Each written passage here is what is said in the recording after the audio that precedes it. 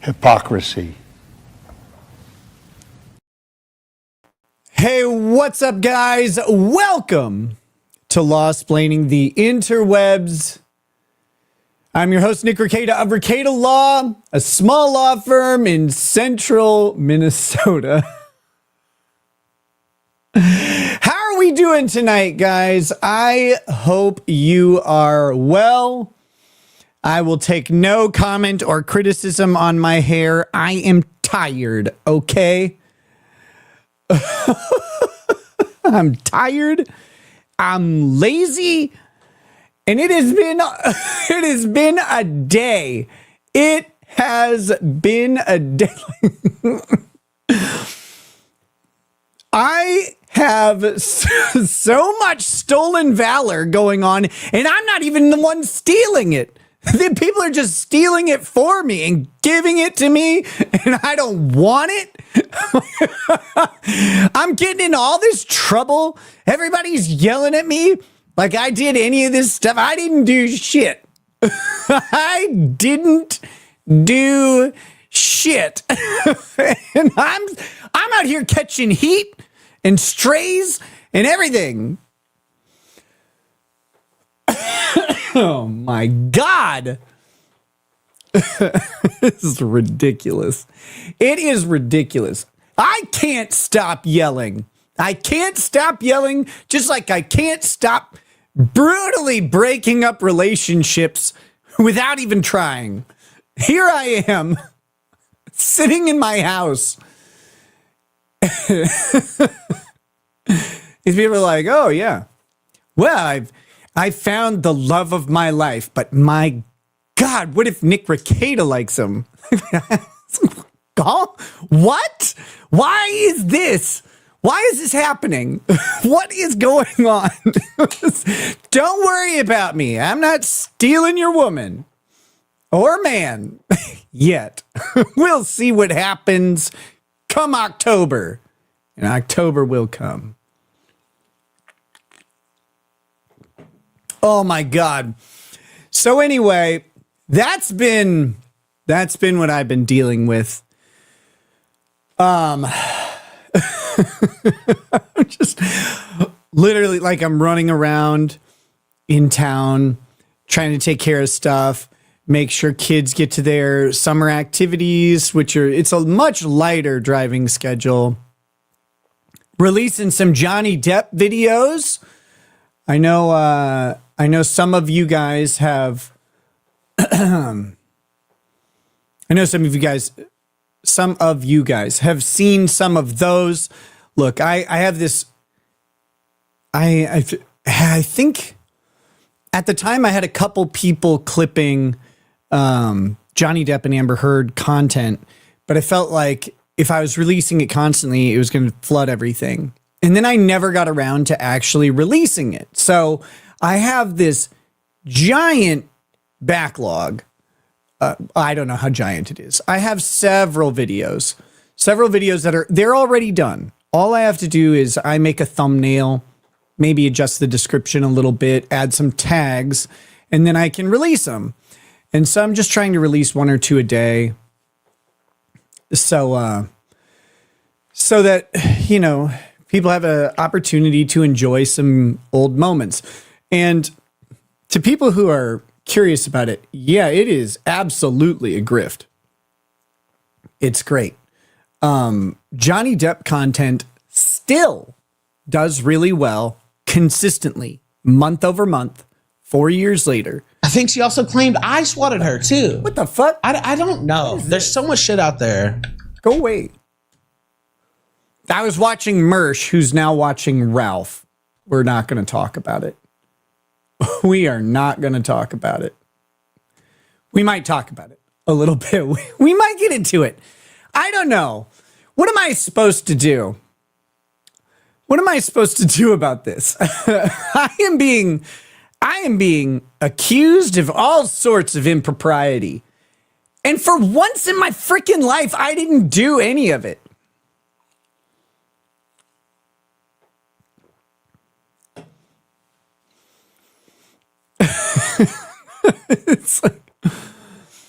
like, here I am, just trying to, you know,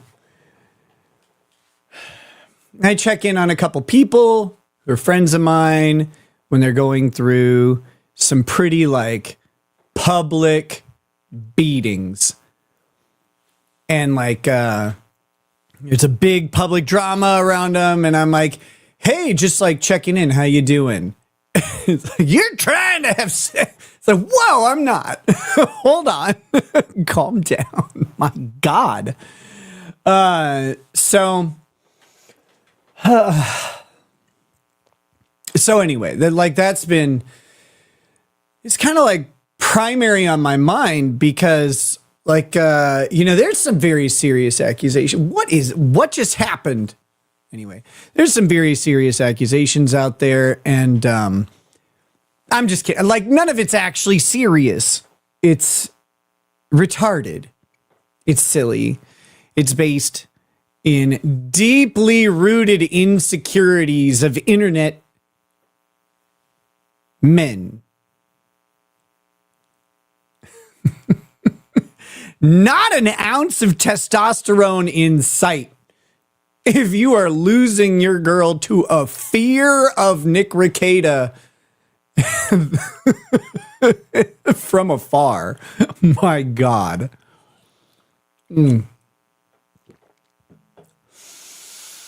Okay.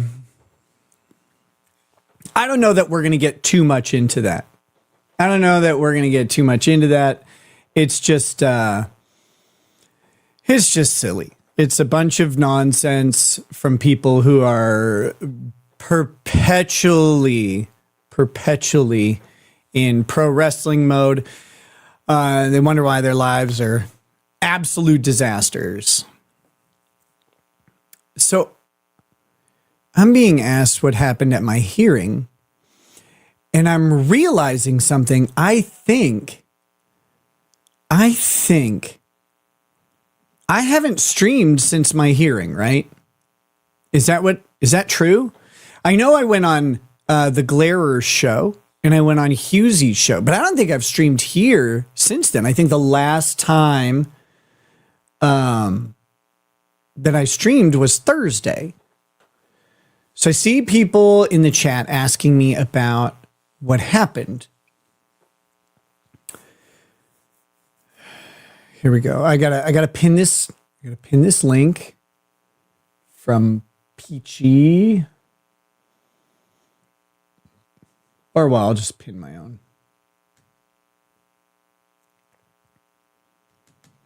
Hold on. We do have super tips available.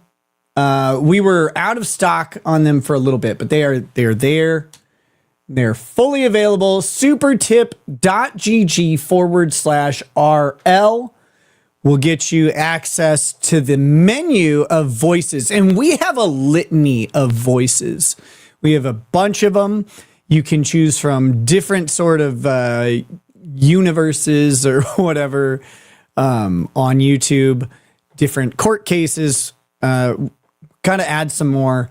But for now, what's available on there, just use Ronnie O'Neal's voice. Like if you're not just using the Ronnie O'Neal voice, I don't know. I don't know who harmed you. I don't know any of that, but it's really, truly one of the best. A wonderful voice from a wonderful man. Ronnie O'Neal expelling demons down in Florida. Let's see. Pull up the dashboard. Voice tip volume control. Yeah. Thank God. Okay. They finally added the voice tip volume control feature. I don't know where it is. I'm guessing it's in the settings, but here we go. Tell ya, he didn't do nothing. Sup, my nigga. Hope these storms on the way don't knock your internet or power out. Chill ya, he didn't do nothing. Sup, my nigga. Hope these storms on the way don't knock your internet or power out.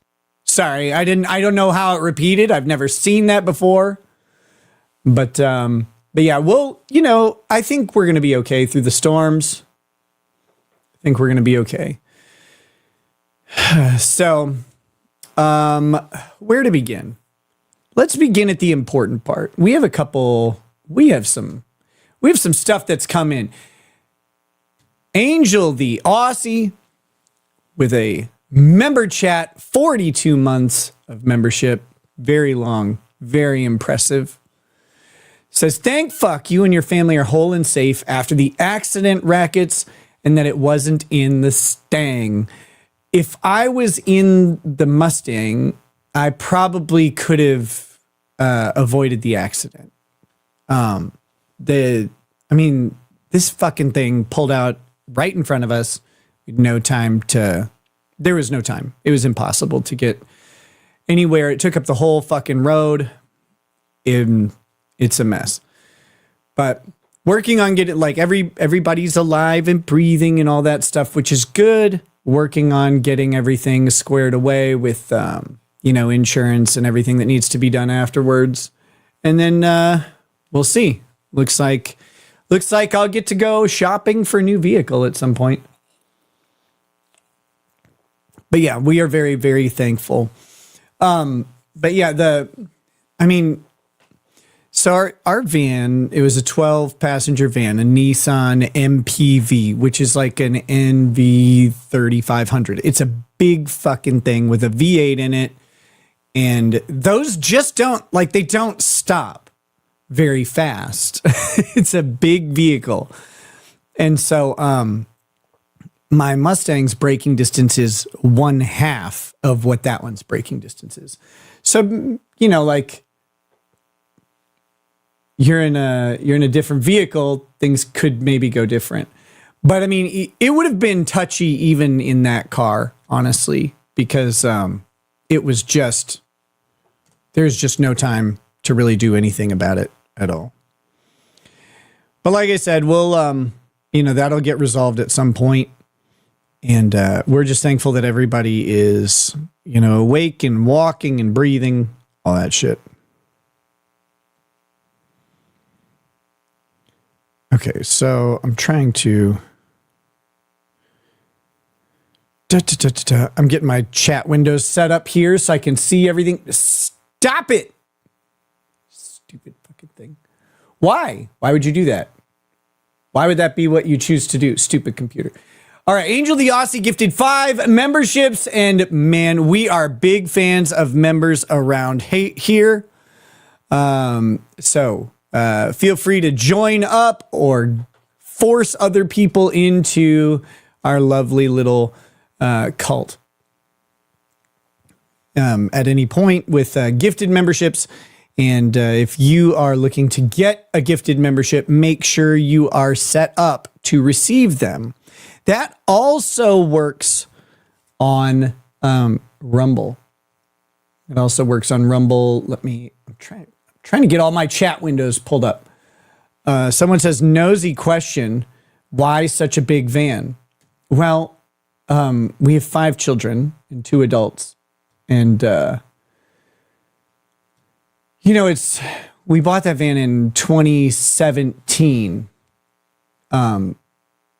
Back in 2017, we couldn't afford like a giant SUV, and we just needed the space. One of the issues at the time was we had multiple car seats that we needed. It's not just about, do you have the seating in your vehicle, right? If you have young kids, you need to have seating that is adequately sized to fit car seats. If you have a 3-seat bench, that middle seat probably doesn't fit a car seat. You probably won't fit one on there. So, it's, we had to have a big van. It was really nice a lot of time. I mean, it wasn't nice. They're commercial vans that were adapted for, passenger use or whatever. So they're not as cozy inside. It's more like it's a work vehicle typically. So the GPS panel was smaller than if you bought a minivan or something like that. But but it was really nice having all the space. And when we would go down to Florida or Texas, if you will, as it were, there was enough space to get all the kids, mom and dad, like coolers, all of our suitcases, like, and still have a bunch of extra space. It was really nice. And the van served us really well. And the van is honestly, the van is probably one of the reasons we're alive. I don't know what to say about it. It was tremendously protective of us. Everything worked, like all the safety equipment and everything in the van worked, and things could have like really been bad. Eventually, when everything's done, I'll show you guys the pictures and stuff. It was kind of fucking crazy. Okay, Solid 5356 says, you just broke up the relationship with me and my hand. Happens all the time. All the time. Fletcher Boy says, Leighton Gay fee. Thank you, Fletcher Boy. Big Sky member for 4 months says, so in Texas news, it's illegal to murder someone. Yes, Karmelo. Yeah, I didn't know if people would get the joke. Do you guys remember that candy? It was like Caramello. I was gonna put Karmelo Anthony because like he's not the darkest skinned dude. And I was like, well, people might not get it and it's racist. So maybe it's like a Proctor text up in here. But yes, we are going to discuss, we'll discuss the verdict and the case a little bit. I mean, I'm not going to go through the case in full. I don't think it's all that complicated. And I'll tell you like the fatal error of the defense. Well, the fatal error of the defense was that Karmelo Anthony did it. That's the big problem that he had, is that he did it. And this is a thing that we run into a lot with criminal cases, is they do it. Miss Femme Natal says, loved the show the other night with Will the Glara. The Glara. Yeah, that was a great show. That was a lot of fun. It was his members only petty stream, where we just roasted Mike Crawford for a while. If you don't know who Mike Crawford is, I mean, you're just the same as everybody else on the planet. He has this shitty YouTube channel called The Young Jerks, which is, it's not even funny. Like, it's not clever. So that's weird. But he has that, and he's like somewhere in the Karen Reed verse. I don't quite understand his role other than being a baby and trying to man up on people. And maybe like if we get through some of the other stuff tonight, maybe we'll... Wait, what? Oh my goodness. Hell yeah. I'll talk about that in a second, Mr. Mike. Maybe if we get through some of the other stuff, we will talk about it or listen to some of his content. But he decided to talk about me the other day. His name is Mike. Well, yeah, I mispronounced his name. His name is Mike Cryford. His name is Mike Cryford, and he's known for farting on stream and having his microphone pick it up.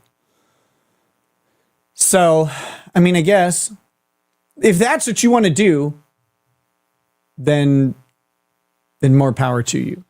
As for me and my house, we will serve the Lord and not flatulence. Okay.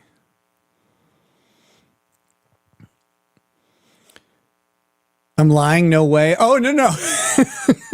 Mike Cryford farting on Mike this is legendary. This is known. It is known. And it is true. So it did happen. It will happen again, I'm sure. He's one of the only people who can make me look, a little bit muscly. Oh shit. What do we got? Chichunia says, YouTube wouldn't let me share this story. This guy was hitting on me over the weekend, finally. I asked him to tell me a joke and he dropped a hard R. I just wanted to share that with the chat. You married him, right? Like that's got to be how that happened, I would think.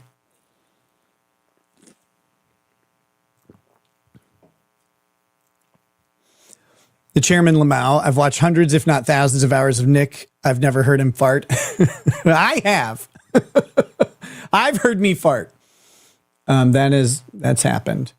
Thank you, Chichunia. Very much appreciated. Tricky Rich 86 member for 6 months says unbreaded.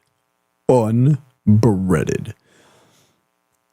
Guys, a good friend of mine is about to hit 10,000 subscribers. Looks like she's at 99.96 thousand subscribers. Her name is Zia. Zia. She's fantastic. She's super cool. She's been a friend of mine forever. If you like bikinis, she wears them. Like, I don't know how else to say that. I don't want to call her a bikini streamer,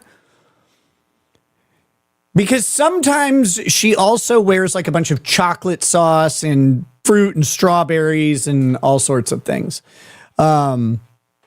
Listen, but let's get away from that for a minute, because she's also smart, insightful, funny, and super, super sweet. And I really like her as a friend. And if you guys want to check out her channel on YouTube, give her a subscription. She's pushing towards 10,000, and that's such a huge milestone. That's such a huge milestone. I can't tell you like how big that is for the streamer to like cross that threshold and be like, holy shit. Like there are a couple of them that happen. It's really basic. It's 1,000, 10,000, 50,000, 100,000. Like crossing those barriers, and then of course like 250, and then it goes, then it gets to whatever.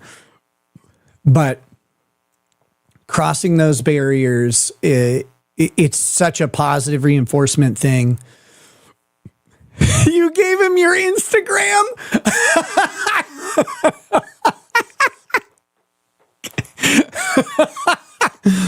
Perfect.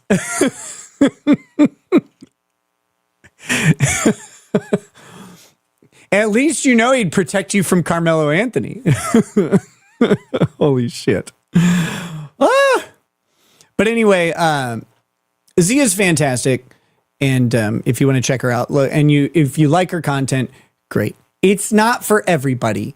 You're going to see a woman in small swimsuits. That's going to happen.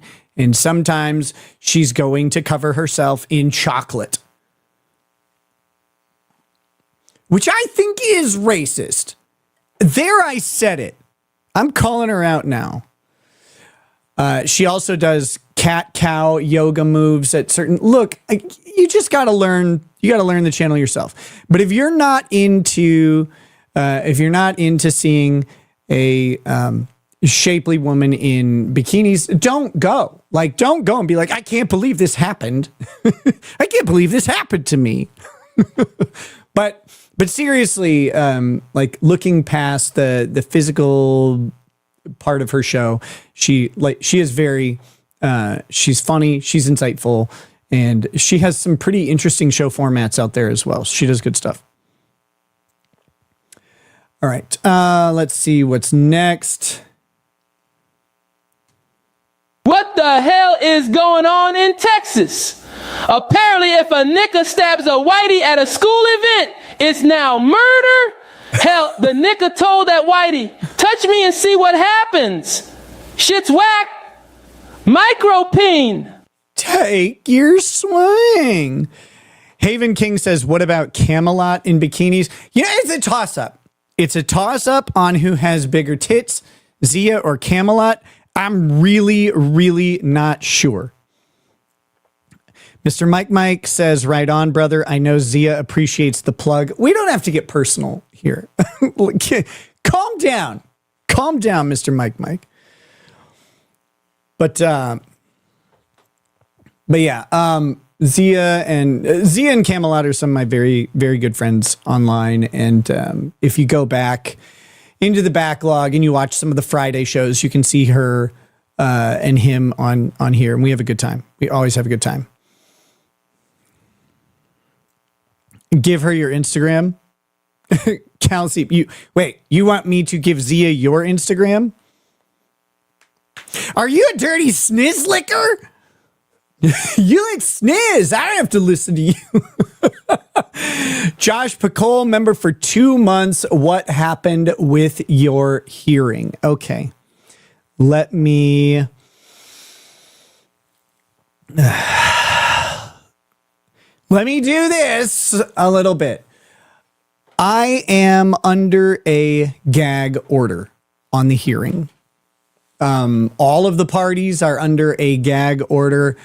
It is not, everything about the hearing is not under a gag order, but certain specific things about it are under a gag order. Let all of us worry about that, and the court will worry about us. I'm not going to get into the details of everything.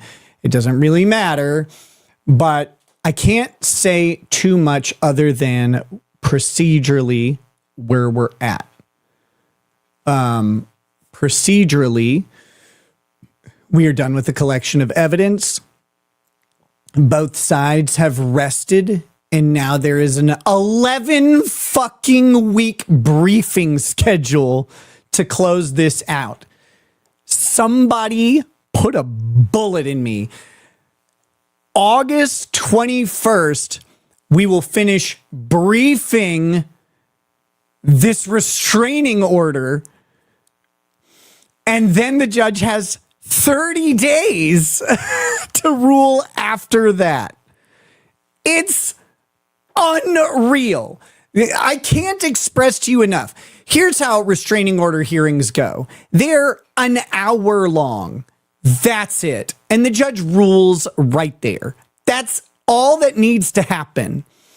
This restraining order hearing when you combine both hearings, is something like 7 to 9 hours long. For no reason, really. Like, eventually the transcripts will be released, I would think. But you'll see. You'll see then. I can't really talk about anything other than the procedure of it. I will say this. If you go watch This Little Piggy, which was on Friday, right after the hearing, pretty much, it was on the Who Are These Podcasts channel. Who Are These Podcasts, which is Carl Hamburger, or whatever. And he also had Moody and Pretty Antisocial. If you're in the Dabbleverse, you probably know who these people are. If you're not, you should call your, congressman and say thank you. But yeah, if you go watch that, there was a reporter in the courtroom who took notes. And you can hear all of the funny things I did. But I can't tell you about them. Which does not make sense at all. It doesn't make any sense. It's a direct infringement of my First Amendment rights to talk about this. The sequestration order originally was there to prevent the witnesses from talking to and potentially tainting, giggity, the other witnesses in the case. So that was the purpose of the sequestration order at the onset, the judge said. The other party maybe thought it was for a different purpose, but I'm not sure I can talk about that either.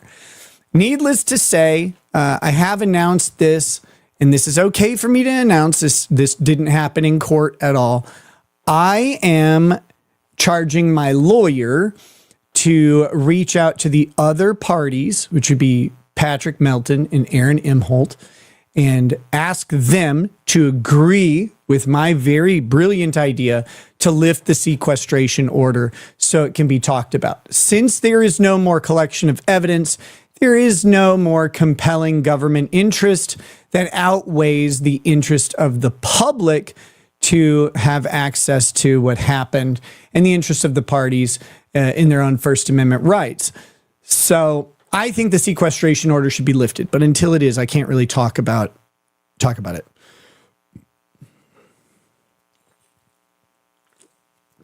But to me, being restrained, like I have been under this sequestration order since August of last year, and it will carry into September of this year if it's not lifted.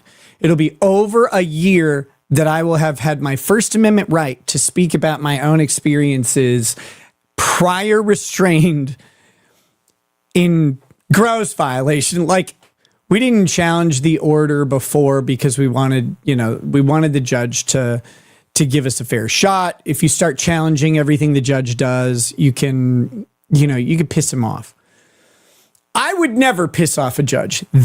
I would never almost be held in contempt of court. Like, that would never have happened. So don't listen to anything you hear. But yeah, if you go listen to This Little Piggy, you can hear a reporter. He went by the alias Boots on the Ground. It is not me. There was some speculation that it was me. That's ludicrous. The guy, you could see the guy. He's the guy who's reported on multiple of these hearings. But anyway, he was there and he gave, I believe it was him. He gave his perspective on what happened in court. And what maybe we could see. I don't know. I don't know if I can play someone else's. This whole thing is dumb. This whole thing doesn't make any sense, and I hate it. Again, it's very improper at this point. Restrained and gagged. Right, and I'm usually the one doing that, so. Is it okay to piss off a judge outside of court? Yes. Also okay to piss on a judge outside of court. That is legal advice. You should follow it. Never Zen Jen says, why not? It's already out there. I agree with you, but I am ordered not to. So until that order is dealt with, like, I don't want to do things in reverse. Like, I don't want to get a contempt charge and then fight the constitutionality of the order. I'd rather get the order lifted and avoid the contempt charge, personally.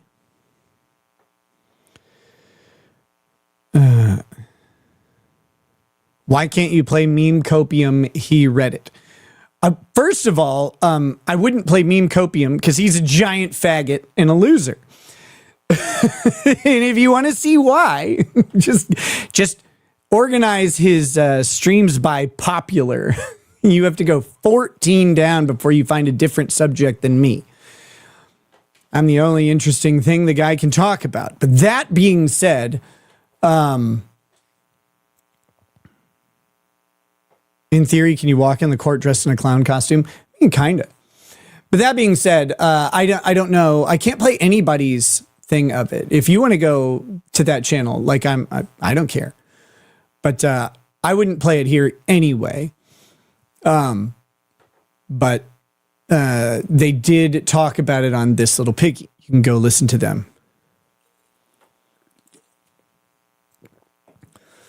That being said, again, we have 11 weeks of briefing, which is just absolute nonsense.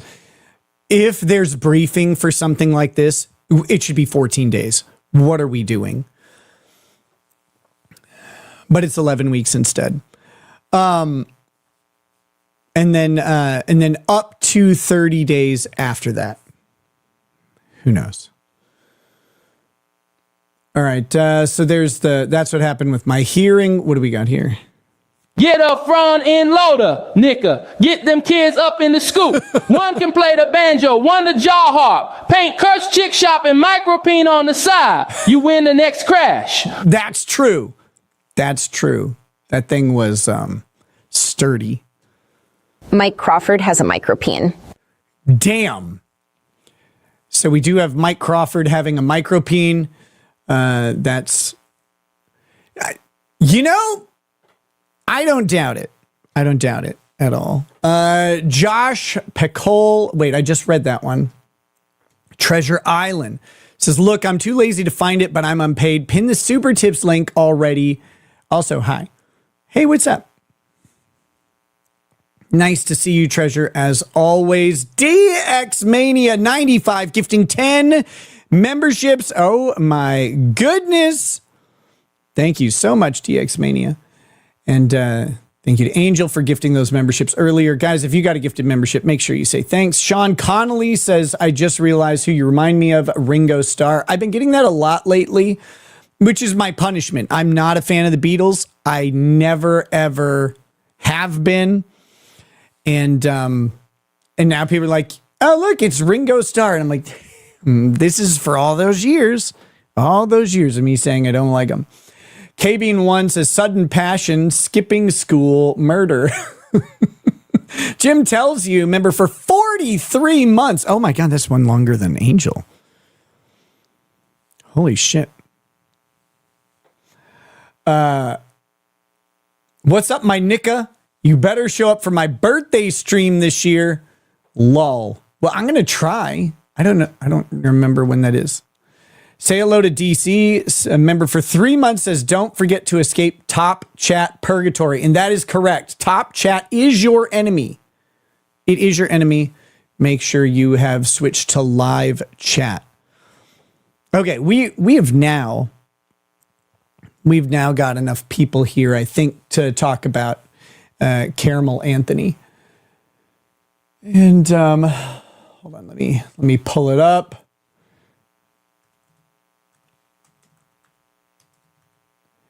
Am I dumb?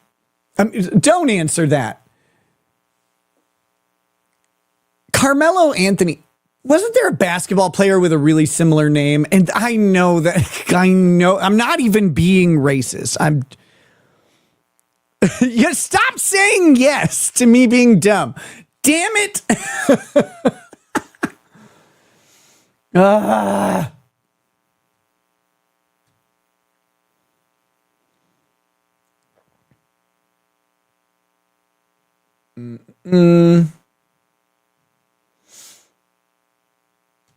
Let's see. No, I don't want the Hindustan Times. Fucking hell. All right. What the hell is that? Let's pull this up. Giggity. Yes, but with a C.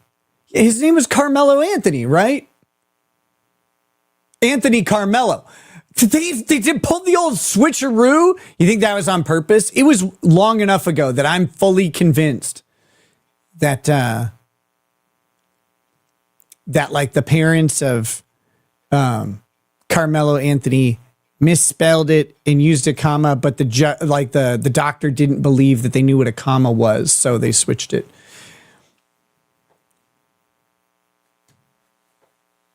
Okay, holy shit. We got Sruv dropping 20 memberships. Oh my God. That puts us up at 35 of those bad boys. Let me get the banner out. We're going to do that. We have 35 of these guys. And by the way, if anybody can give me a Zia update and let me know if she does pass 10,000 subs, she's awesome. I haven't talked to her in a long time, which I should rectify. I should bring her on for a show sometime. But thank you. Very, very awesome to send those gifted subs, Sriv. You're truly a hero and deserve all of the hand jobs you can find. Ritzy one says moderately pretty outweighs slightly dumb, so you're good. Thank God. I may be dumb.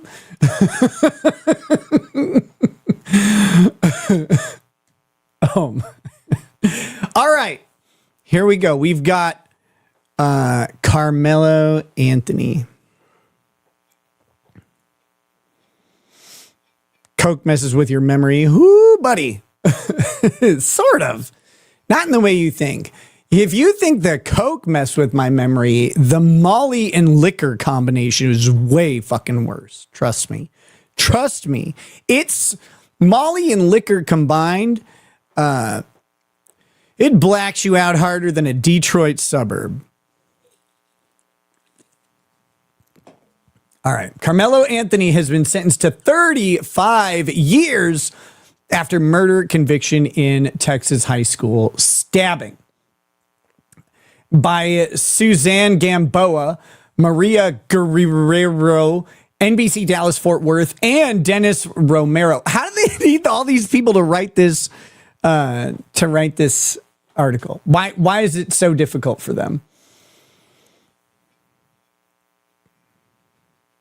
Espresso says, I thought it was brutal the way Regatta friend zone Zia just did. What? Stop it. I know I got a bad reputation. McKinney, Texas. Karmelo Anthony was sentenced to 35 years in prison Tuesday, just hours after a Texas jury found him guilty of murder in the 2025 killing of Austin Metcalf, a fellow high school student at a Dallas area track meet. Now, it was 3 hours of deliberation. That's all it took for them to... That's all it took for them to decide, yeah, I think he did it.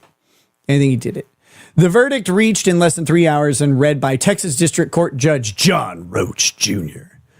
Could have carried a maximum of 99 years. Anthony was 17 at the time, but Texas law allowed him to be charged as an adult. He is now 19. And of course, this was not someone acting as a child here. FK Rioters 1000 says, which episode of Who Are These Podcasts? Whichever one was Friday. Whichever one was Friday. It's called This Little Piggy. It's the most recent This Little Piggy. So, Dan Rose says, I was guessing 40 and 20 to parole. So 35 years. And in Texas, the way this works is technically he's eligible for parole after half of his sentence is served. That doesn't mean he'll get it. Depends heavily on how he acts in prison and all that stuff.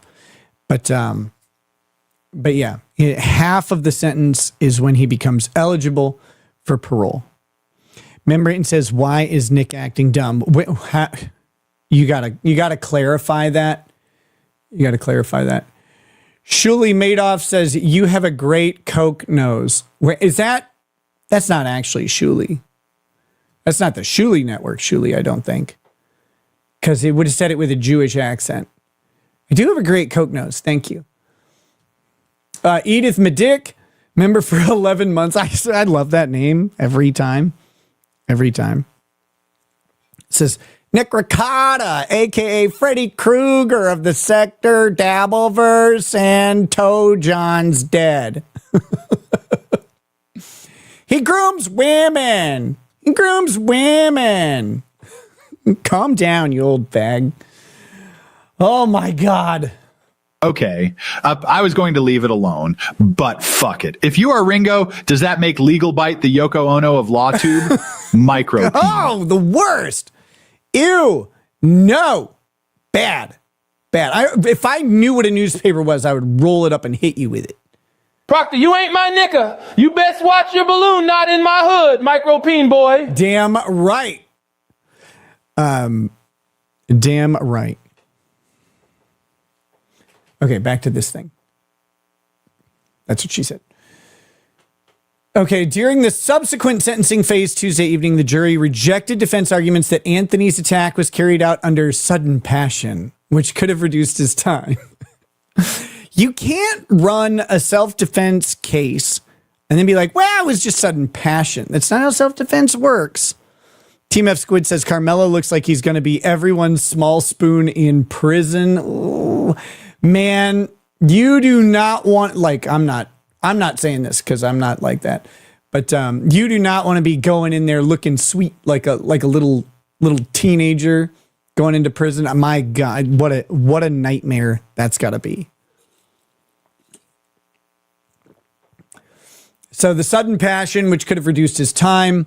Some in the courtroom reacted with cries, and Metcalf's twin brother, Hunter, who made his first appearance in the courtroom, leaned forward. Anthony's mother wept. Roach had warned people in the courtroom to control their emotions when the verdict was read. Anthony's attorney kept an arm wrapped around him. Metcalf, 17, was fatally stabbed on April 2nd, 2025, as the track teams of Anthony's Centennial High School and Metcalf's Memorial High School participated in a district-wide meet in Frisco, a Dallas suburb. I've spent time in Frisco, Texas. It's actually quite nice. I think the Cowboys training stadium is now in Frisco. Finnis sent a $2 tip on locals. Mark safe from being raped by Nick Rekieta today. Damn it. Well, you ruined my evening. Anthony admitted the stabbing, but his legal team argued he acted in self-defense under the pressure of physical intimidation after he sat in the bleachers under the tent of rival high school Memorial and was confronted by members of its track team and told to leave. Metcalf died in Hunter's arms that rainy day, their father said. That was dramatic and sad. Damn. After Anthony was sentenced, Metcalf's mother, Megan, spoke, calling her son a peacemaker. You know, there's an argument that I think that she's right. And protector in saying her loss will outlast Anthony's time behind bars. Oh, wait, no. Sorry, I misread that. I thought that was Anthony's mother. No, Metcalf's mother. Okay, so it was serious. I thought Anthony's mother was like, he's a peacemaker. It's like, well, I guess if you just kill someone. You may have just been given a sentence of 35 years, she said in court addressing Anthony. You should feel lucky because I've been sentenced to a life without my son. Well, how old is she, though? Maybe it won't be 35 years. That was a joke. That was insensitive. I'm sorry. Father Jeff also spoke, announcing the establishment of a scholarship in his late son's name and addressing the issue of race. How could this go wrong? Metcalf was white and Anthony is black, which had been debated online and bled into the real world. Jeff Metcalf said this was never about race or politics and emphasized that we are all humans. We all bleed the same color. They did not include even the colored ones. He told Anthony not to look down as he spoke. Oh, shit. You look me in the eyes. Giving orders to a black person seems a little risque for 2026. The murder, he said, came down to how you were raised. Come on, with values and character. My kids have a wide array of friends. They weren't bullies. They weren't racist. This is how you have a culture of violence, actually. He said it was time for Anthony to face the consequences of his actions. We were robbed, Jeff Metcalf said, later adding that he feels pure, unfiltered rage about his son's murder. Hunter Metcalf's twin said he spent much of the last year learning how to forgive. You took someone from me who was supposed to be uncle, godfather to my kids. Oh, this is fucking sad. He said, now I want everything taken from you. That doesn't sound like learning how to forgive. Can we get a report card on that? That's like a C- at best, I think. You let the devil take over in that moment, he told Anthony. After his statement, Hunter Metcalf returned to teenage friends and supporters in court and was received with hugs. Anthony was taken away.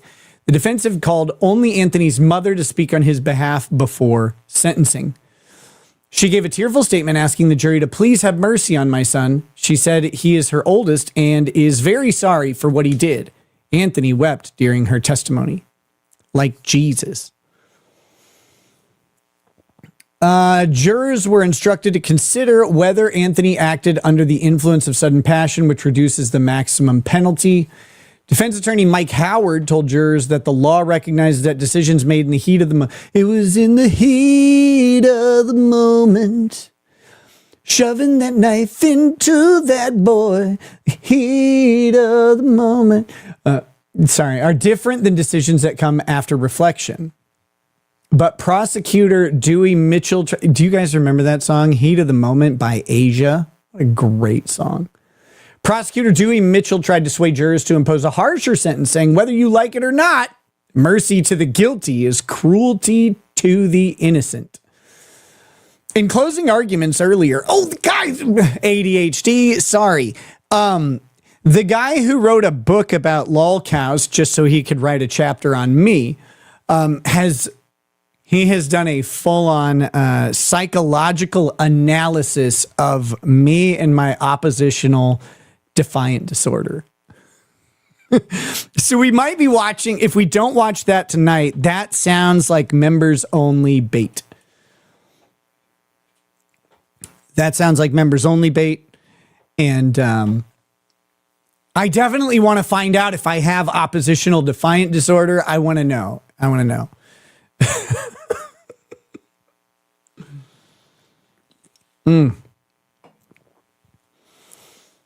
So here we go.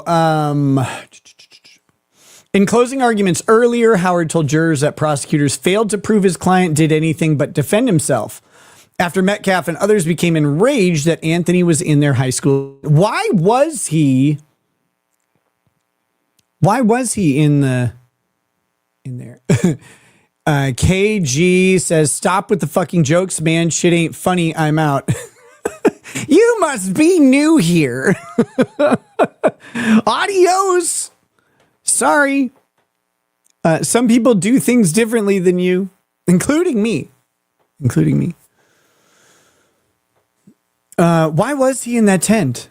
I mean, obviously he shouldn't have been there. Howard had sought to establish during the trial that going to rival teams' tents and socializing is customary at meets, that Anthony was invited to the tent, and that Metcalf and Hunter standing nearby were physically intimidating. So, I don't know if you know this. Being physically intimidating is not grounds to self-defense someone to die. That's not how that works. You have to be in fear of your life, not intimidated. Those are different things. Special Sauce, 949 member for 3 months, as Micropeen. Thank you, Special Sauce. Let me update the Micropeens. Here we go. Thank you.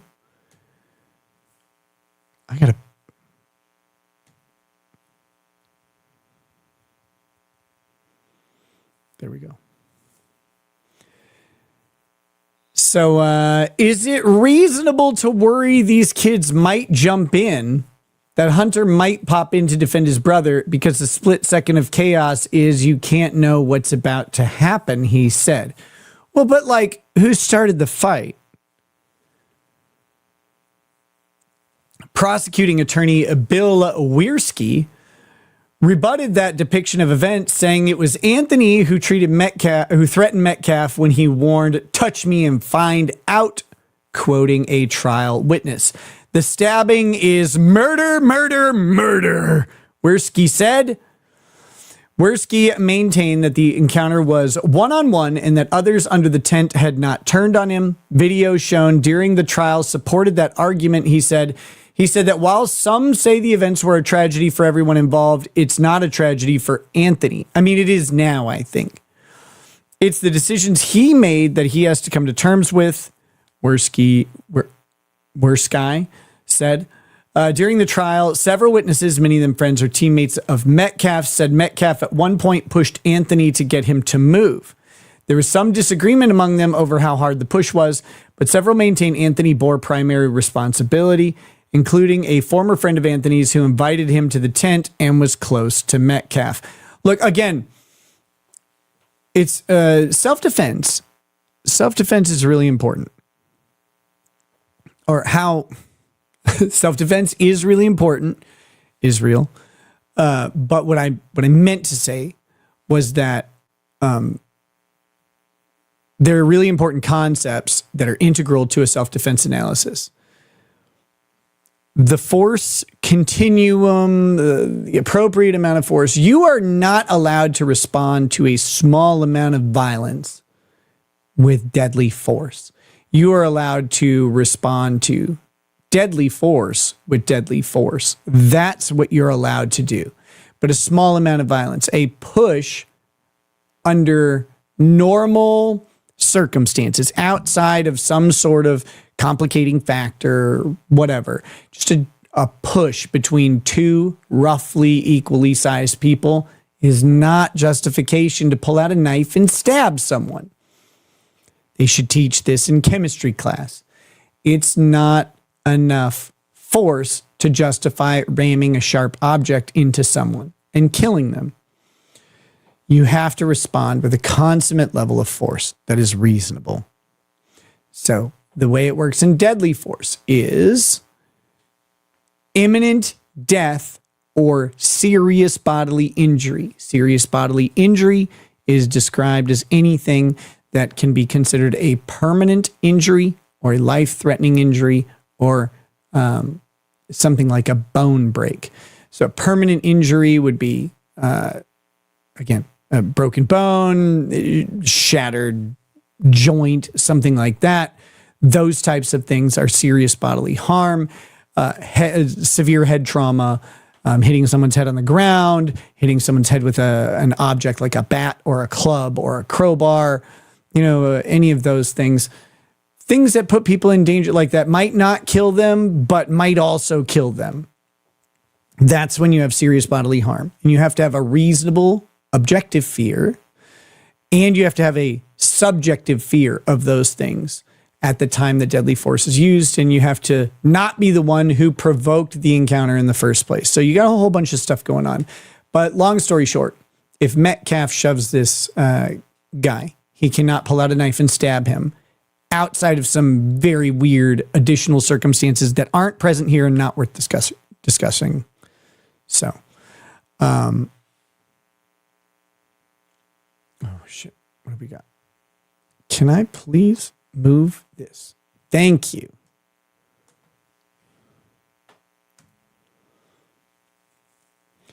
There was a question in the chat I wanted to grab real quick. Or wait, no. Jove816 says, good night, Godfather of LawTube. God bless. Yes. God bless to you. Good night as well. There was a scientific question somewhere. Where was that? Marty says there was no fight, Nick. Yellow was asked to leave several times. He refused. Austin was left in charge of things while he left the tent for a few. Yellow challenged him by saying, touch me, find out. Yeah. No, I didn't say, did I say there was a fight? I don't think so. I don't think so.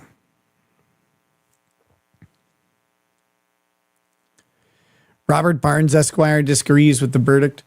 Love Robert Barnes. This is absolutely the right verdict in this case. Absolutely. There is really no question here. Obviously, people can disagree with me. It doesn't, that's on them. That's on them. When Mossad comes and takes them out, it's on them.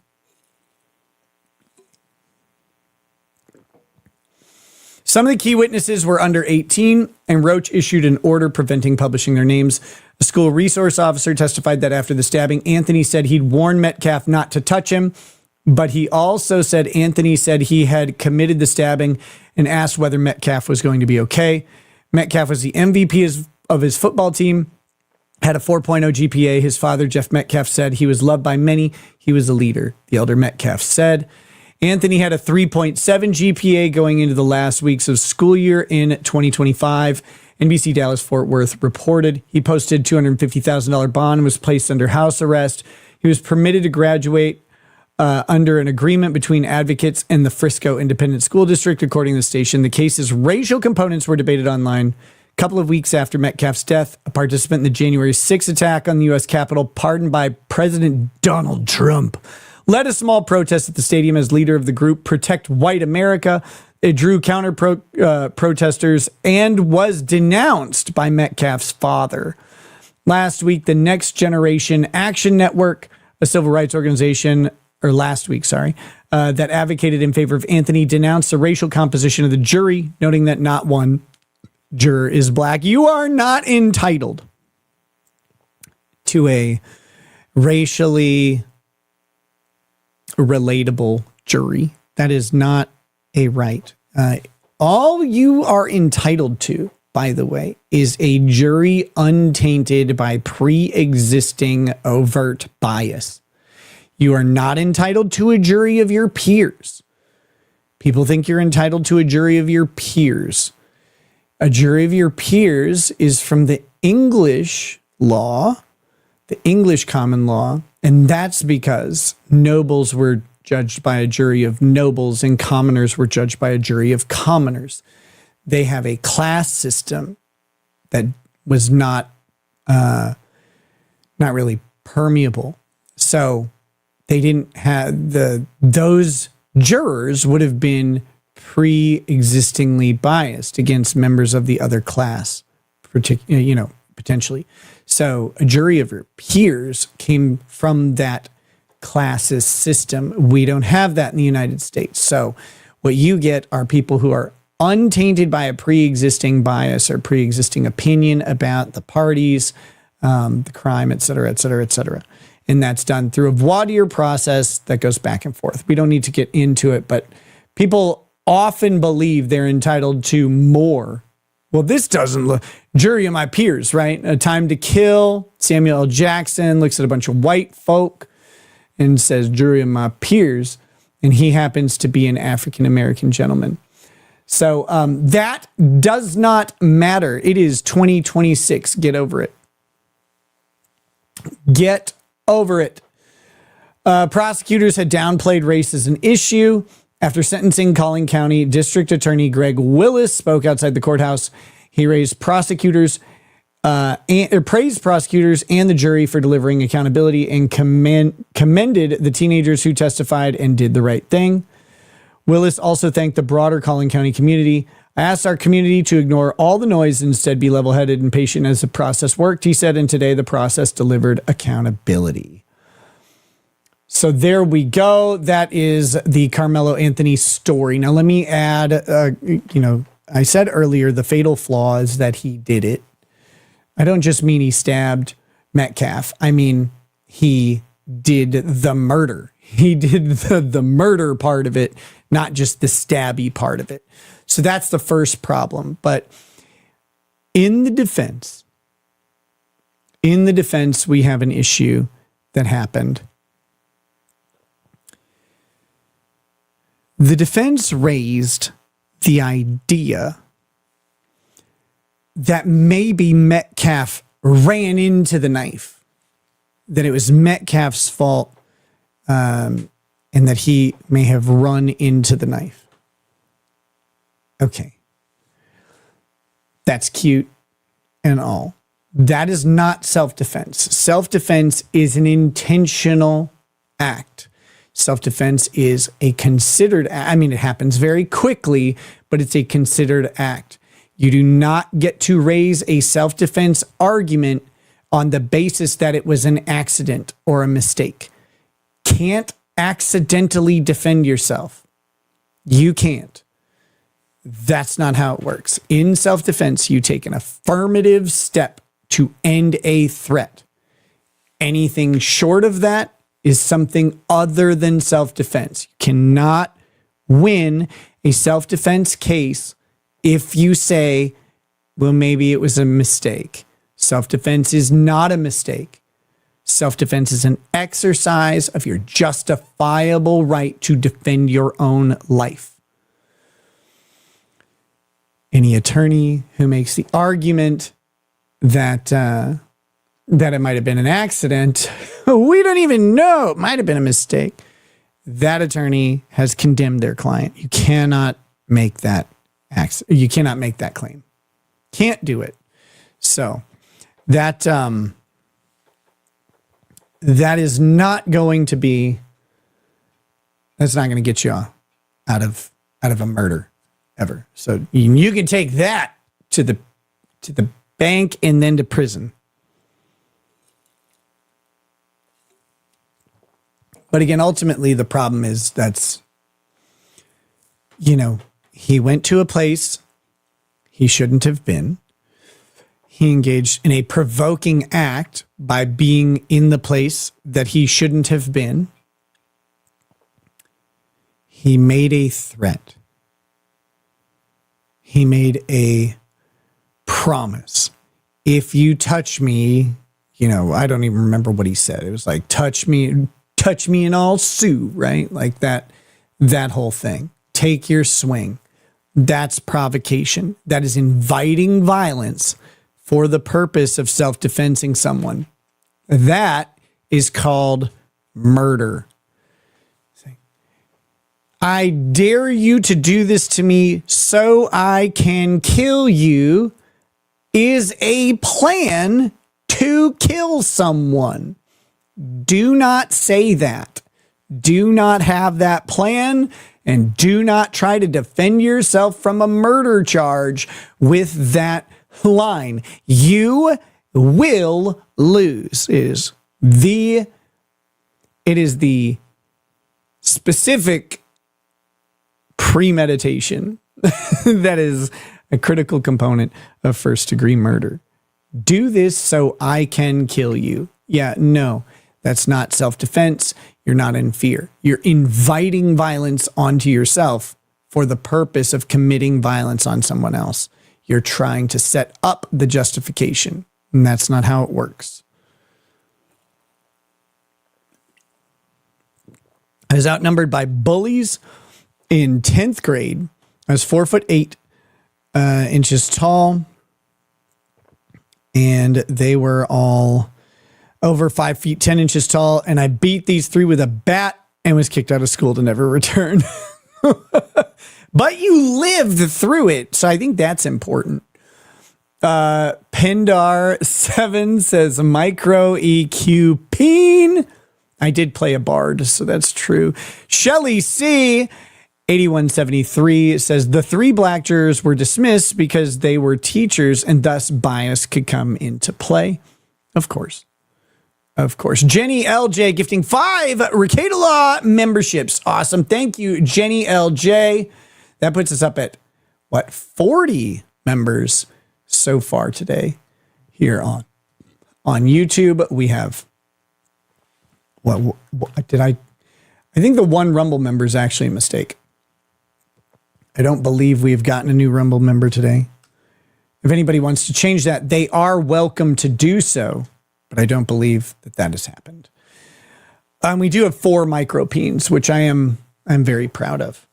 So there you go. There's Karmelo Anthony, and honestly, this comes down to your theory of the case, how you're going to execute it, and you're always left with the set of facts that exists. Like at some point, there's no level of crafty lawyering that's going to win the case because the facts are what the facts are. And if the facts are bad because your client did the thing, then your client did the thing. So this is a very quick case. It was not televised because there were so many minors involved. And let's see. Mr. Mike Says Barnes said he thought Karmelo Anthony verdict was the correct verdict. Timestamp 2450 on tonight's Bourbon with Barnes. I haven't seen Barnes's thing. Someone in the chat said it again. Even if Robert Barnes said it was the wrong verdict, I'm sure he would have a good reason for that. Whether I agree or not I'd have to hear it. But yeah, so it turns out that whoever said that was a filthy, disgusting, monstrous liar, and we should never forgive them at all. No, of course. Thank you for clarifying that. It does surprise, like a lot of that happens a lot on YouTube, and sometimes it's malicious, and most of the time I think someone hears like a portion of an explanation, or someone hears, just a piece of something, and then that becomes, it's like, oh, they said this. It's like, well, you might have misunderstood it. And that tends to happen with Barnes a lot, because he says a lot of things, like he tries to cover a lot of ground. He might have been like, nah, listen, if you're defending Karmelo Anthony, and here's what you got to do. You got to do this and this and this. And that way you can get him off. And his lawyer should have done that if I was there doing jury selection. Like you can, like, how Barnes talks. And so it could have been something like that, where he was giving some hypotheticals or ways where the case could have been defended, like maybe if a fact was different or something. But yeah, there you go. Maverick Cuba says, show me one case where a white guy said, take your swing, then killed a guy after getting swung on and ended up in prison, especially in Texas. You can't. Challenge rating, impossible. Impossible. Take your swing. Man, I wish we could have watched that one live. Let's see.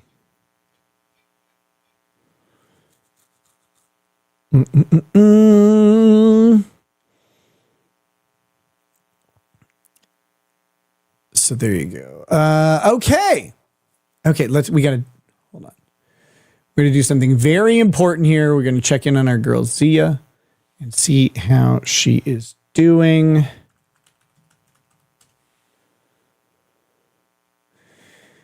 Nick Ricotta.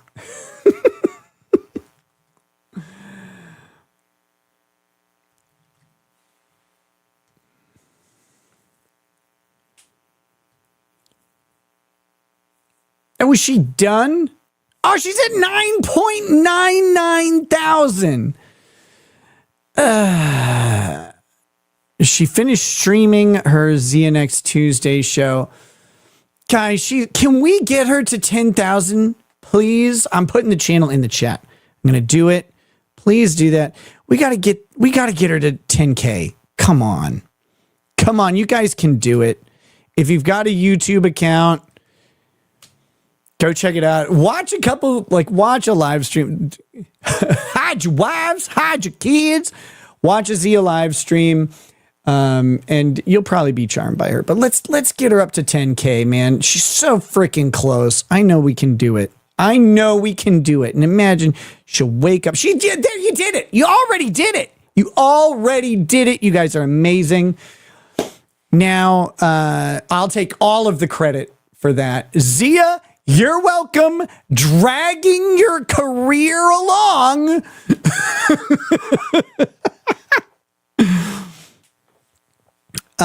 Winston Smith 2902 says, when the facts, yell and slam the desk. I think it says when you don't have the facts. I think that's what it was supposed to be. But thank you guys. I really do appreciate that. Zia's an awesome friend, and she'll be really happy. And I will take the credit, though. Rogue Mike says, Karmelo screwed himself the moment he decided to intrude upon another track team's tent, provoking a confrontation. Should have gotten more years, in my opinion. You know what? Like, honestly, he's got a good, that's a good sentence. I don't want to be in prison for 35 years, but he got first degree murder. He's 19. So 35 years. Which means that puts him at 54 when he gets out. But if it's half time of 35 years, now we're down, we're down to 17 and a half years. 17 and a half years. That puts him out of prison before 40. That's potentially. That is an opportunity at life.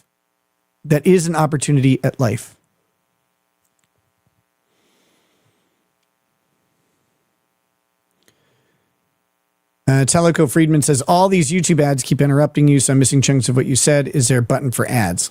How often are they playing ads? How often are you getting ads?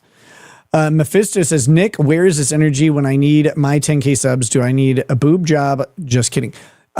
You get to 9.95K and you get some double D cups, I will hustle for you real hard to get that 10K. Absolutely. But yeah, back to Rogue Mike. Yes. I mean, largely speaking, you're correct. The provocation though, like the ultimate provocation, is that he said, touch me and I'll get you, or whatever. So here we go. Maverick Cuba says, is it just me or does Robert Barnes look like Uncle Phil from Fresh Prince? He's a little bit, the pigment is off. Think about it. I think Barnes is white passing and hides his blackness.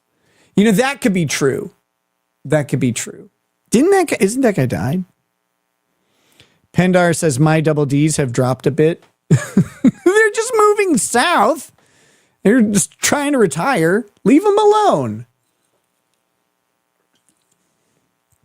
Wait a minute. What am I talking? Don't leave them alone. That was bad advice. I'm sorry. Ever since my license was suspended. Okay. All right.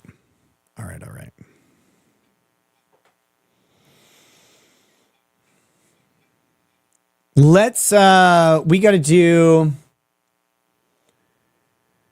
I need these Proctor texts again. Where the fuck do I?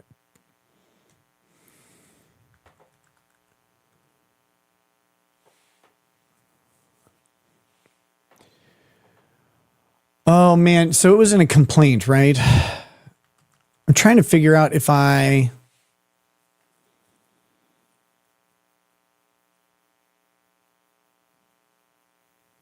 where did I have that? I did a bunch of stuff on my computer and I lost it. I know we were like 20 pages or 21 pages in. Oh yes, super tips. Thank you. Sorry. I'd put something else up on the window. My bad. Oh no! Edith Medic says, can we get a toast for the newest member of the jail chimps? Well, you know, we're about to have so much racism from Proctor and Goode. I'm glad you're trying to keep up. But cheers to Karmelo Anthony and his many, many years of getting to know Cell Block D.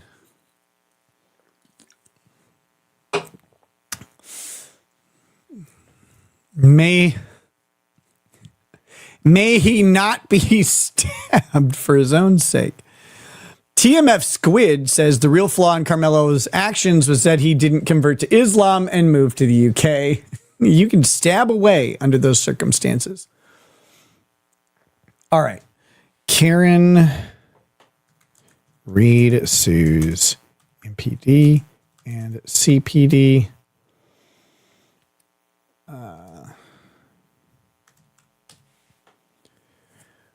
Who sent this to me? God.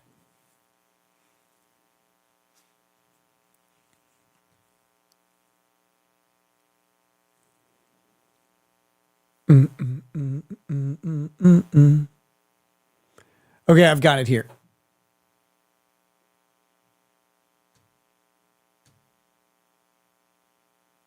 I just want to download this.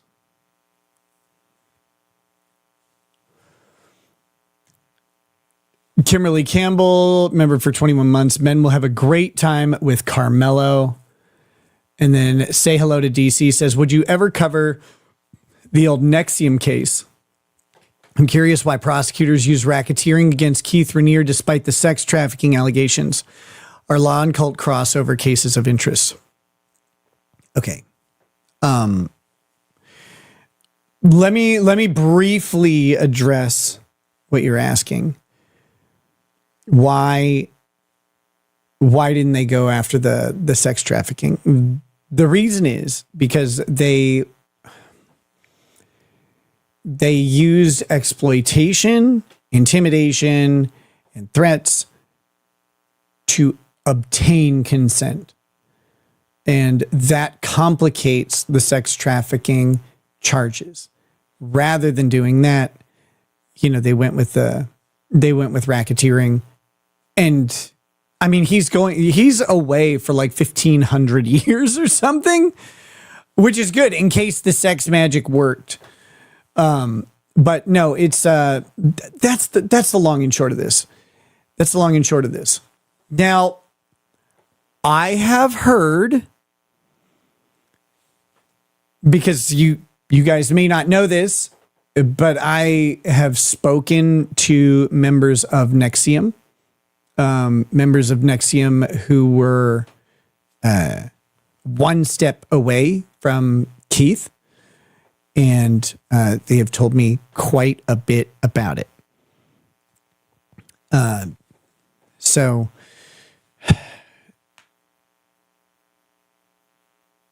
what I have heard was that, the narrative from the government was that there was coercion, intimidation, and manipulation used to obtain consent under duress.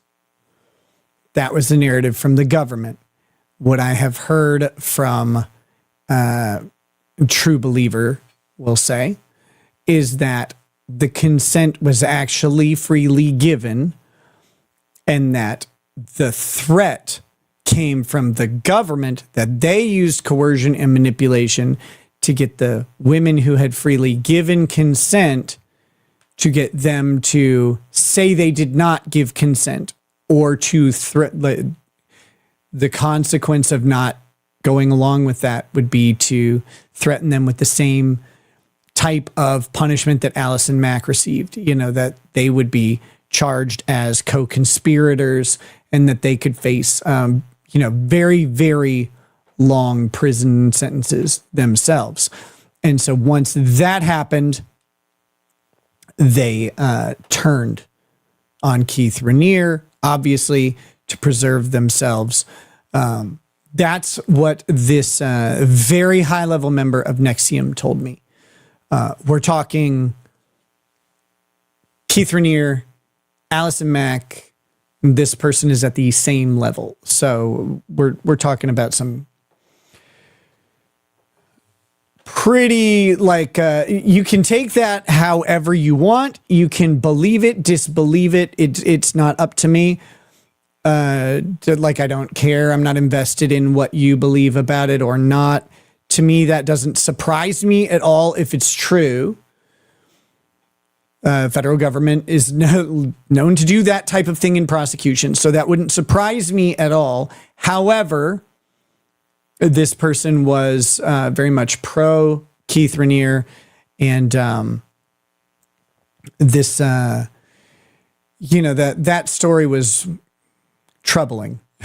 We'll say that was troubling. That's a nice way to put it. A long time ago, I was close to doing an interview with this person, but I think my Twitter I think that was on my old Twitter, and I think it got banned away. So, but either way, whether that's true, let's retune that. At some level, both stories are true. I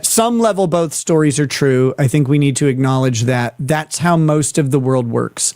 If there's two stories, usually it's something in the middle. So at some level, both of those are true. And regardless of how true it is either way, that really complicates a sex trafficking case, because you have to get around that pesky issue of consent.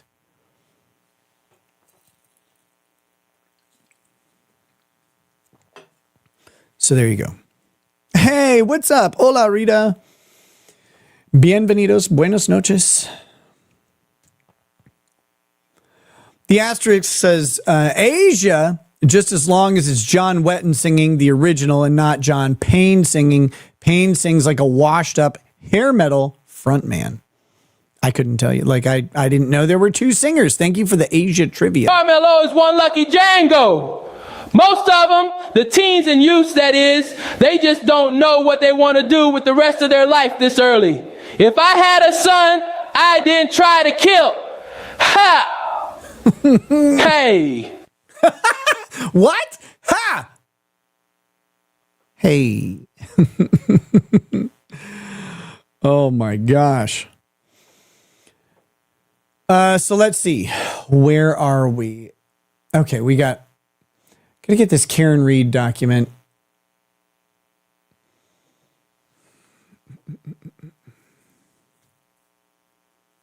I think I got it. Yeah, buddy. Okay, let me get down to the page we were on. If you guys hopefully remember, we are reading this complaint by Karen Reed against Canton Police and Massachusetts State Police. And it involves negligent training and negligent supervision of Karmelo Anthony. No, of Michael Proctor and which is Sean Goode. Michael Proctor and Sean Goode. Michael Proctor worked for the Massachusetts Police Department. Sean Goode worked for the Canton Police Department up until very, very recently. So we have read approximately 20 pages of this lawsuit. It's 30 pages long, with a bunch of exhibits after that. We don't need to go through the exhibits, just the 30 pages. So we are going to resume that in just a moment. We've got a couple of these guys. Kimberly Campbell, member for 21 months. Yeah, we read this one. Men will have a great time with Karmelo. Let's see. What do we got here? Maverick Cuba says he got started as a civil rights lawyer defending blacks in Wisconsin. He was really emotional about Karmelo on his Sunday show with Viva, almost chimping out. Think about it. Barnes is black. So there you go. And those types of emotions can come from several places. It can come from you're mad at the legal case that was put on, or you're mad at the circumstances. If you spend time defending like a particular demographic or people in a particular area, and then you see that area is not improving, and the types of efforts that you made, they certainly would have made an impact, but maybe you were hoping for that to then ripple out and instigate change in a community or an area.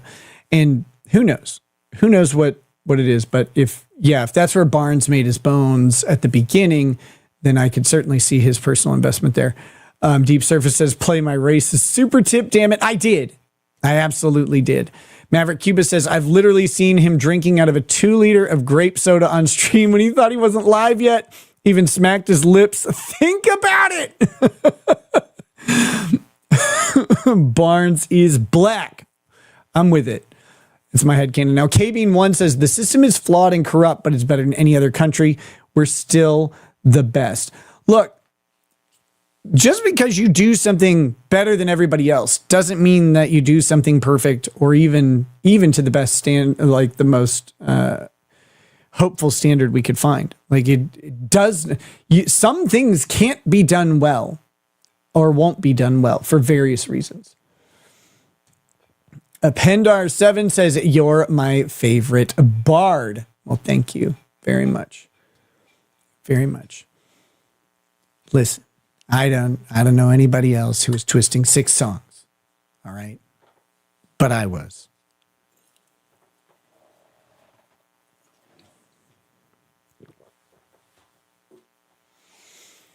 Okay. We are now on to Karen Reed, which I think is what Brian Higgins was trying to do. Get on to Karen Reed. Nick is a gay bard. That's just a bard. Case Starler says, that was my favorite MMO mechanic ever. Love bard and EQ. There's nothing like it.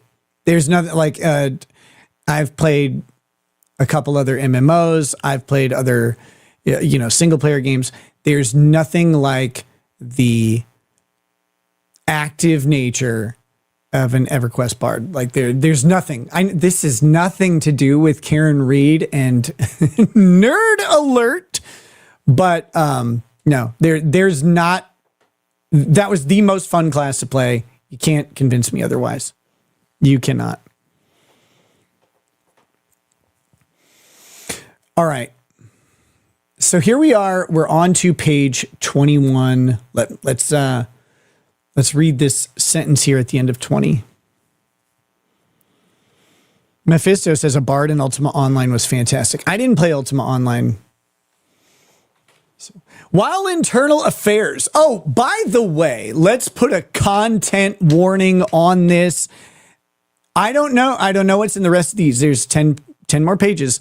I don't know what's there, but the prior 20 pages have been hilarious. They have been absolutely hilarious. So pull your britches up. We don't shy away from any of the language or any of the themes. And you got to understand this. That's what makes America great. KV1 says USA is the best. Admit it. I admit it. Without the United States, we wouldn't have a lawsuit like this. While Internal Affairs, MSP's Office of Professional Integrity and Accountability, OPIA, launched a probe led by Detective Lieutenant Kevin Dwyer to investigate Proctor's lewd text messages regarding Ms. Reed. The MSP inexplicably assigned two non-OPIA troopers, Major Benson and Captain Berrios, to perform cursory and brief interviews of the Proctors and Alberts, inquiring about their personal relationship with one another. Curious indeed. The Proctors and Alberts were not confronted with any texts or social media posts depicting their decades-long family-like bond. No outside witnesses were interviewed, no cell phones were seized, no evidence was presented. It was not just reasonably foreseeable, but nearly certain that MSP's and the CPD's failure to use ordinary care, that's a term of art, by the way, in selecting to whom they would impart power would result in members of the public being targeted and severely impacted by officers and troopers' elemental shortcomings. I think they got a little flowery in this. They did get a little flowery in this. But I think it's appropriate. Kelly M. Official says, make sure you have plenty of Dr. Pepper readily available, Nick. No, I was drinking this garbage Mountain Dew, like dirty Mountain Dew. It's disgusting. I hate it because I'm out of Dr. Pepper. I do have a gallon of, what's left of a gallon of Milo's here, but I don't have a cup, so I have to drink it out of the jug. I'm going to try and avoid that. All right. Let's see. Put differently, the biased and corrupt investigation that harmed Miss Reed was the natural consequence of MSP and CPD hiring and promoting biased and corrupt law enforcement officers. So you got failure to use ordinary care. This is hearkening to the common law or the statute. I think this is a common law with negligent supervision, negligent training. Basically, negligence is duty, breach of duty, harm, an approximate relationship of a breach to the harm. Sometimes foreseeability. That's negligence. Those are your basic things. But so when you have ordinary care, if you exercise ordinary care, then you're not negligent. Your duty is to provide ordinary care for whatever you're doing, especially in a professional environment. That's an easy way to gauge negligence. And that does allow for flexibility. Doctors in one area of the country may do something differently than doctors in another area of the country. So you can't hold the doctors in this area negligent because they failed the ordinary care of doctors in this area of the country. They're held to the standards of their professional peers. What do we have here? We have Kelly Parker Giratano says, sorry to interrupt, but what do you think the stabby stabber's chances are to get an appeal? Zero. Under the facts that we have right now, effectively zero. Love, hugs, and persevere always, y'all. Thank you, Kelly. Look, appealing a jury verdict is really difficult. Really, really difficult. There's typically no reason to do so. Now, you can appeal a judge's decisions that led to a jury verdict.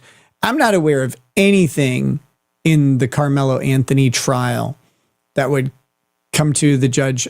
Basically, you have to reach like an abuse of discretion, which is a hard standard to reach. And because judges are given a lot of leeway on their discretion. And so you'd have to say that he grossly failed on like the admission of evidence or the exclusion of evidence or something like that. No one's even making a peep about it. This guy's cooked. He's done. Okay, so here we go. In line, so we're on paragraph 54. In line with their barely concealed willingness to dehumanize and condemn people, coupled with their readiness to ignore or overlook objective evidence, Proctor and Goode began the investigation against the female outsider with bias and prejudice fueled by their bigotry. After Proctor and Goode launched the biased and corrupt investigation, other police officers followed suit and caused harm to Miss Reed. So they're now going to, make the case that this is kind of like kicking the door open and giving permission for other people to do the same thing. Taliko Friedman says, what about mistrial for his parents not picking a good lawyer, pocketing the donations? You almost never get a mistrial because your own lawyer didn't do a good enough job. The question is not, did your lawyer do a good job? The question is, did your lawyer do a competent job? And that is not what people think. People have way too high of a standard of what a competent job is. A competent job means they showed up, maybe not intoxicated, and stayed awake through at least half of a hearing. Like I'm not even joking. Like that's about the standard. That's about the standard. So you almost never, ever have that type of thing. To get, like a malpractice, ineffective assistance of counsel type decision, your counsel has to be impossibly incompetent, typically incapacitated in some way by something that's outside of your control. So maybe they do show up on knocked out on Xanax or something like that. They have some sort of addiction problem, and that manifests in their performance in court being severely compromised. But I want to be clear. Attorneys who misrepresent clients in court by showing up high or whatever, or stoned, or that usually is not considered ineffective assistance of counsel. That's a problem for the attorney usually, but not necessarily helping out a defendant. Kate of the Swiss says, you like Dr. Pepper? Every bad thing that's happened to you, you deserved. Gross. Thank you, Kate of the Swiss. Thanks. All right, so here we go. After the start of the investigation, others in MSP and CPD also contributed to the unlawful investigation that stripped Miss Reed, giggity, of her constitutional rights.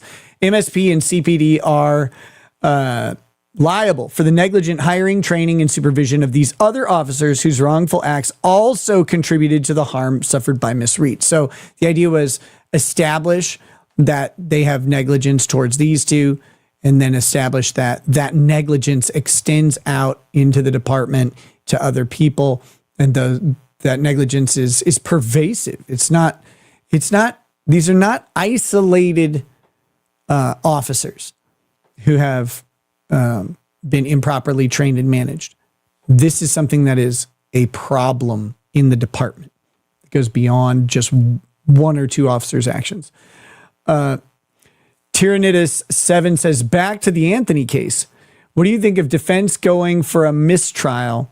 Some questions from prosecution that weren't objected to by defense, and so now Anthony can turn around and say he had bad defense and so mistrial. No, the decision to object or not object or missing an objection, that is considered trial strategy. It is a tactical decision by the lawyer.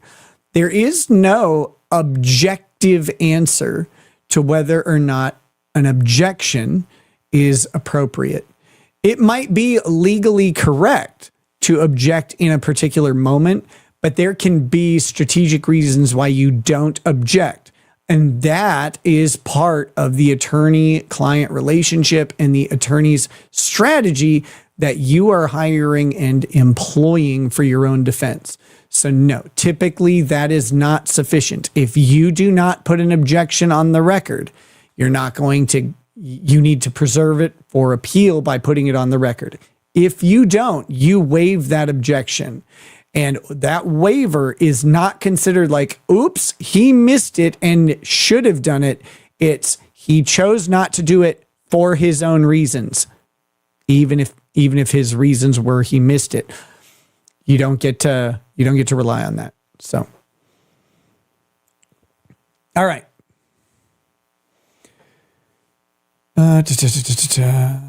Specifically, as described in the amended complaint in the federal court action against Proctor, Buchanan, Brian Tully, and the House defendants that are specifically incorporated herein, MSPs and CBD's employees' wrongful acts include, but are not limited to, they were propelled by the House defendants' false statements, including that Mr. O'Keefe, quote, never went into the house. This has been a big one on Twitter lately, at least on my timeline. I've seen a bunch of ugly women saying that that he couldn't have gone in the house and he definitely didn't go in the house. But I remember watching the trial going, well, the location data shows that he absolutely could have gone in the house. So that was kind of weird. They failed to investigate any theory other than seeking to singularly focus on Miss Reed to the exclusion of all other available evidence. This is, a negligent investigation. They ignored that Mr. O'Keefe's injuries were consistent with a physical altercation and dog attack, and that no injuries were consistent with a vehicle strike. I have been told reliably on Twitter lately that I'm an idiot, that is actually how someone was like, do you know how Alexis's taillight enclosure and light strips and blah, blah, blah work? And it was like, well, a little bit. Yeah. Like I kind of do. What does that have to do with anything? Those wounds aren't from Alexis' taillight. They're not. They are not. 100 billion%. They did not happen by Lexus. That's not what happened. It sure looks like a dog about the size of a big fucking German Shepherd. That's what the arm wounds look like. Maybe it is, maybe it isn't. I don't know. Maybe some like coyote came up and dragged his body. I don't know. Maybe a homeless guy did. But it wasn't a Lexus. It was not a Lexus taillight. God is my witness. It wasn't. All right. They intentionally sidestepped or wholly ignored fundamental investigatory procedures. They disregarded and failed to obtain pertinent interviews and other critical evidence from the House defendants that cannot now be recovered or recreated. Now, they had all of this stuff ready for the criminal trial, but it was kept out by Bev Canone. She did not allow the testimony of an investigation expert to come in and establish a faulty investigation. Maverick Cuba says, a friend of mine waited on him at a Red Lobster once. Guess how big of a tip he left? Guess what kind of drink he got? Hennessy. Say it with me. But see, running against you is cigars. That's running against you. Through Proctor, they secretly communicated with the Alberts on Proctor's personal phone, deliberately back-channeling, giggity, those communications to circumvent his state-issued device and used Proctor's sister as a surrogate. Oh, how is the baby? DX Mania 95 says Proctor's lawyer tried to delay his deposition. Court denied it. McAlberts are screwing around the schedule. Oh, yeah. Yeah, they're suddenly none of them are available ever. Common thought is they're trying to wait until Turtle Boy does his case in July. Yes. Yeah. That's pretty obvious.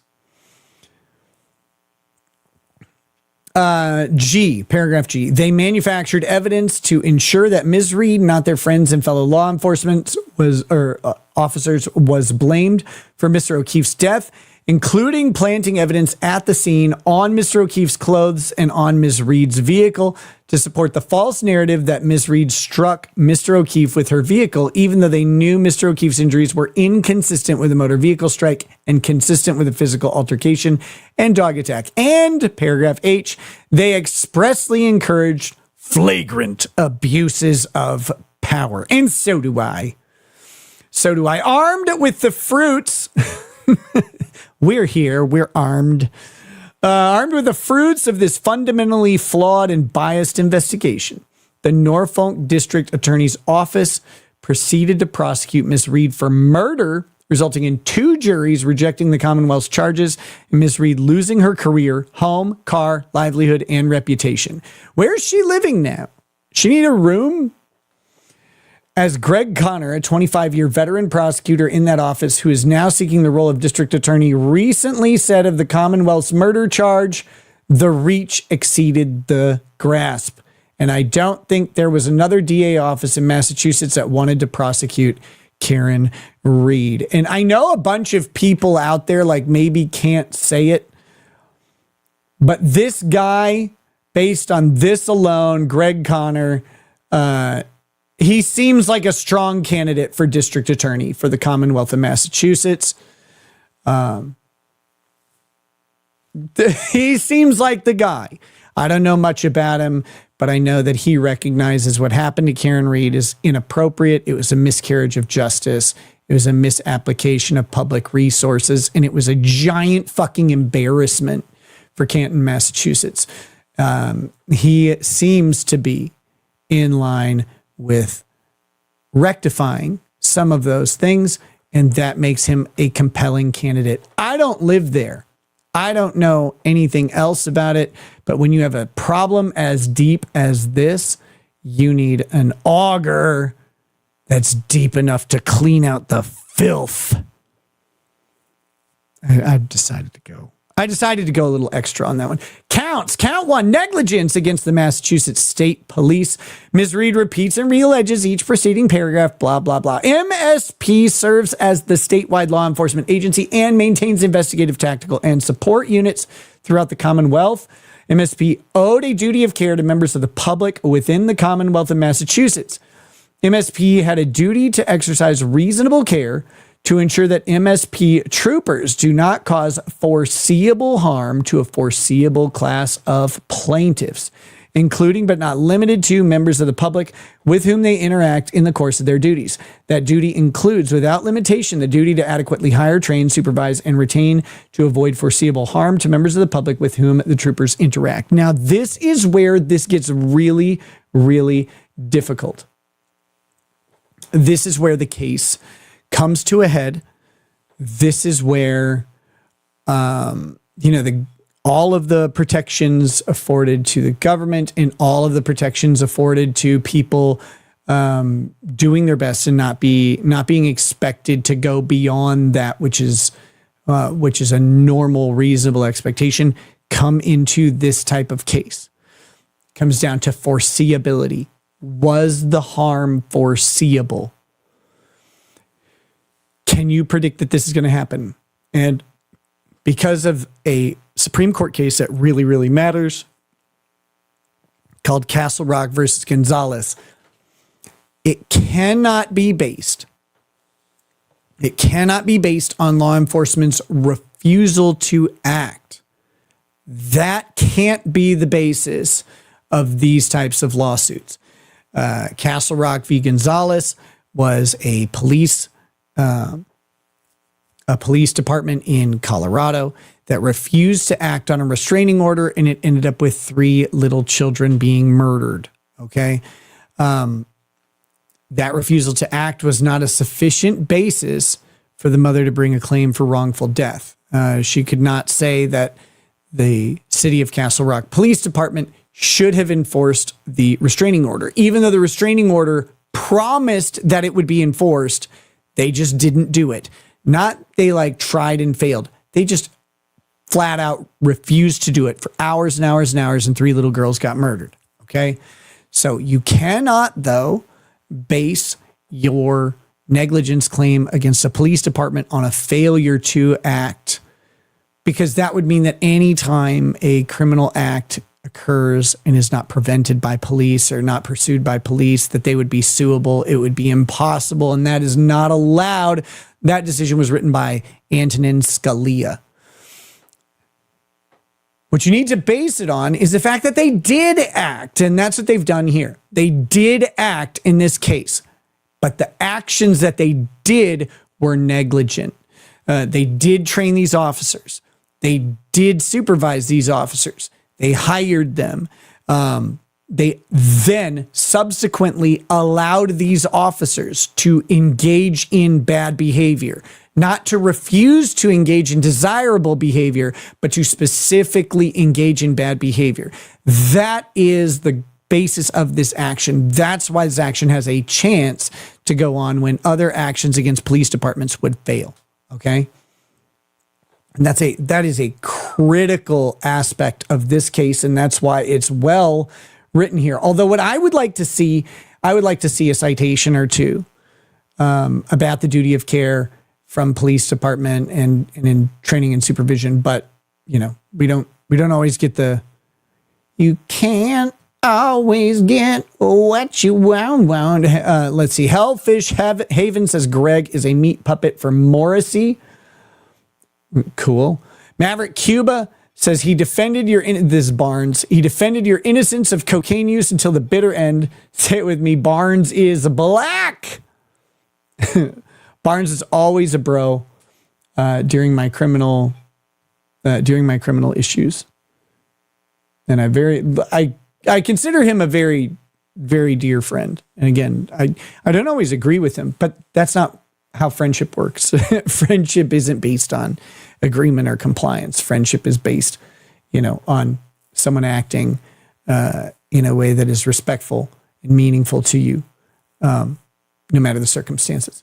In particular, the officers that MSP hires, trains, supervises, promotes, and retains are required to comply with the law, as well as adhere to a written code of ethics established and promulgated by MSP that expressly includes inter alia, which is Latin for among other motherfucking things. The duty to respect the diversity of and be sensitive to all people, accept responsibility to the public by being punctual in our engagements and expeditious in the performance of duty, regard the office as a public trust, and in the discharge of its duties, be mindful of our primary obligations to serve the public efficiently and effectively, administer the law in a just, impartial, and reasonable manner, affording the same amount of treatment to all cases, recognizing the limitations of its authority, and at no time using the power of its office for personal advantage. Be true to its obligations as custodians of public property, never diminishing its integrity or limiting its effectiveness by accepting gratuities or favors from persons, businesses, corporations, or other entities. Cooperate fully with other public officials to assure the safety and general welfare of the public. Refrain from allowing jealousies or personal differences. Brian Higgins! To influence its ability to cooperate. Should I have come over? Should I come over right now? I would have kissed you while we watched Netflix and washed your feet with an old towel. I could have come over. I should have come over. John's dead. Refrain from allowing jealousies or personal differences to influence its ability to cooperate with others in its official business.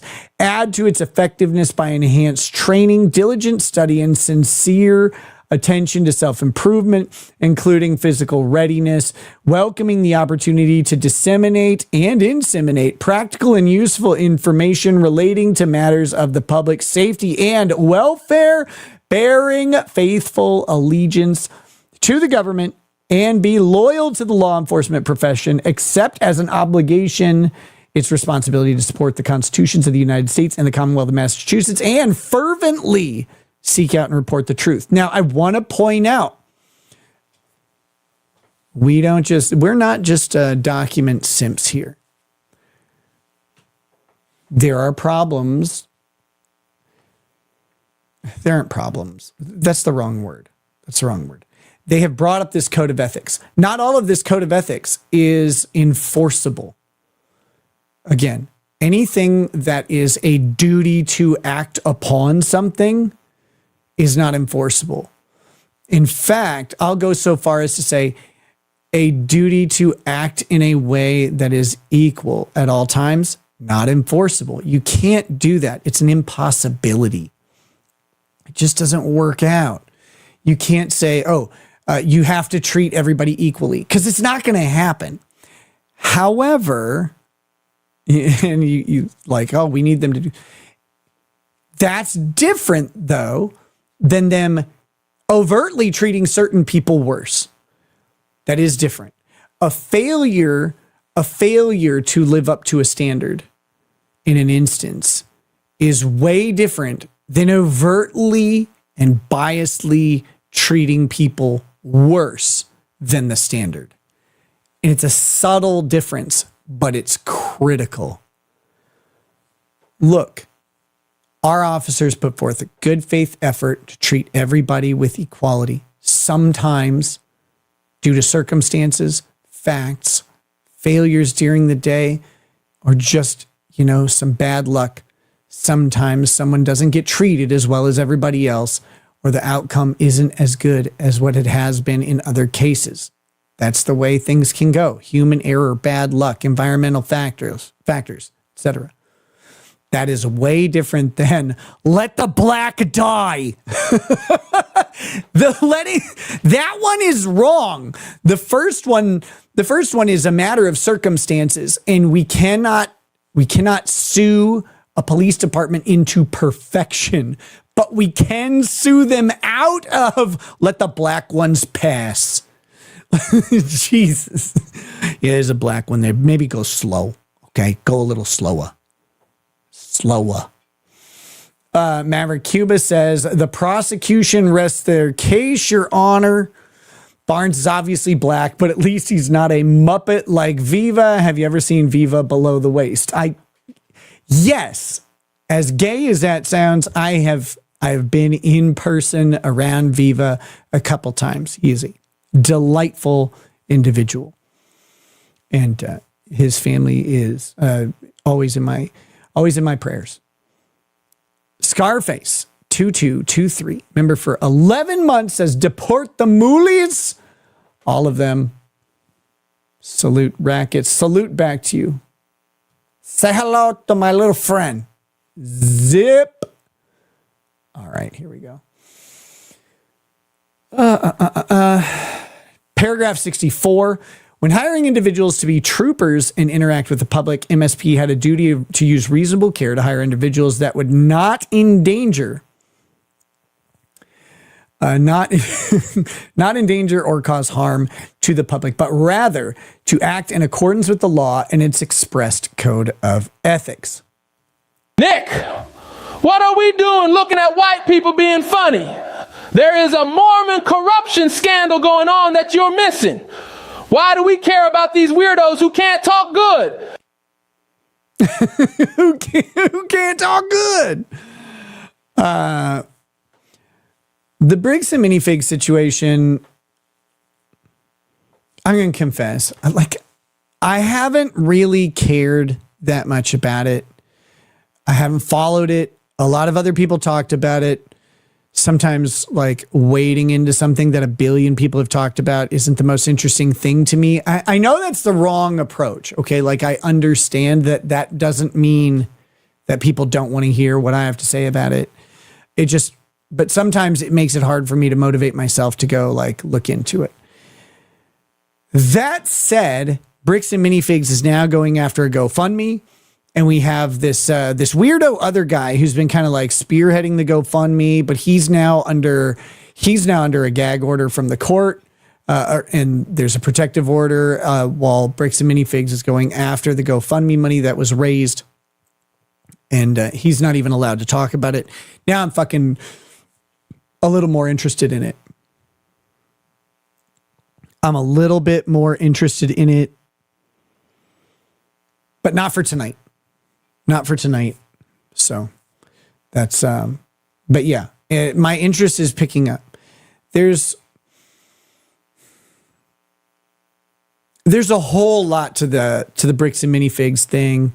And I've been talking to a couple people about it, but I cannot sit here in front of you and say, oh, I know everything about the situation. I know all the players and all the actions. I need an injection of information to catch up on it, form some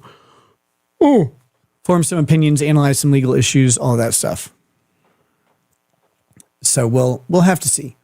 But as of right now, I couldn't tell you too much about it other than for bricks and minifigs is horrific PR.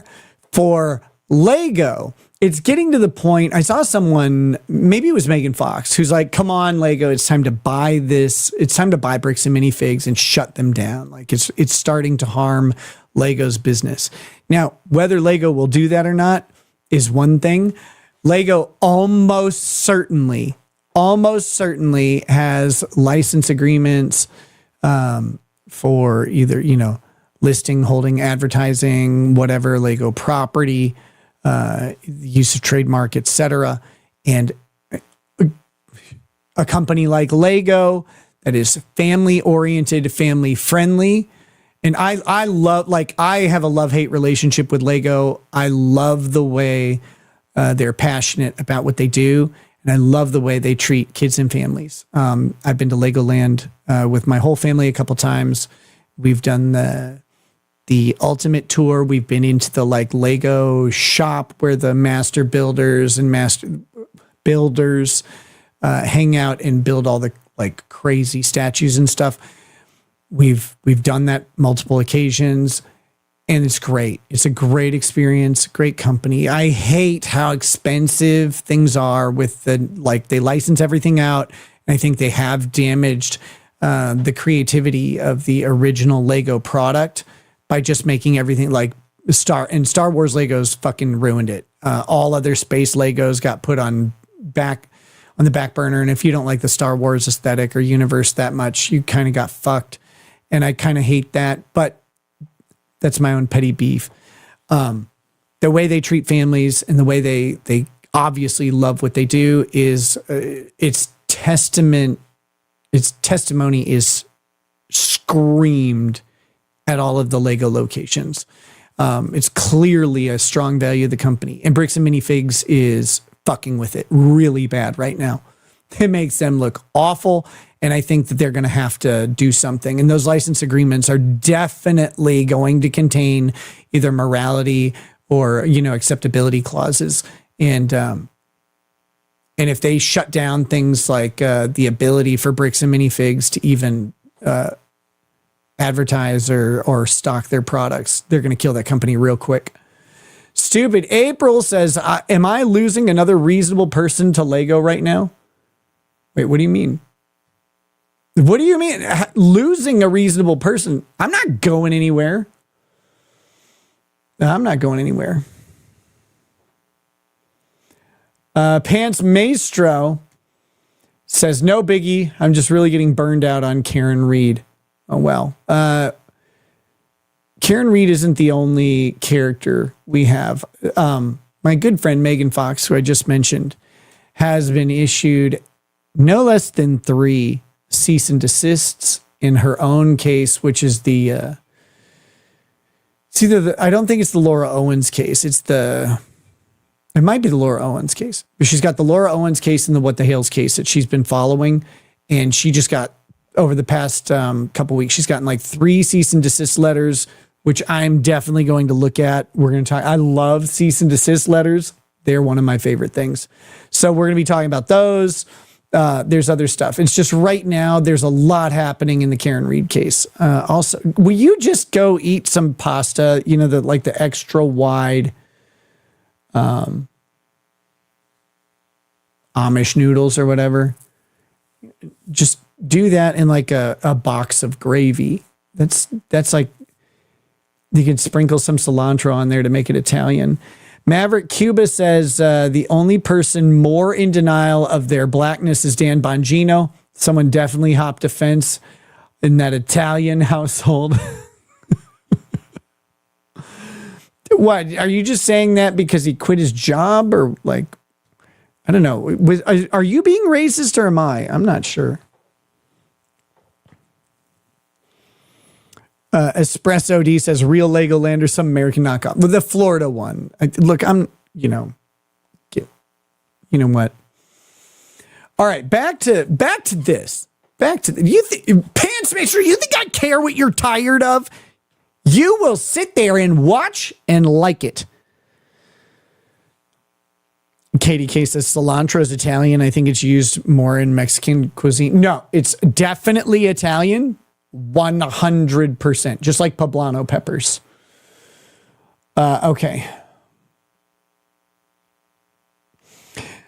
Paragraph 66. Not only are these duties and responsibilities established by law. Yeah, Pants Maestro told me that. He told me that poblano peppers and cilantro are Italian. That's what he loves. Not only are these duties and responsibilities established by law, but MSP has written policies and procedures mandating that members of the MSP maintain a level of conduct in their personal and business affairs, which is in keeping with the highest standards of the law enforcement profession, including but not participating in any act which impairs their ability to perform as members of MSP or causes MSP to be brought into disrepute or causes foreseeable harm to the public. MSP breaches its duties by, among other things. Why didn't you say inter alia? Why didn't you do that? You did earlier.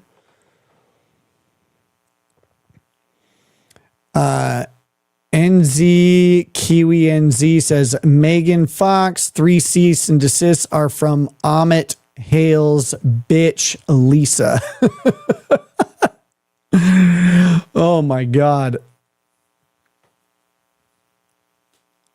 Epic Gaming. I just talked like in the 5 minutes ago about bricks and minifigs. If you want to go back a little bit, you can find a little bit of discussion about it.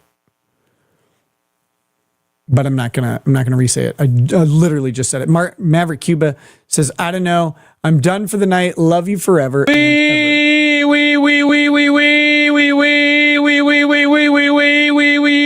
can be petty too. Oh man. I forgot jalapenos also. Very Italian.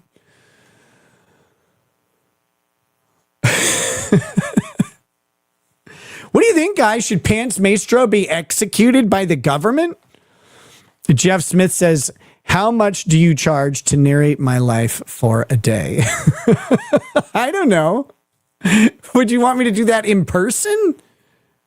Depends where you live. All right, so paragraph 67, improperly indented, I think. Oh, no, it's not. No, it's not. The subsequent indents are weird. These should be up by the end. We're not going to do this. We're not doing that. I'm sorry.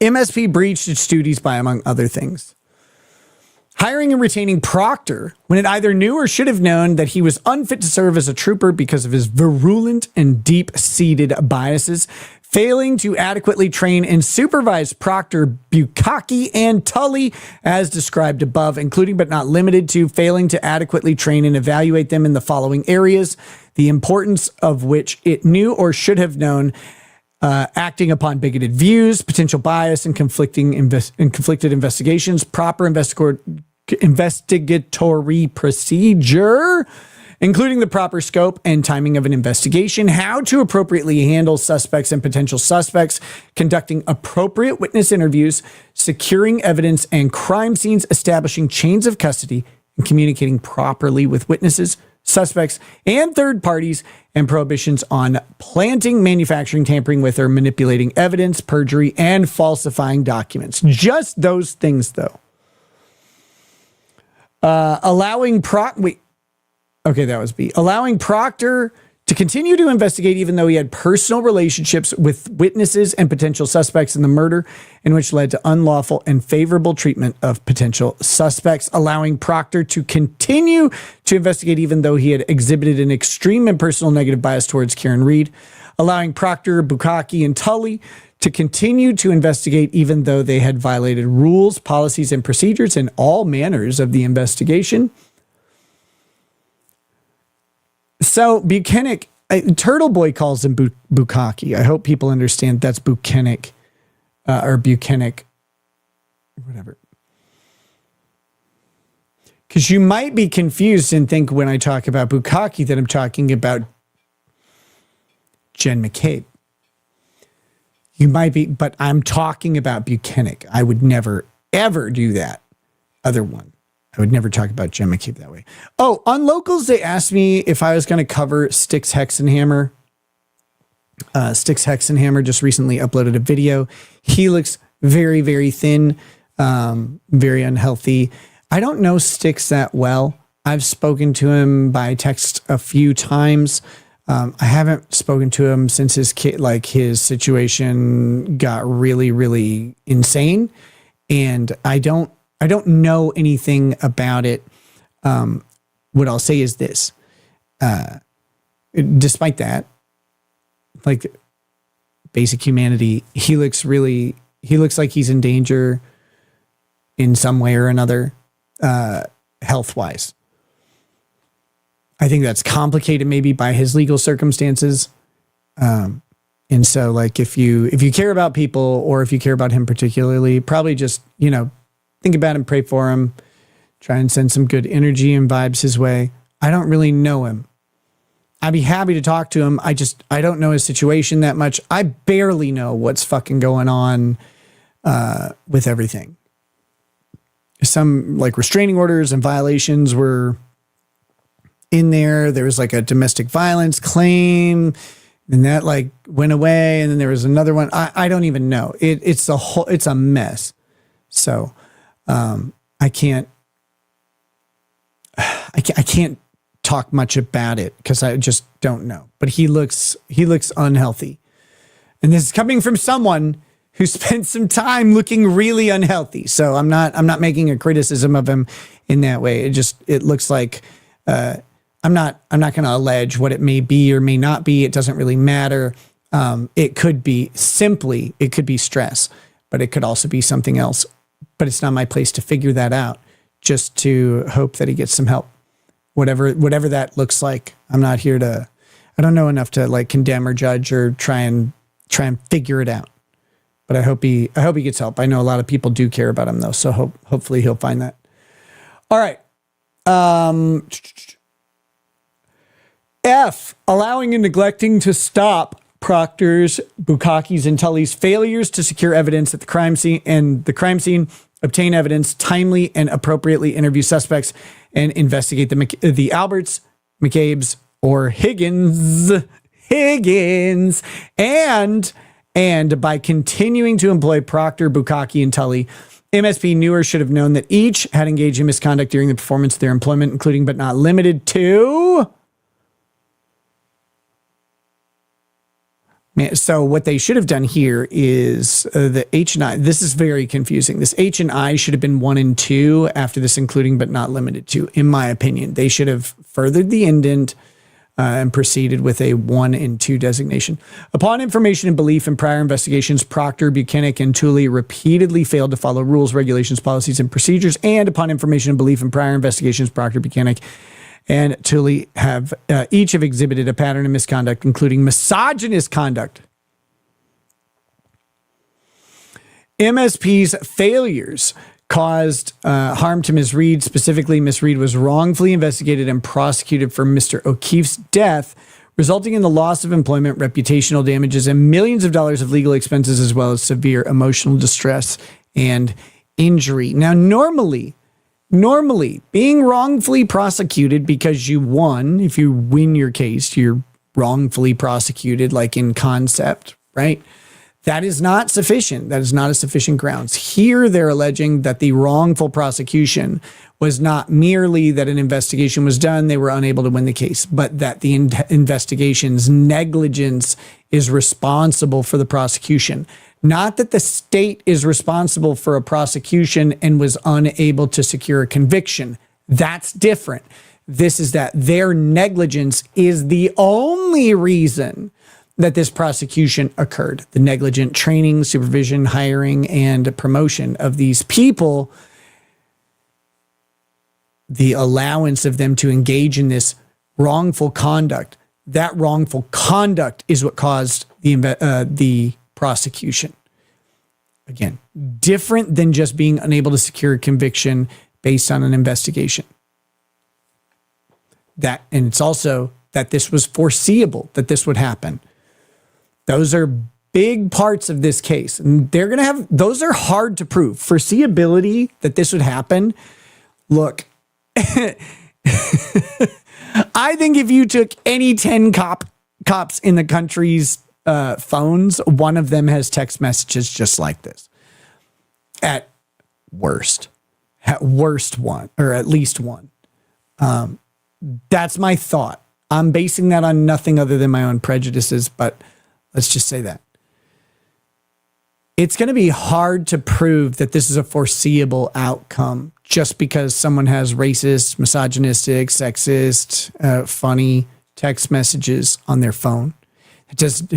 Those things do not automatically equate to poor police work, right? So it's a combination of other things, of connections, of failures of ethics, of all of these things.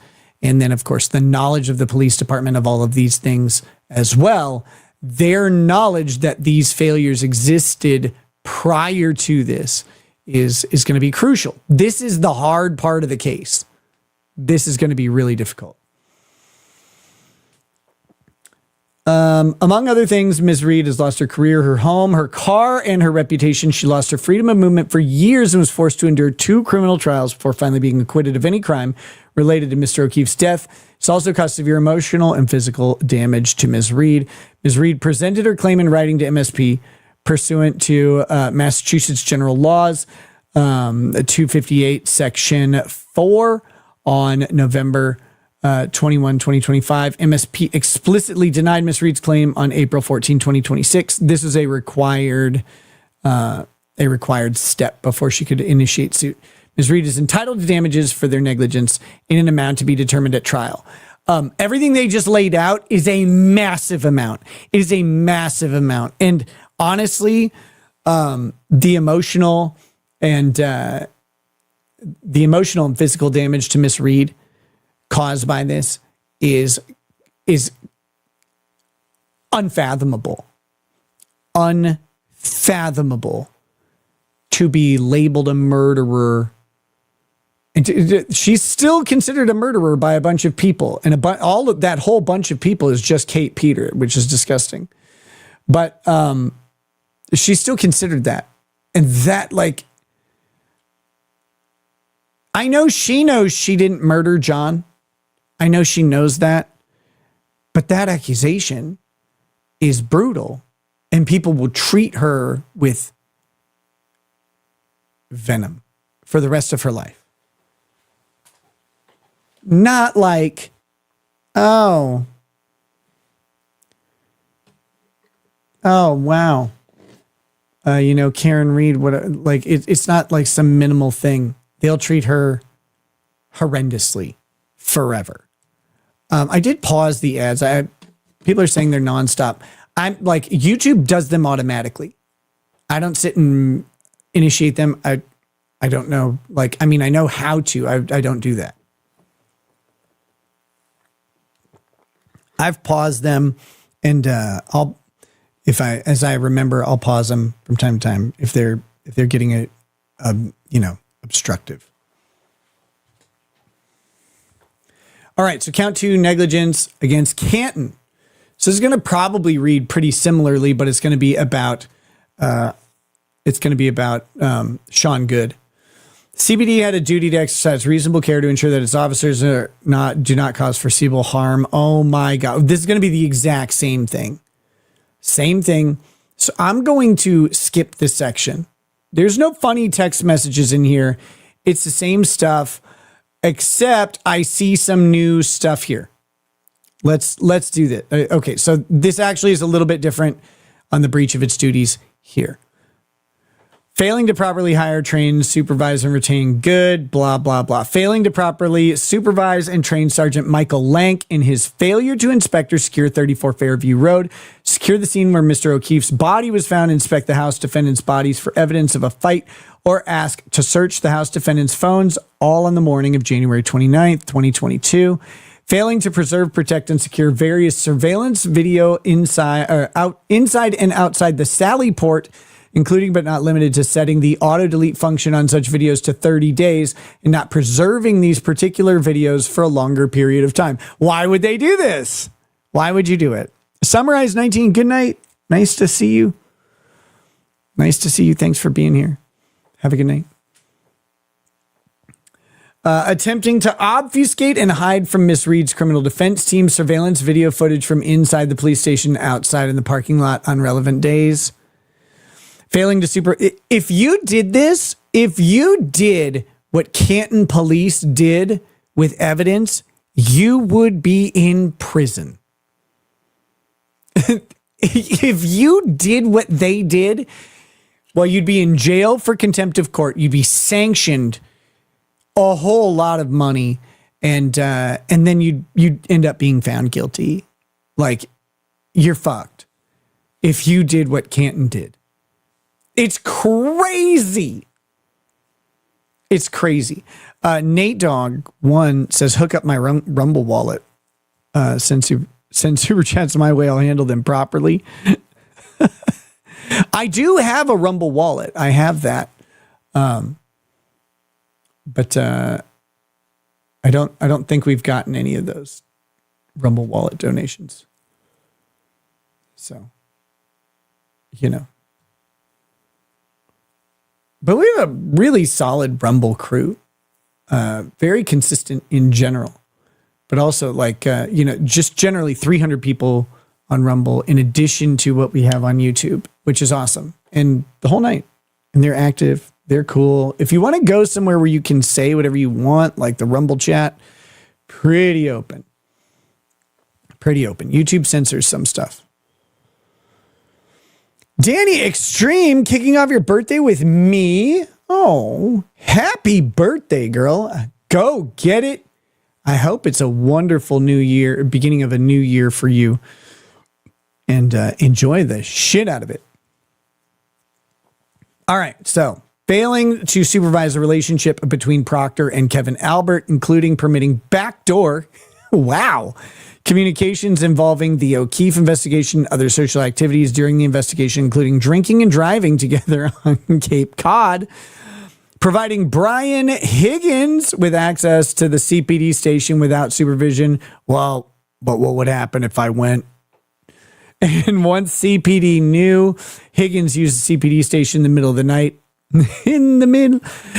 Immediately following the house party on the night of Mr. O'Keefe's death, failing to investigate and report that fact to the MSP, hiding the close relationship between CPD's chief Ken Berkowitz and House Defendant Higgins, and failing to document the condition of and supervise Miss Reed's SUV once it entered the Sallyport garage at CPD and allowed the undocumented destruction of the tail light. CPD's failures cause harm to a foreseeable class of plaintiffs, namely Miss Reed. Specifically, and among other things, CPD's breaches proximately caused Miss Reed to lose her career, her home, her car, her reputation, blah, blah, blah. So proximate cause is different than but-for causation. But-for causation goes as far back as necessary. But for you being born, you wouldn't have been in this situation. If you weren't born, you wouldn't be here. So your birth is the ultimate, but for cause. But for causation is but for your choice to become a cop, etc. Proximate cause is foreseeable and related to specifically the thing we're talking about, right? Becoming a cop is the cause of why you're doing investigations. drinking and then entering your squad car is the proximate cause of running over a kid, for example, if that helps. So it's a term of art. All right. She lost her freedom of movement, blah, blah, blah, severe emotional damage. She presented her claim, all of that good stuff, and she's entitled to a shitload of money. So now we have civil conspiracy against both the defendants. So this isn't just, now we're going between the two departments. Both of them are acting in concert. They are joint in this. MSP and CPD had a common design with each other and with Proctor, Buchanan, Tully, and the occupants of 34 Fairview Road to unlawfully and improperly direct the investigation into the death of John O'Keefe towards Ms. Reed. MSP and CPD each acted negligently and otherwise tortiously and unlawfully, as alleged above and in the amended complaint attached as Exhibit 1 and incorporated by reference in furtherance of their and their co-conspirators' goals. At all relevant times, MSP and CPD, as police departments and agencies imbued with legal authority, had a peculiar and established power of coercion over Reed, particularly where working together in connection with the investigation into the death of John O'Keefe. Ms. Reed presented her claim in writing, blah, blah, blah. She did all of this. Following the statute, they request a jury and they asked for judgment. Damages and amount to be calculated at trial, along with pre- and post-judgment interest, costs, and expenses. Reasonable attorney's fees incurred in connection with this litigation. They cannot get attorney's fees for prior litigation. They can't do that. They can't do that. And grant her such other relief as the court deems equitable and just. So, there we go. Ladies and gentlemen, I wanted to finish that up. I was hoping there was more racist text. I didn't know that there weren't any.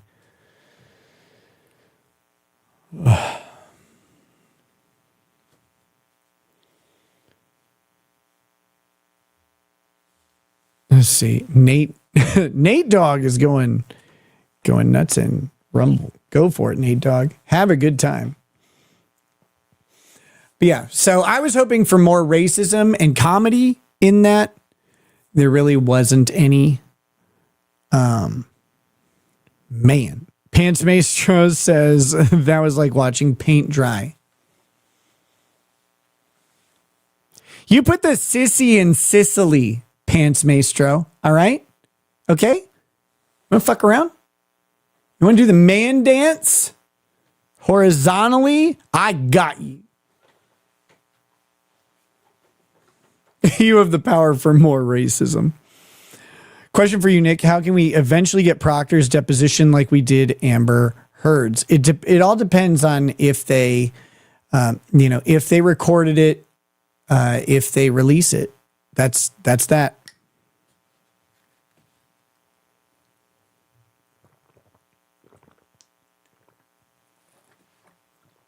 If you could hear me swallowing that, that's disgusting, and I'm sorry.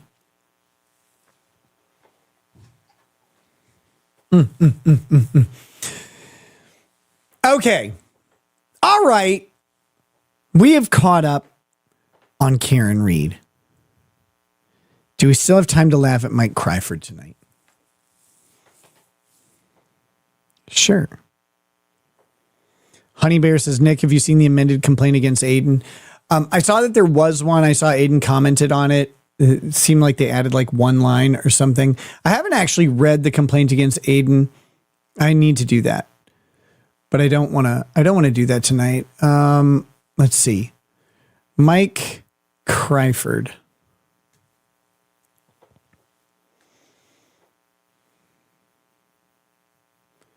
How are we doing here?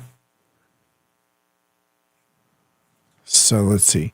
The Young Jerks. He's very funny. Remember, Nick, sweetened tea can ferment.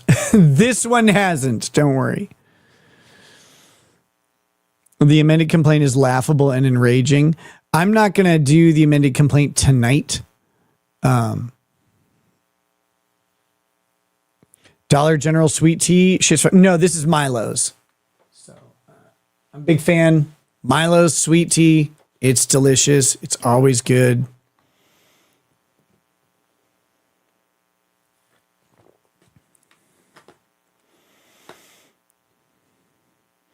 Divining Rod says, Poblano's Mexican as well, you fucker, Nick. I know! I'm just pissing off Pants Maestro. Oh, come on. Like, I tried to lay it on pretty thick. I tried to do that. Okay, so we've got the Young Jerks.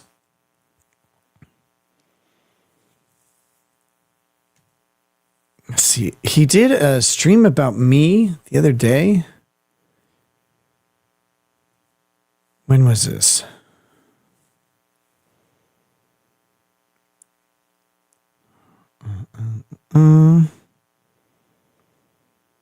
But I don't know which one it was. Fuck me.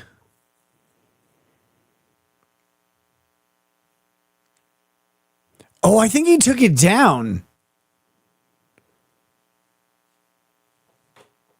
Oh, Dollar General stocks Milos? I didn't know that. Sorry. I don't know if there's a dollar store in town. I don't know if there's a Dollar General. He wasn't meant to be a slight. I just thought that you meant the Dollar General brand. And I was saying, no, this is Milo's. So I wasn't besmirching the good name of Dollar General. Good God. Crystal DeSaro says, and he got everything right about you, Nick. But did he? Like, oh, wait, I have this. Cassie sent it to me.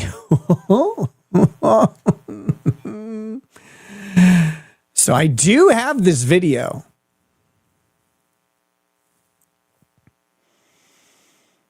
Where are we? Just gotta find this real quick. We gotta.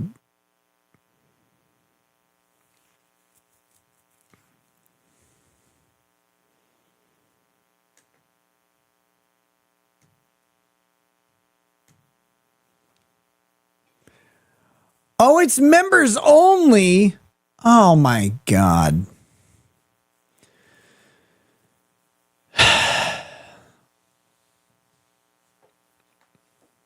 But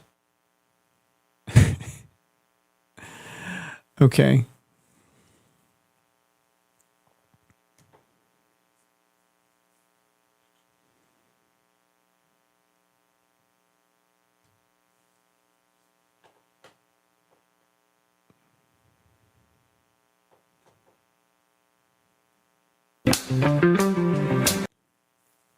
Okay, so I have to find me.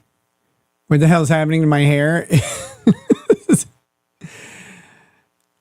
It's just doing whatever the fuck it wants to do. What do you care? What do you even care? Huh?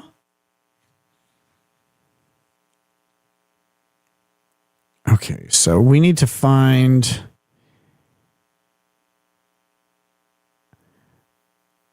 All right, so I hope you guys... Now, I don't have this big, fancy, like, setup of all these things making fun of this loser like the Glarer does. The Glarer has a whole, like, thing about this guy.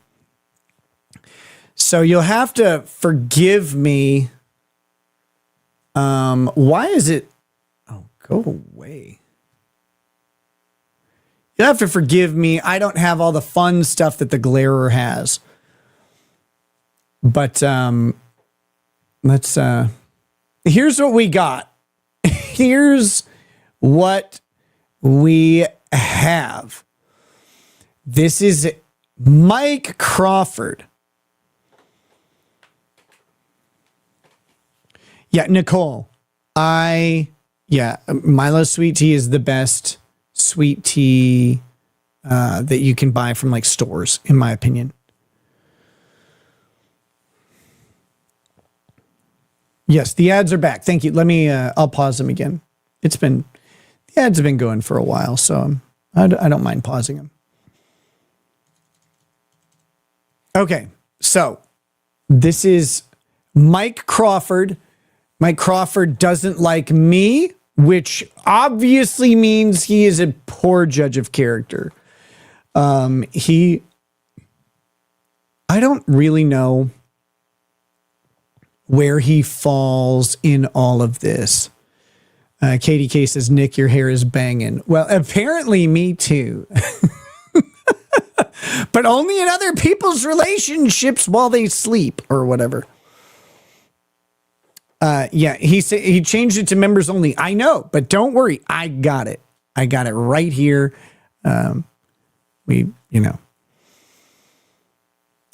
We do have this video. So this is the one, and this is right before he starts talking about me, I believe. So I hope we're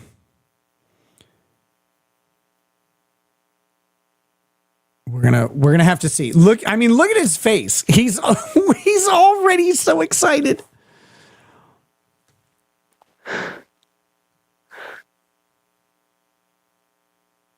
Talk. You know what I want to do? Since we have Guys, there are so many times, so fucking often do I go to watch someone else's show and it's just like,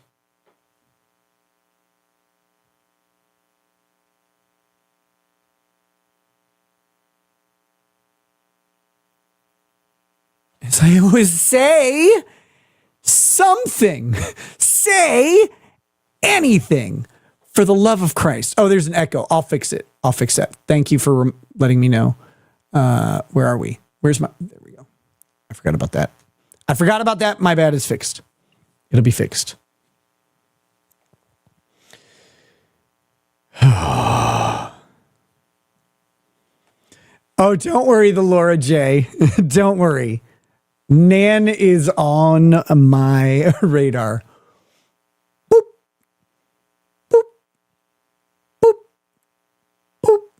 It's coming. It's coming. All right. Here we go. all of you here. I thought this was hilarious last night or the night before. And you guys know me. Like, you know me. Okay. So what's going to happen right now, if you don't know, I did go over this on the Glarer show, but I know not all of you watch the Glarer show and not all of them watch my show. So we're going to give my own little reaction. We've got some time here to do it. And then this will kind of take us out of the show. Okay. So if you saw me on with the Glarer, this is going to be different because it's just me. But Summarize says, hi, Nick, still here, rather watch than sleep. Hell yeah. Me too. Nice to have you here. Thanks for hanging out. You can sleep soon. This won't be the longest segment. So the other day, as you know, I was in a car accident Monday of last week. On Tuesday, so the next day, I think it was, I was waiting for something. I was chilling out in my car, waiting, and I go on Twitter. I'm stationary, by the way. I'm not driving around or anything like that. But I go on Twitter and I notice a Spaces.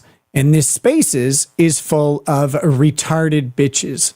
And I say that with all of the affection possible. They are retarded bitches. And so then I am like, well, this will be funny. I'll check it out. And so I go in there and I start listening.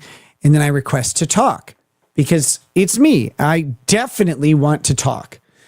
And they let me in. To their credit, they let me in.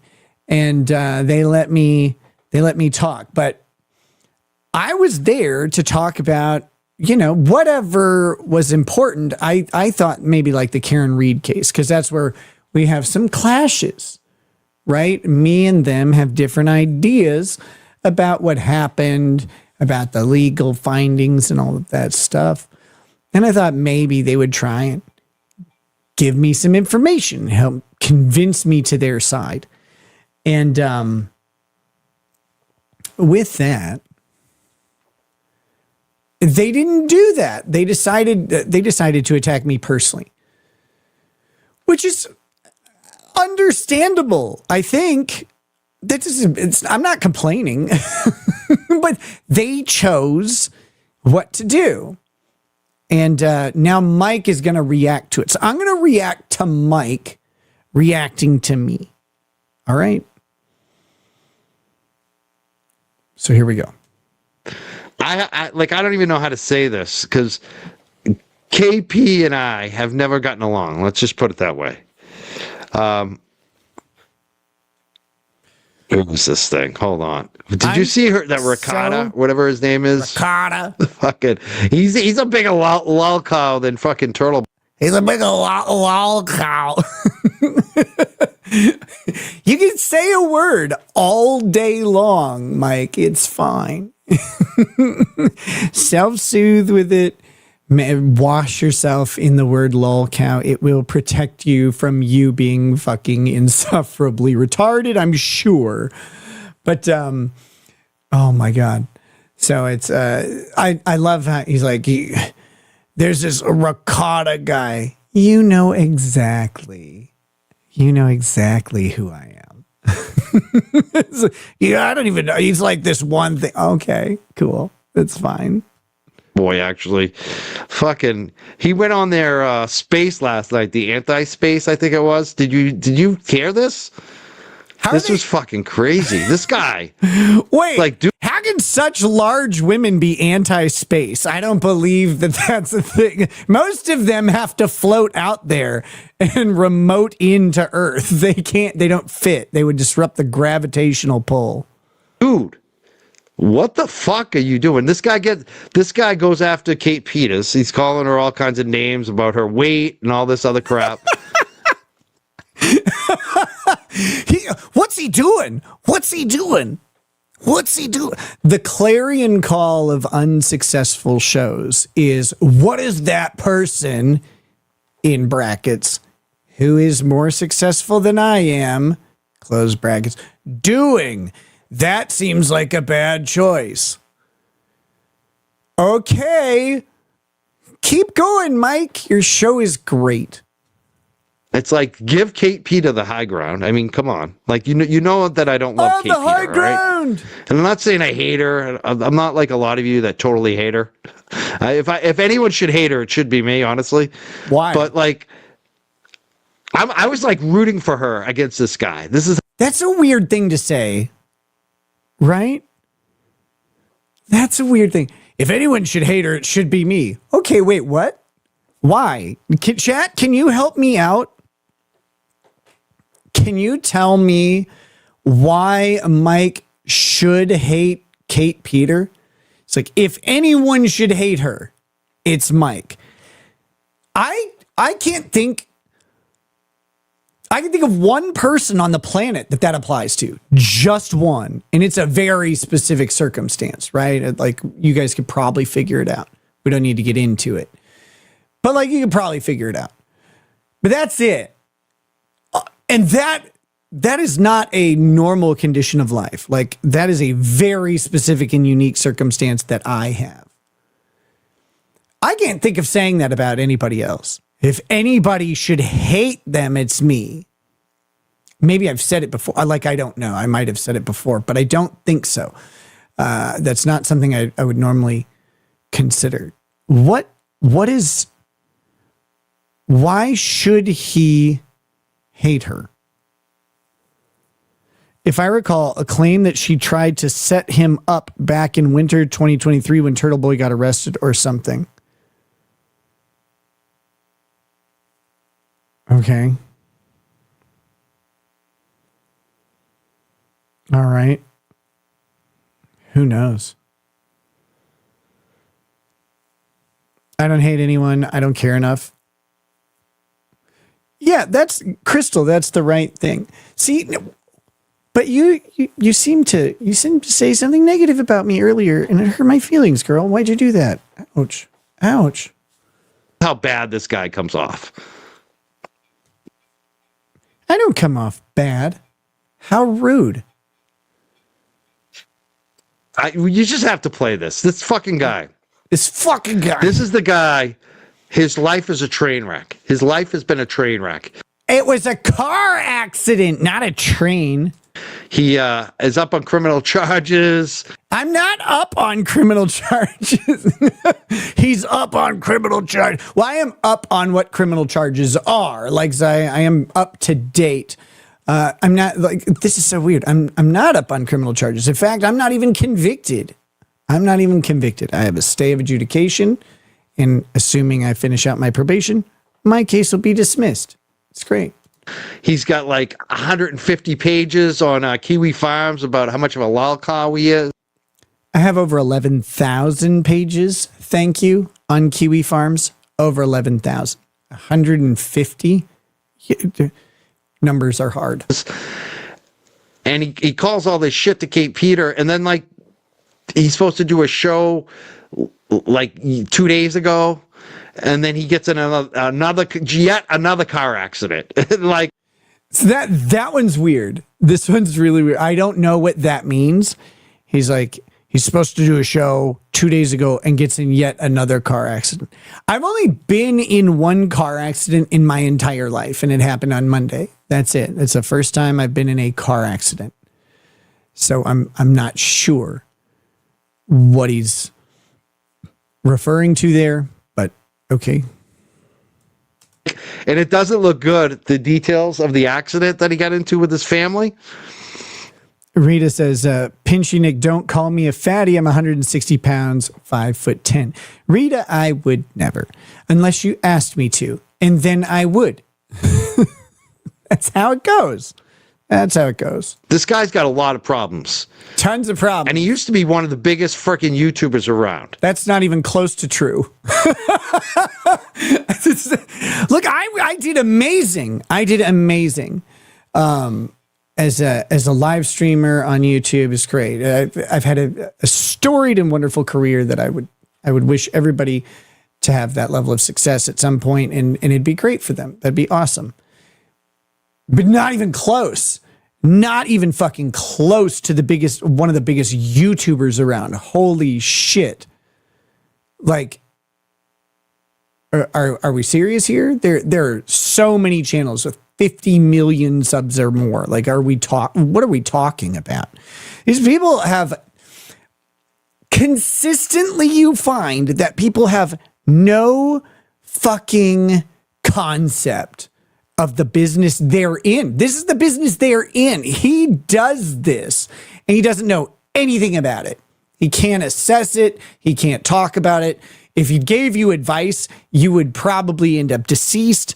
He doesn't know shit about this business, and it shows through right there. Like, I was in no way, like, I done very well, way better than I ever thought, especially since all of this is kind of like just a wonderful happenstance occurrence that has just turned out and kept growing. Great. But like suggesting in any way that I was anywhere near being one of the biggest YouTubers ever is crazy town. He was an attorney. Still am. But again, he got arrested. His child tested positive for cocaine. Oh no. He right before he got arrested, there was a live stream where he was totally fucked up on all kinds of drugs. I don't know what it was. All kind. He doesn't deny this. All kind. Molly. I covered this on Will's show, but I was north of 200 milligrams of Molly by the time the show started.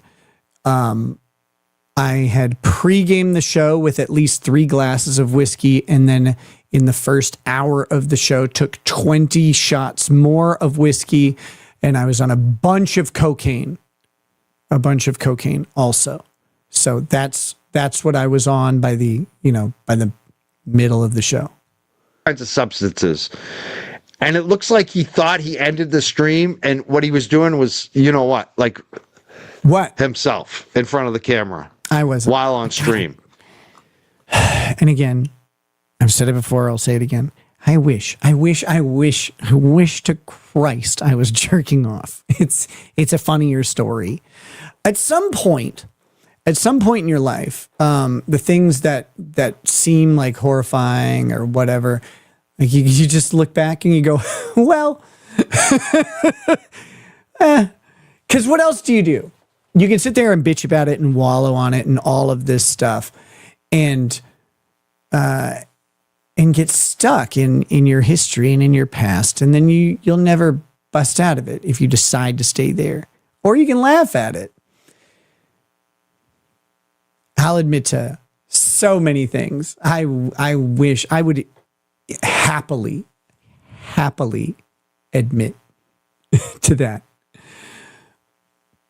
But I just listed off my roster of substances. I think at that point I had like inverted to a vagina. Like there's no blood flow downstairs with that many vasoconstrictive stimulants in your body plus liquor. It's not happening. It's not happening. And the clip is like 8 seconds long.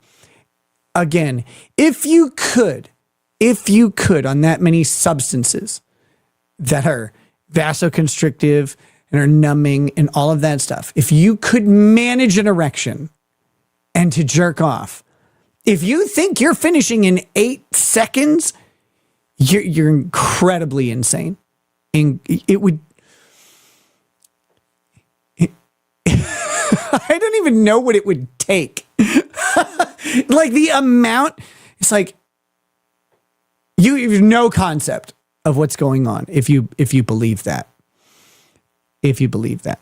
You could have someone under the desk going full in and it's like you're eating ramen, baby. Like that is not helping.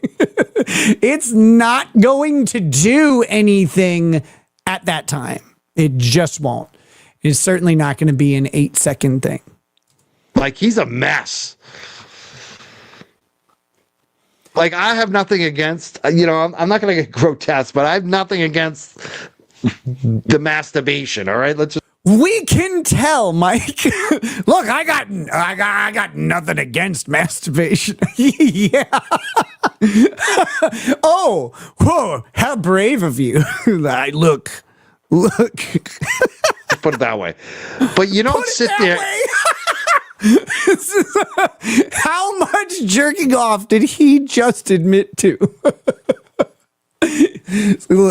I got nothing against the masturbation. Let's put it that way. Holy shit, buddy. My man is mayoing sandwiches at Subway at this point. In front of a fucking computer that you stream on and do it. Never. Just in case. I guarantee you've masturbated in front of your computer that you stream. Not while you're streaming, maybe. You just fart for that. But like, what are we talking about here? What are we talking about? Yeah, actually, I go to my masturbation throne.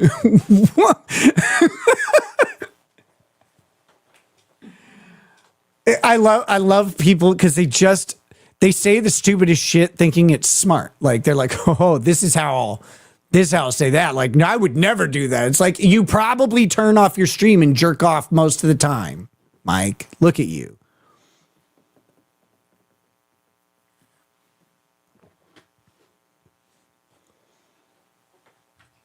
$73 Caddy Daddy 93 says, wait, you don't have one. No, of course I do.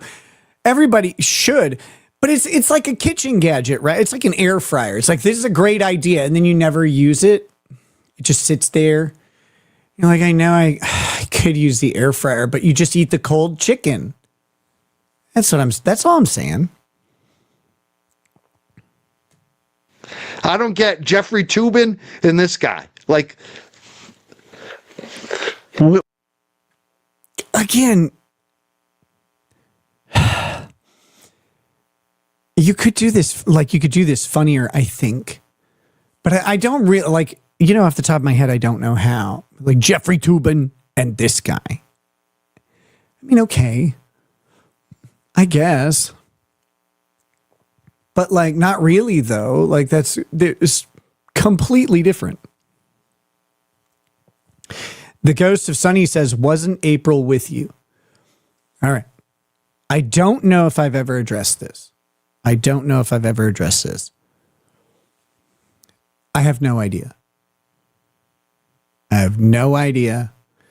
I know at some point she came to the room and said something like, you need to stop streaming, like you should shut your stream down. But I don't remember any of that. I have been told about that. So there was speculation that she engaged in some activity or whatever. I don't believe so. I don't believe so. I've always said no. I guess it's theoretically. I don't recall, but I just told you about the whole like jerking off thing. That's not different just because someone like is, yeah. I don't remember much of anything on that stream after I left to go to the bathroom. I was allegedly gone for like 45. I've never watched it. I was allegedly gone for like 45 minutes in the bathroom. I don't remember that. To me, that was 5 minutes. I was gone, did cocaine, and came back. That's not what happened. It's a very complicated story that is private, but that's not what happened. And so like I was gone for a long time. I don't remember any of that. Like I said, at that point, I had pre-gamed with 3 glasses of whiskey. I was on a bunch of Molly, and I drank at least 20 shots of whiskey on stream in that first hour. I was blackout drunk. I have no memory of what happened later.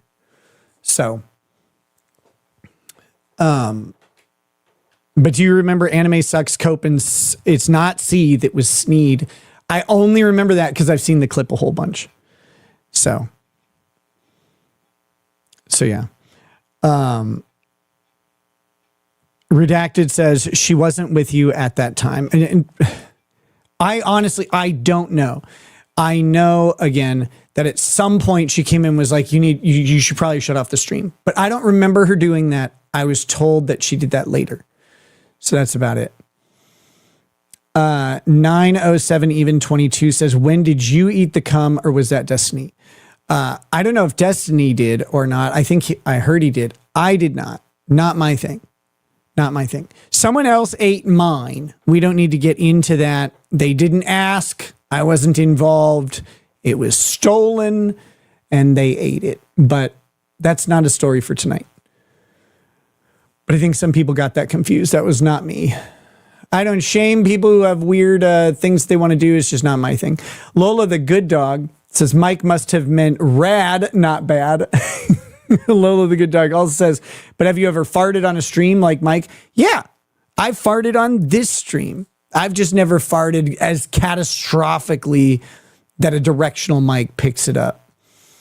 Holly Movie Star says, this dude's the Bubba Gump of masturbation.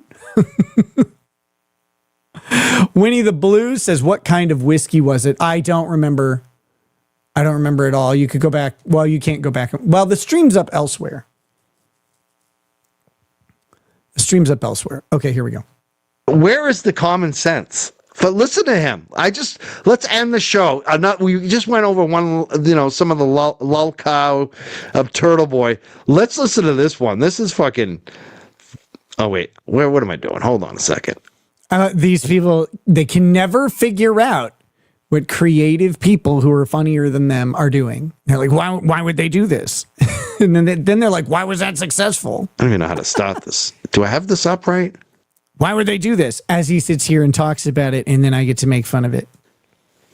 Why isn't it? Oh, okay. And y'all won't ever guess who it is. Is it Adam? It's exactly who you think it is. Well, maybe. No, it's not. It's right out the gate. Right out the gate, she's wrong. She's like, is it Adam? It's exactly who you think it is. How did you do that wrong? She said the wrong answer, and then you said it was who she thought it was. So, oh, well, maybe not. But she said the wrong answer first. That was stupid. Boner salad. It's not. Let him. Nick Rakita. Ooh, Nick. Doing a Jeffrey Tubin. Nick, I'm going to tell you, though, if you get up here and start being vile and gross and nasty, I will mute you. So just keep that in mind. Kate. You got to bring Kate back up as a speaker. I didn't even hear her say the vile and gross and nasty thing. I don't know if my phone was still connecting at the time, but I'm never vile, gross, and nasty. Me too. I'm talking. Oh, okay. I think I'd rather have boner salad than Nick Rakita. Bitch, you don't sound like you eat a salad. Well, I What's think it called? it's 6 of one, half dozen of the other there, Earl. Nah. I gotta say, I don't know what happened with him, this guy Rakita, and civil law.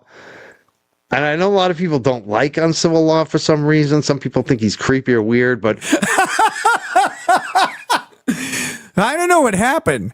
I also know a bunch of people don't like him. He comes off creepy or something. I wonder what happened. Weird. How odd. Quelle coïncidence. I like him. He's been really nice to me.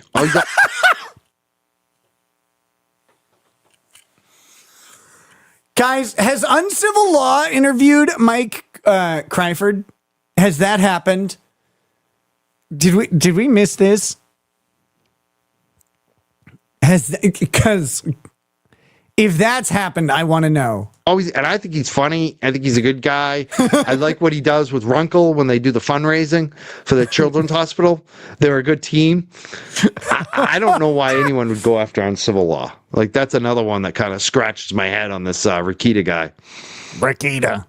Is it Rakita or Ricotta? Can you figure it out which one that is?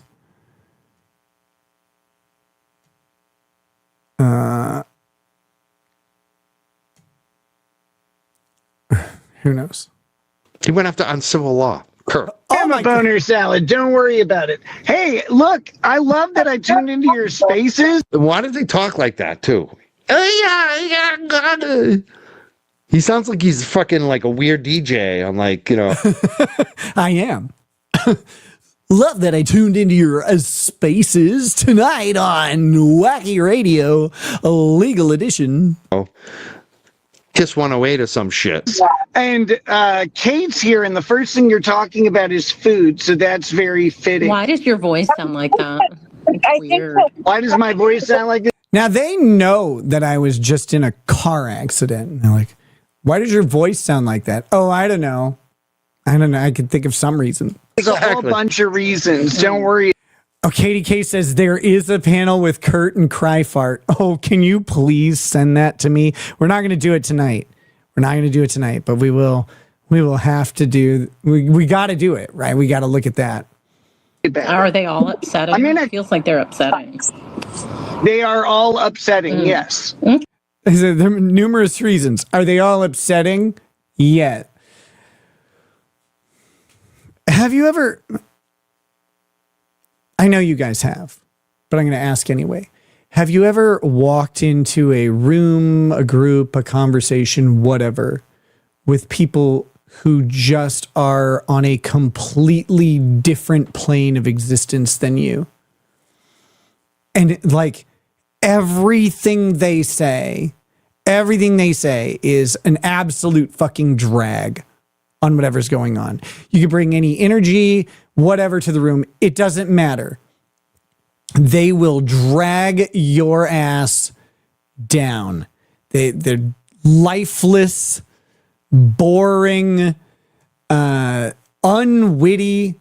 There's no flow to the conversation. There's no back and forth. It's just everything falls flat. Well, hey, Nick, Yeah. I saw Kate. See, that's valid. I could say Kurt on civil law is he's too conservative for me. This is amazing because Kurt isn't conservative. I love that even more. He's too conservative for me. That's a lie about, like, that's Kurt lying. I agree probably with you on that, but he's not a bad guy. There's no reason to like go after him. He's right. Kurt isn't a bad guy at all. Don't even worry about it. Like, what did he ever do? I just think he knew that he was an easy mark. Like, that's what these people do. And it's funny to see him, he's going down. If he's like, who could possibly make fun of uncivil law, right? Who could possibly go after him? Well, I think he just saw that he's an easy mark. Wait, what? That doesn't make sense. That's incongruent with what you just said. Uninflame or uncivil law has nothing to say about any of it, which I like. Oh, that's funny. See, he doesn't even know. A month ago, and she wears probably a size 4. No, So I wear a size. you can. 4 too many. Get.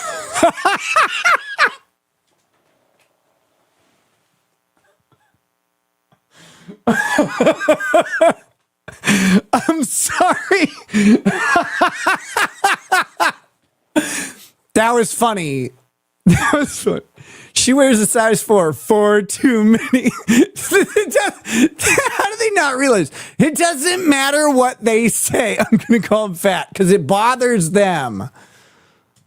Skinnier. We probably Hold on. Go, and she wears probably a size 4. No, So I wear a size. you can. 4 too many. Get skinnier. We probably. Nikita, what's your obsession with? I don't know. You say he's funny. I think he's unintentionally funny. I'm laughing at him, not with him. Yeah, I would never laugh with them. I'm laughing at him. Okay. Yeah, the person's trying to tell you, Mike. No, it's actually, he's funny. Like, calm down. Calm down. He's funny a little bit. You don't have to agree with me, but it's like, no, he's not funny at all. All right. That's the difference. Like sometimes I do laugh when I'm watching this guy, listening to this guy, but it's not with him. It's at him. Yes. At this point. Yep. At this point. You know? Was it different before? That's a weird thing to say. People's weight. Like, I think that probably you as a 6 foot something man with spindly arms and me as a 5'9" woman, we probably weigh the same. Okay. I doubt it. Again, me as a 5'9" woman and you as a man with spindly arms, we probably weigh the same. No concept. No fucking concept of any of this. Who is it? I see someone in chat who seems to have a, let's see. Charlie says he's destroying his kids' future. Who, me or Mike? Nick, your kids will see this. Get offline. Charlie.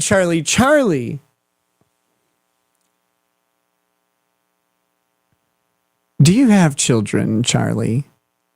Do you have any concept of how children work, how parenting goes?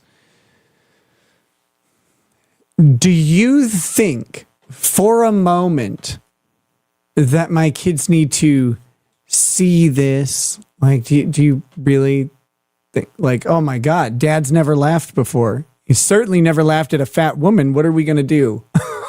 Do you honestly, like, is that where you are? What do you think life looks like outside of whatever place you're in? Like, do you think people go through life and they're like, they're soulless, lifeless, mirthless? They don't laugh at things. They don't have intrusive thoughts, whatever. Do you think those things matter that much? Like, oh my God, someone laughed at a fat joke. We've been laughing at a fat joke ever since your mother was born. Like, what are we talking about here, brother? Nobody cares. Nobody cares at all. People have been laughing at offensive humor forever, and they'll continue to do so forever. It's not going to ruin anybody's life. It's not going to traumatize anybody. This shit happens every day on podcasts, videos, stages, and tell you what, in school hallways. The kids do not need our help to know how to make fun of other people. They don't need to know it at all. They already do. They already learned it.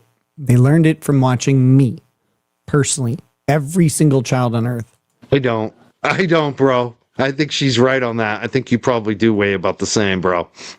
I think she's right on the fucking mark on that one. I mean, dude, she's probably about the same. Like, my arms aren't spindly. My arms aren't spindly. They are. They are. They're tiny. These people are always hilarious. I don't know how tall Mike Crawford is. Does anybody in chat know? Like, has anybody met him or anything? How tall he is? Is he under 6 feet tall?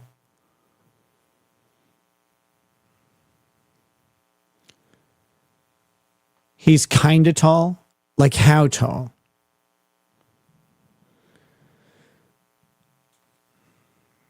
I think he's 4'2". Your height or just under? He's 6'3". He doesn't look 6'3" to me. Like, his build doesn't look 6'3", but like that, I'm not saying he's not. So I'm just surprised. You're telling me he's 6'3"?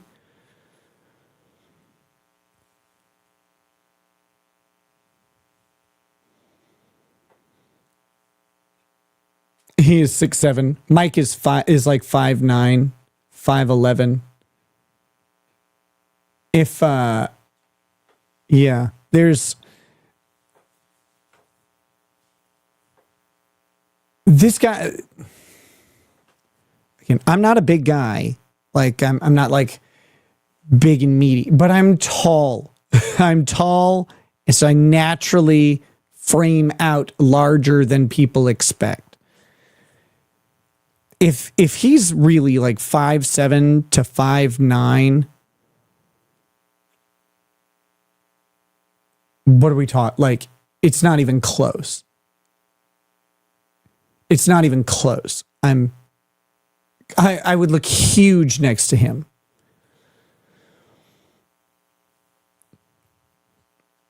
Charlie. I feel sorry for his kids. The internet lives forever. He is destroying his children's lives. Bye. My kids will laugh at you later. You say Charlie. They'll say Kirk. I am not meaning anything other than Charlie Kirk has become like a giant meme amongst that generation. You wouldn't get it. so much lean, but I got some moms, and I bet she's about the same weight as I am. Like, that's a He's like, I bet she's about the same weight I am. Oh, okay. I'm bigger than you, Mike. weird thing to deny, dude. You're a weirdo. Like, did you have anything you wanted to like actually say, or you are probably around 100? I don't know what's the topic of discussion here. I'm happy to talk to you guys. So how much cocaine is the appropriate dose for an 8-year-old? Does it change? Yeah, it really depends on the 8-year-old. How much did you give yours to be 5 times the cutoff? Fucking idiot. Just to say that. It depends on the 8-year-old. Depends on the child, mate. What are you talking about? These people have no concept of the internet or like jokes that have occurred, major mimetic moments. If you ask someone a dumb question, you're going to get a dumb answer. That's the whole point. But I would love to. She says how big she is at some point, and I wanted to know if Mike reacts because he said he thinks he's about the same size as her. Flea Speech says, how do you know if your girlfriend is getting too fat when she can't wear your wife's clothes? Come on now. Come on now. What are you doing? Don't do that. Duck Fat says, to be fair, your shoulders would beg to differ. Again, my shoulders are not broad for my height, but they're, unless you're a stocky, shorter person, if you're 5'9", I'm sorry, I'm gonna look bigger than you. Yeah, I know Kate says 5'9", 146, which I will not believe at all. I've seen pictures of Jabba the Kate, and that bitch is big. But they allege that she's lost a lot of weight, so I don't know. I saw some picture of her where she's like, someone was like, she posted a skinny picture, and I went and looked. I couldn't find a skinny picture. I found a still fat picture. But if she says that she's 5'9", 146, okay, I don't believe you, but whatever. If that's the case, then I'm way bigger than them. That's really funny, dude, when you're talking about kids and drugs and you're... I wasn't talking about kids and drugs. Someone else is talking about kids and drugs. That's funny. I was treating it with the appropriate level of absurdity. I mean, come on, dude. Come on, dude. I'm sorry, Ken. None. My child's never ingested cocaine. If you think she has, you're fucking retarded. There we go. There's the real Nikki Rockets. Yes. You're the R word because my kid tested positive for cocaine. No, you're the R word if you believe that an 8-year-old ingested that much cocaine and nothing happened. There are no consequences from it. That's the thing here. Like, oh, yeah. If you believe that's what it is. The government doesn't even believe it.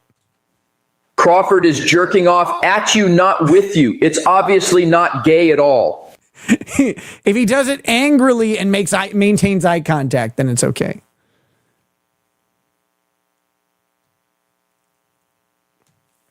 You're the R word to dare bring up any questions about my young child testing positive for cocaine. You're the one who's got an issue, not Nikki Rockets, the father. I love when people ask you a question and then you respond to their question and he's like, you're crazy for bringing stuff. Like, what?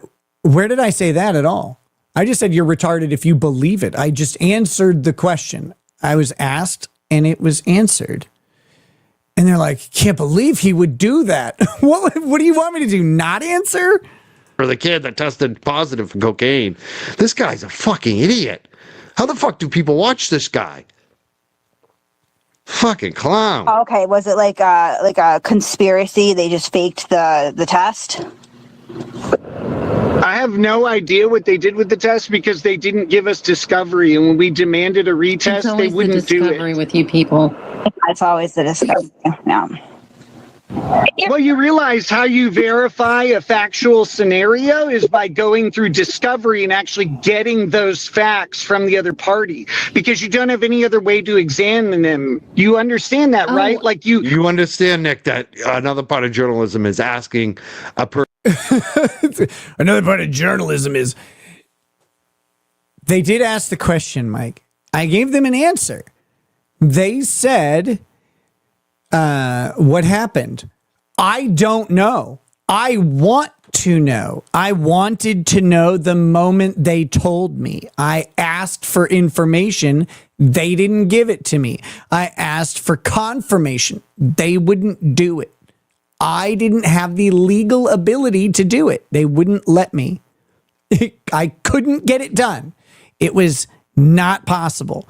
So what do you do if you cannot get the thing that you need?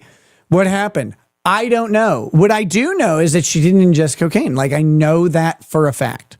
I know that with 100% certainty because I kept all of it with me at all times. All of it. So, with one of us. So obviously, if one person was staying home, we didn't load the car with stuff. But if I was leaving, or if we were leaving or whatever, it didn't stay home. It wasn't in there to be gotten into.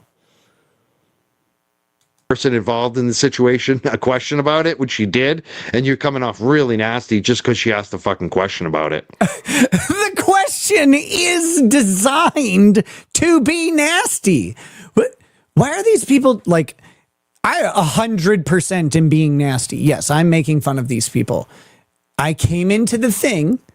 I came into the stream before I said a word. I was being insulted. Okay, you want to play that game? I'm good at it. I'll play that game. But that was their choice. Before I said a word, I was being insulted. All right. I have no problem being in that environment. But he's like, oh my God, how nasty. Yeah, but the question was an attack. So you're going to get a nasty answer. You get that there's a process for which you would verify a factual narrative, and that process is governed by rules. And when someone else doesn't follow the rules, or they don't actually go into Like, this is a guy who fucking is on probation. He's talking about fucking following the rules. It's like, dude, how the fuck you talk like that? How do you talk like that? Successfully? with forethought and knowledge on a subject? What do you mean, how do you talk like that? I love that he's marveling at the ability to carry on a conversation intelligibly about a subject that is crucial to how our society functions. And let's just monkey branch this shit right into fucking Karen Reed's trial, where discovery was a huge issue and access to information was a critical part of the case. Like, what are we talking about?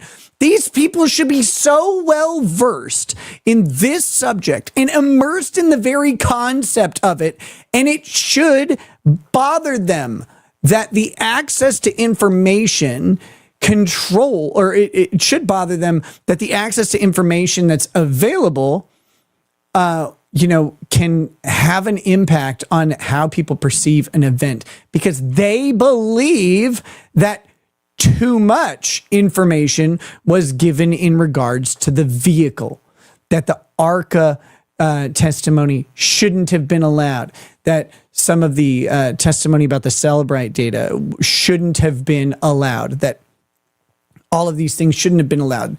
And the Karen Reed side is saying more data, more information, a better investigation, more interviews, more examinations of people, of places, more photos, more DNA swabs, more blood collection, more.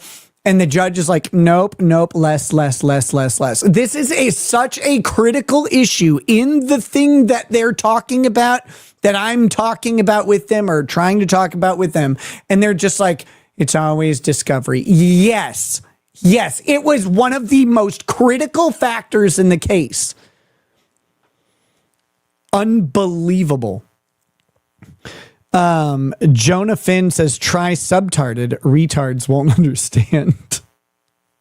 Oh my God. Yeah, here we go. Whiny. Why are these fucks all whiny fucks? I wasn't whining. This is a weird thing. He's whining right now. Like, no self-awareness, obviously, but either way, I wasn't whining. I was explaining the problem. The problem is, if you don't have access to discovery, if you don't have access to the information, you can't determine what happened. If you say, well, there's a video of a baseball game, and I say, what was like, and then they say, what was the score? You say, well, can I watch the video? No. Okay, well, is there like a report about it? Can I read about it? No. Well, I don't know how to find out the score then. Well, what was it? Well, I don't know. Like, I want to know now. To that structure, you don't have any way to do it. No, you don't have any way to do it. Information. You don't have any way to do it. You don't have any way to do it. You just accused me of whining. Guy, oh my God, dude, you called in for this? Why the fuck would you even why would you do this? Why wouldn't you just let this shit go, bro? Let what shit go? See, this is another problem where someone doesn't understand how anything happened. All I did was request permission to speak on this Spaces, request access to join the panel. That's it. That's the entire thing. The entirety of my affirmative engagement was to just, hey, can I join? And they said yes. After that, they started insulting me and then asking me questions. I responded to the insults, answered the questions. It's like, why would he do this? Why would he talk about this? This is what they chose. I didn't choose any of it. It's amazing. It's amazing.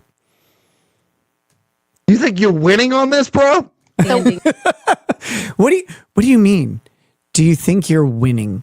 Do you think there's a win condition for a Twitter Spaces with 100 people in it? What do you think this is? There's no judge. There's no one who awards a victory. You do something for whatever purpose you have. It might be just to laugh. And so in that case, yeah, absolutely. I laughed a lot. But also I've created content for multiple shows now, including yours. You're welcome, loser. Why would he do this? Why would he do this? We live in the business of making things happen so that we can talk about them. Why would he do this?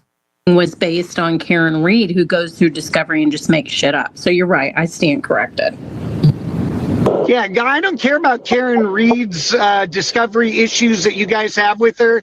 That's entirely separate from my scenario. If you want to talk about my scenario, that's what we're talking about. If you want to talk about Karen Reed, yes, we can talk about Karen Reed. No scenarios.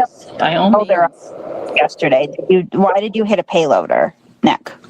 Like, what were you- So immediately, like, you've picked one topic, then another topic. I say, okay, which one do you want to talk about? Like, just pick one. They're not like, there's similar themes, like I mentioned the Discovery, but they're not related. Like, my situation has nothing to do with Karen Reed and the status of her case or her innocence. So which one do you want to talk about? It's like, let's pick a different thing.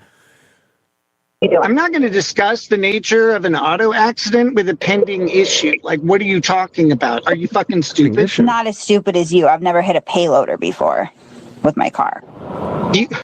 Everybody else is stupid for asking about this guy's issues. Dude, you got in an accident yesterday. She's asking about it. Right. And why would I talk about that? That was the question. Are you stupid? Why would I talk about that publicly? Why would I do that? I have to talk to lawyers and insurance companies. I'm not going to talk to these weirdos about it.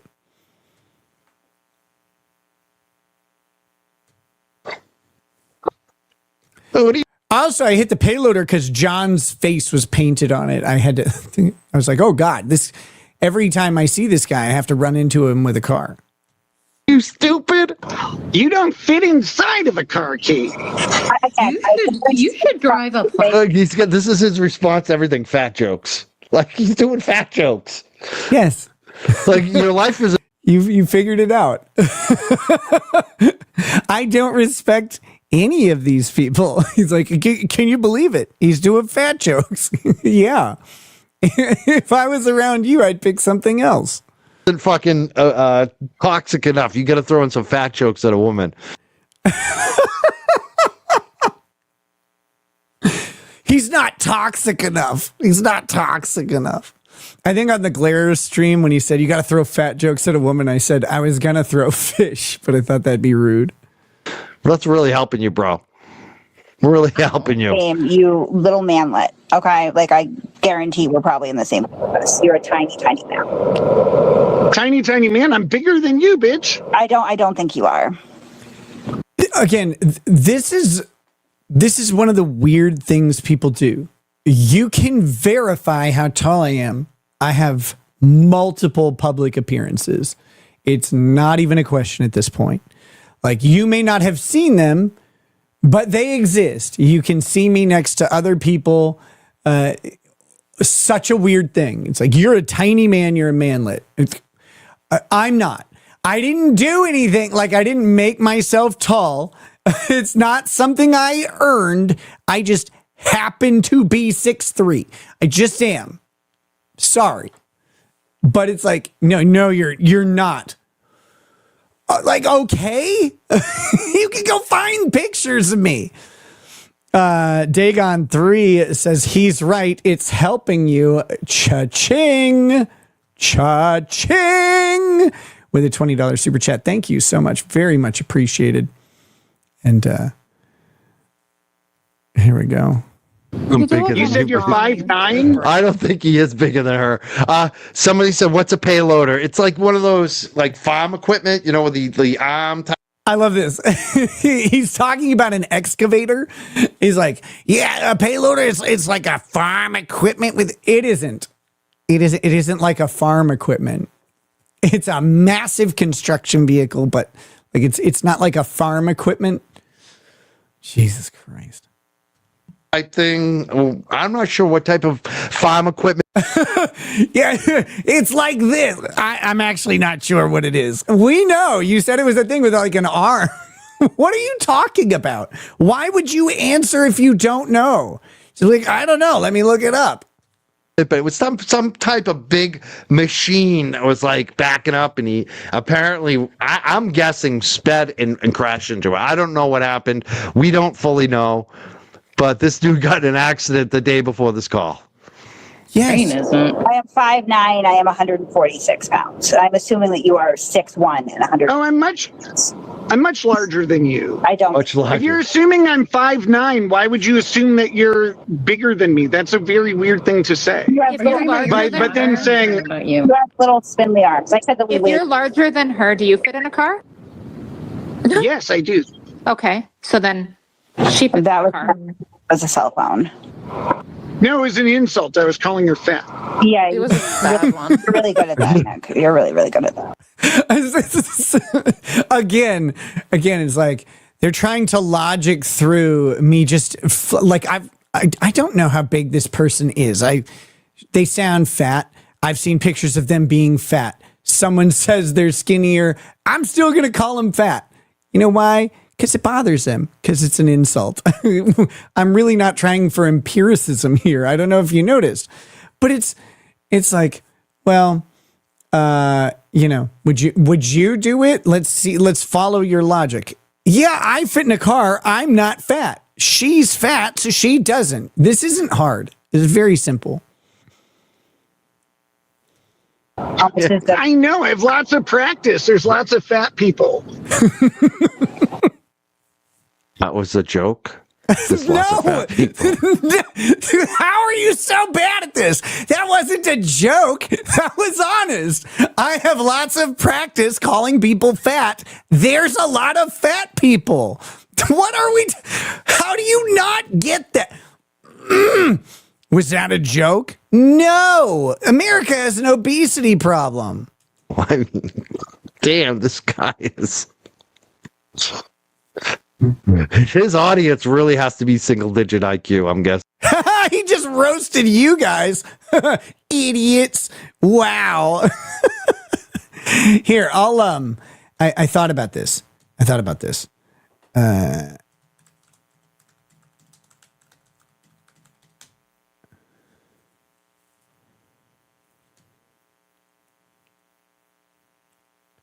So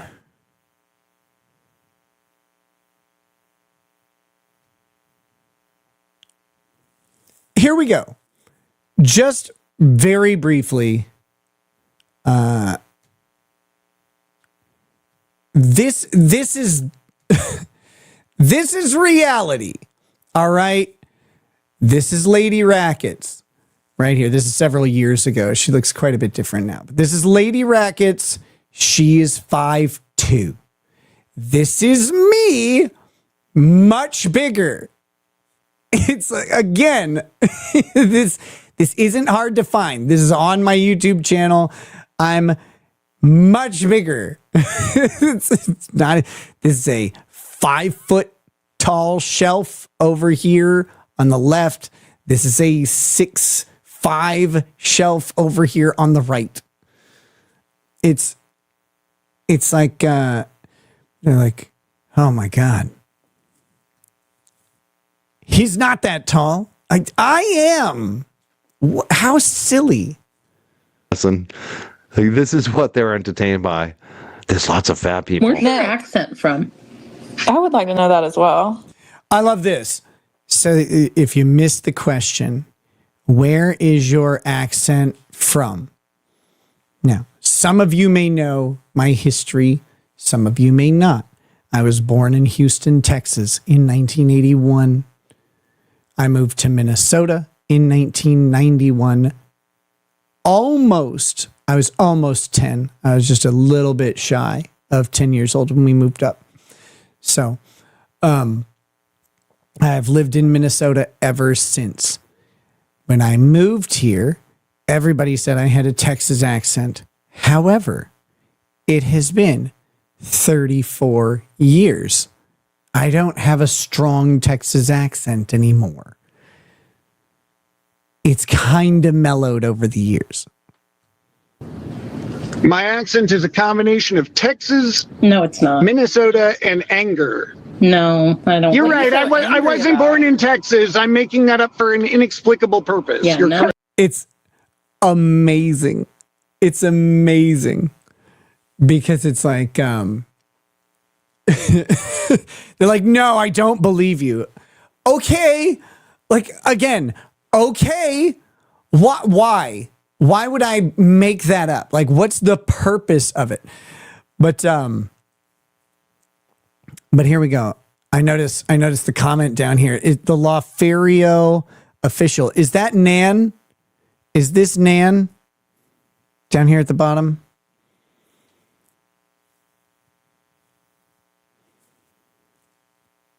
That's Nan. Yeah. Okay. But again, an inexplicable accusation that I lied about my origin story. Excuse me. An origin story that's been consistent the entire time of my YouTube career. All of it. Only all of it, though. All right. That is true. Clearly. Were you intoxicated when you hit Twitter, or You're right. I wasn't born in Texas. I didn't move to Minnesota. None of those things are true. I'm making them up now. That's a good idea for this Twitter Spaces. You have a Pee Wee Herman vibe, so maybe I was wrong. Yeah, I don't care where you're from, Nick. Perfect. I don't care where you're from. Why did you disagree with me? What is going on? Where is, what's the consistency of purpose? Mind you, this is their spaces. They're the ones who are supposed to dictate this conversation. They can choose any subject. They can go anywhere. And this is what they have chosen to do.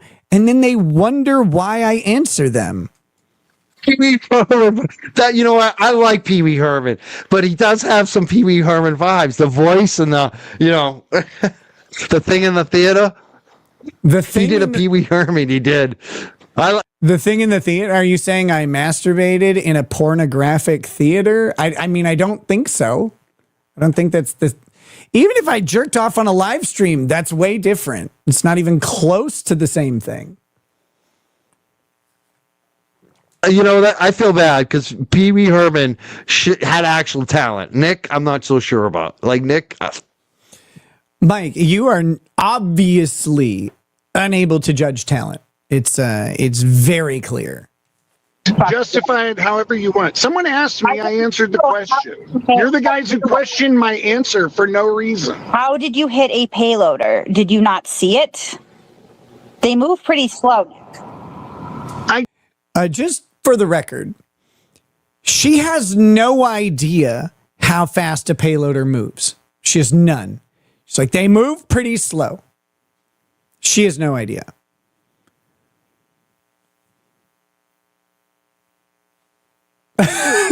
She has no idea, no concept. She has no idea. It's just one of those things that she is saying. It's important to learn how people do this type of thing, because what's going on in this Twitter Spaces is these people think that they are doing something like good, they're winning, that they're pulling something over on me. They've got epic questions and the great jokes or whatever.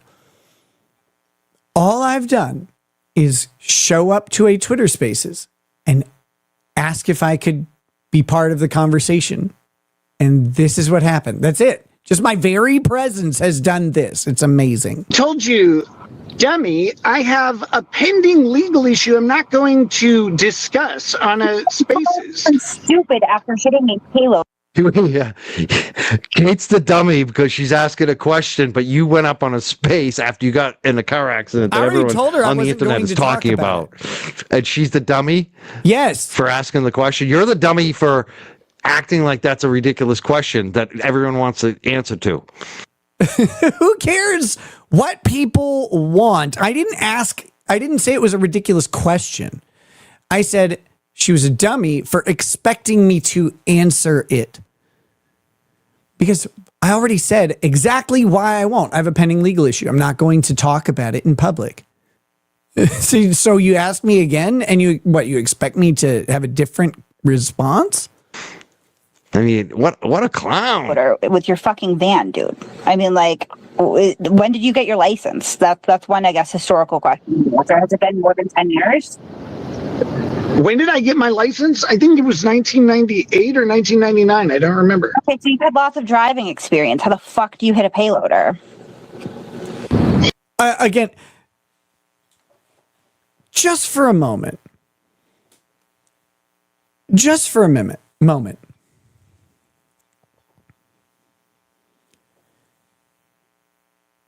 Let's take this to its logical conclusion. You have lots of driving experience. How the fuck do you hit a payloader? So everyone who's hit a payloader, everyone who has collided with a payloader, according to these people, is either dumb, intoxicated, bad driver, inexperienced, something. What a nonsensical approach to this question. But it's the necessary approach based on the parameters they've set. Like, again,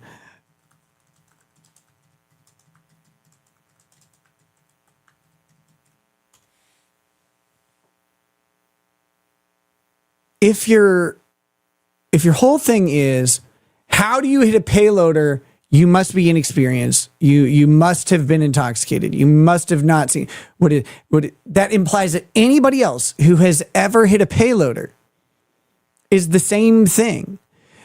Or you've exposed the fact that you are not discussing the scenario, but you are biased against the subject of the discussion. But, whatever. It's a good question, isn't it? Do you have eyes?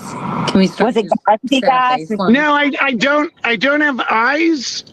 I don't have those. Where do you get those? Is there a store I can feel my way yes, to? I think you can make your way to the nearest convenience store, and I think you can get some. Is it right next to the wittiness store? Because I'm guessing you shop there frequently. Yeah, you need to go shop there, Nick, because I'm not getting it. I'm sorry. The fact that he retorted that joke, no, you need to shop there. Okay. What are you doing? What is going on? What is going on with these people? Like, this is the thing that consistently blows my mind. Nothing about what they're saying makes any sense. It has no punch to it at all, because it's literally just like they're trying to force negativity on every single thing, and they're getting frustrated by the fact that they're being returned negativity, that's being given back to them. They can't fathom why someone would do that. Why would someone act this way? I mean, how dare they? Watch the link above where she challenged Turtle Boy to a fight and claimed to bring men to court with her. I'm not going to do that tonight, KDK. We're almost done with this segment on Mike Crawford, and then I'm going to go to bed. But we have a members only show to do, and maybe we'll do it there. Wittiness. I'm just getting a lot of lameness. Oh, that was a nice match. He's like five. That was nice. That's the one. Russell J. Finch says 4 too many still has me rolling. Me too. Sometimes you say something, or like I say something, and it's like just an automatic response. It just happened.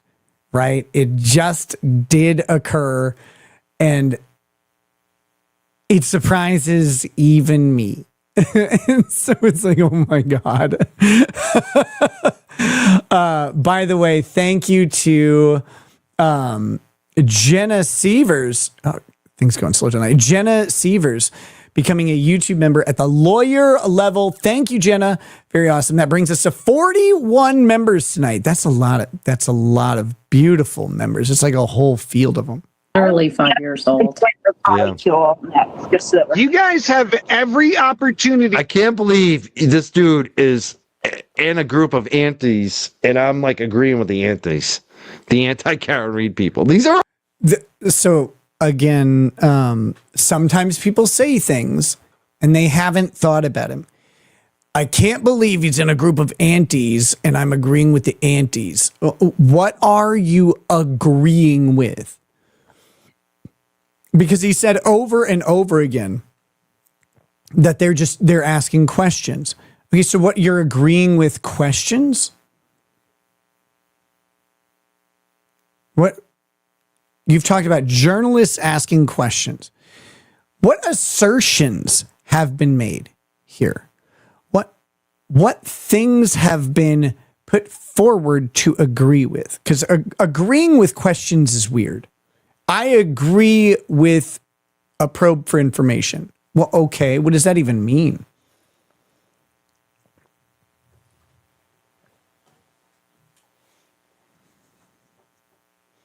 Divining Rod says she surrendered her kids.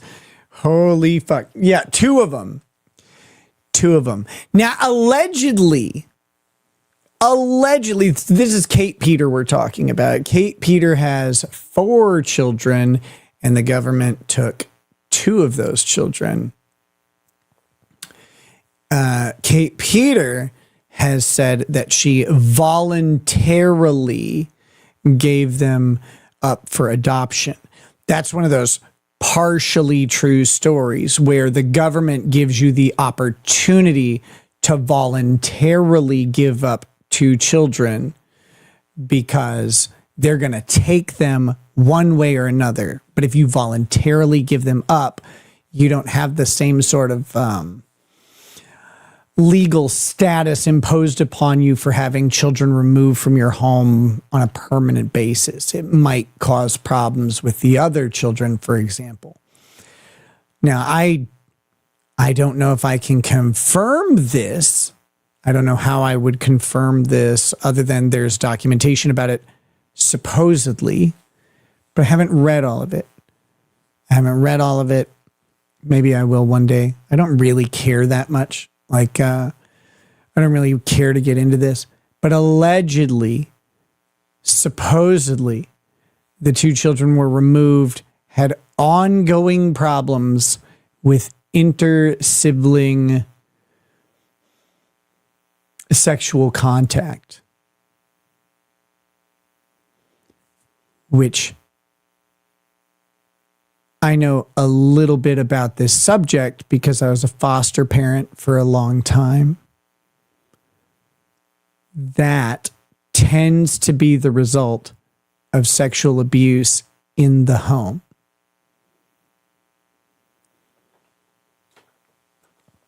So, tends to be the result of sexual abuse in the home. Perhaps, say, from a parent. Now, I don't know. There's a lot of documentation out there, and I have not read all of it. But that's allegedly part of the story. If I'm incorrect on that, it's because someone has told me that that is the case. And they provided some documentation. I haven't read every document. Willing to have my mind changed on it. But at this point, I don't put much faith or stock in their assessment of me because people are kind of gross. Speaking of not gross people and not gross things, but very Chadley, awesome things. We have Sandy, Callie, RN, gifting 5 memberships, bringing us to 46 for the stream. We're almost at 50. That's crazy. You guys are amazing. Jonah Finn says, my very first accident was with a payloader. It moved to the right as it was actually turning left. I thought it was pulling over for me to pass it. The operator admitted he screwed up. And again, when everything's kind of set, and I'll happily talk about what happened in my situation. I have no problem doing that once I get, approval to do so from my counsel. No idea what to say. Just wanted to see what this voice sounded like. New member, I love your Trump voice. Well, it is a very good Trump voice. We've been working on it for a while. Iran tries to stop us from time to time, but we won't let them. We won't let them. We have the Strait of Hormuz, not the Gay of Hormuz, even though it is June. Wonderful June. We have beautiful Junes here in Washington. All right, here we go. Okay, anti-Karen Reed people he's arguing with. And I'm like fucking supporting them on this. That's how fucking shit of a job. I like how he says, I'm arguing with them. What are we arguing about? Again, just using words. Just using words is there. But what is the argument? No one's made an argument. No one's even brought up a subject. They've asked some questions. I've given them some answers. But there's no argument. Job he did. He's embarrassing. If you're free Karen Reed, you should be embarrassed by this guy. To do something that you don't normally get, which is to talk to someone who is nationally recognized.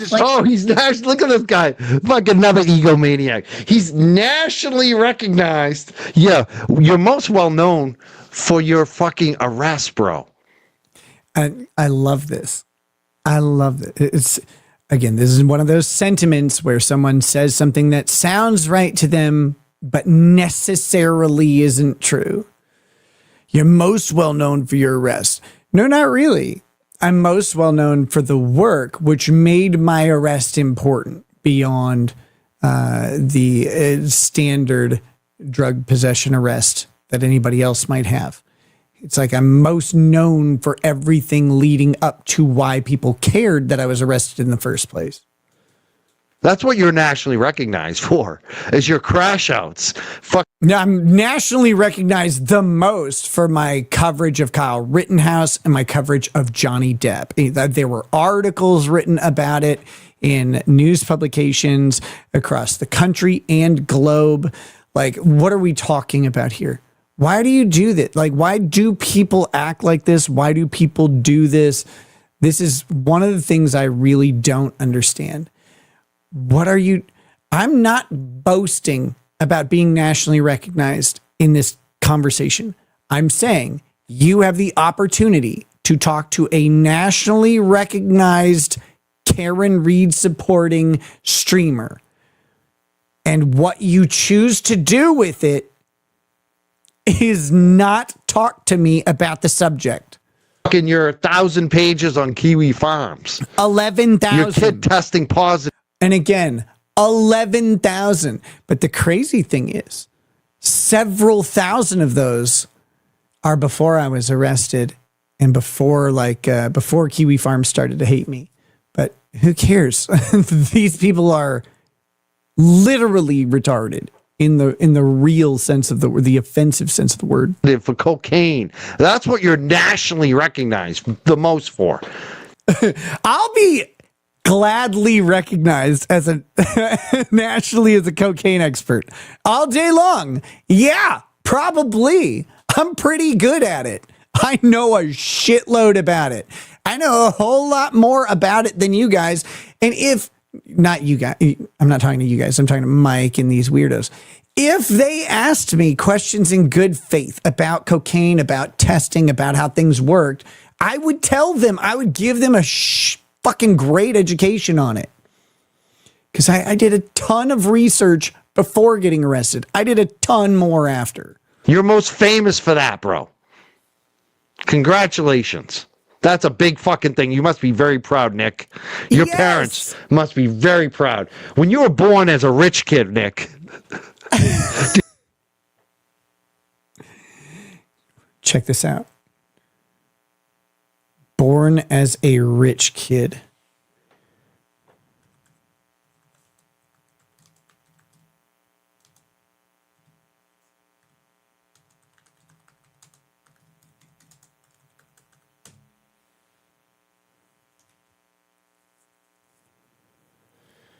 Let's see.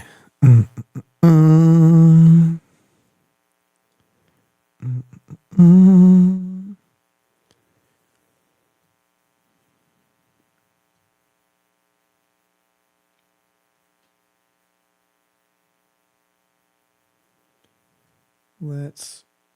What? No, not that.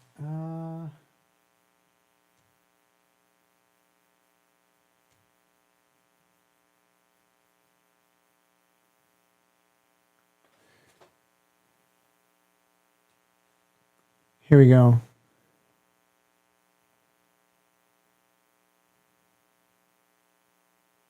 Here's my house. Here's the house I grew up in Texas. I wish trying to see. Can we do a street view? Is there a street? There's got to be a street view, right? I don't know. I don't use fucking Bing Maps. Go away.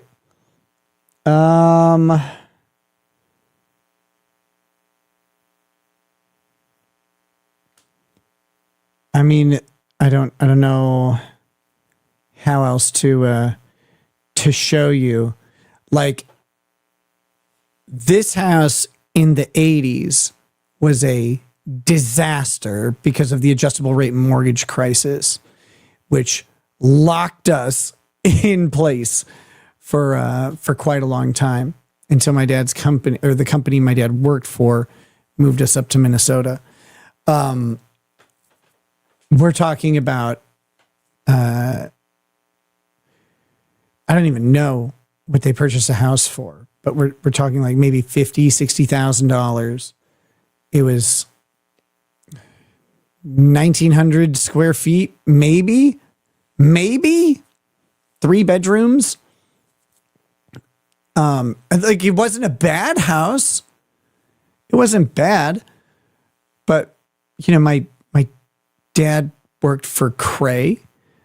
My mom also worked for a mortgage company. Both parents worked.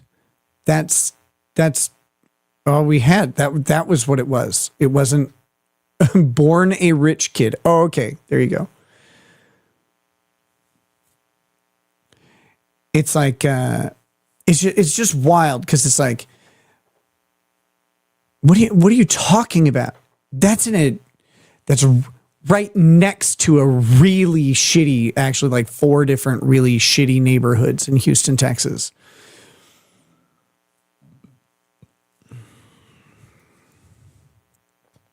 Did you ever think that would be your big accomplishment? Talking about this case. You have the opportunity to do it, and you're squandering it on nonsense. Nick, This is when they started muting me. I think you're only nationally recognized for 1 or 2 things that I'm aware of. One of which is 8-year-old cocaine. Yeah, well, yeah, one's the cocaine on your kid, and then the second would be, the classic wanking it on the live stream. How embarrassed were you when Those 2 things aren't even what it would be. Like, that's the crazy thing. Like, if you want to like do the insult method, it'd be just getting arrested for cocaine in the house. Maybe the 8-year-old thing, like maybe, but I actually don't think so. I think there might be a different thing that I was recognized for at the time, which, depending on your perspective, is either good or bad, but it doesn't really matter. But again, how do you get all of this wrong? you realized the camera was still on? I probably would have died. Like, And one on is camera not would have for being- died. Oh, they asked how ashamed I was of jerking off on camera, which, again, I didn't do, but they're like, I probably would have died. Well, if you were jerking off on camera, actually, Kate, we all would have died. Horrifying. Barred, right? You're not disbarred, right? You just forgot to like do what you had to do to keep your license. Is that right? Forget. He doesn't know how to use the mute button. Well, I did have to mute everyone because like Notice what just happened there. They're asking me questions, but they've got me muted, and then they're blaming me for not being able to unmute myself. Oh, okay. Good job, women. Like you wouldn't shut up, so. I wish I was jerking off on that stream. We know. I wish I was. We know what a jerk You off don't. face looks like. Do you understand how many substances I was on in that stream? Do you have any concept? Do you think? This is the funniest part. You're right. This is the funniest part. Now, this is interesting to me. I didn't notice this before. He says, this is the funniest part. He's already listened to this.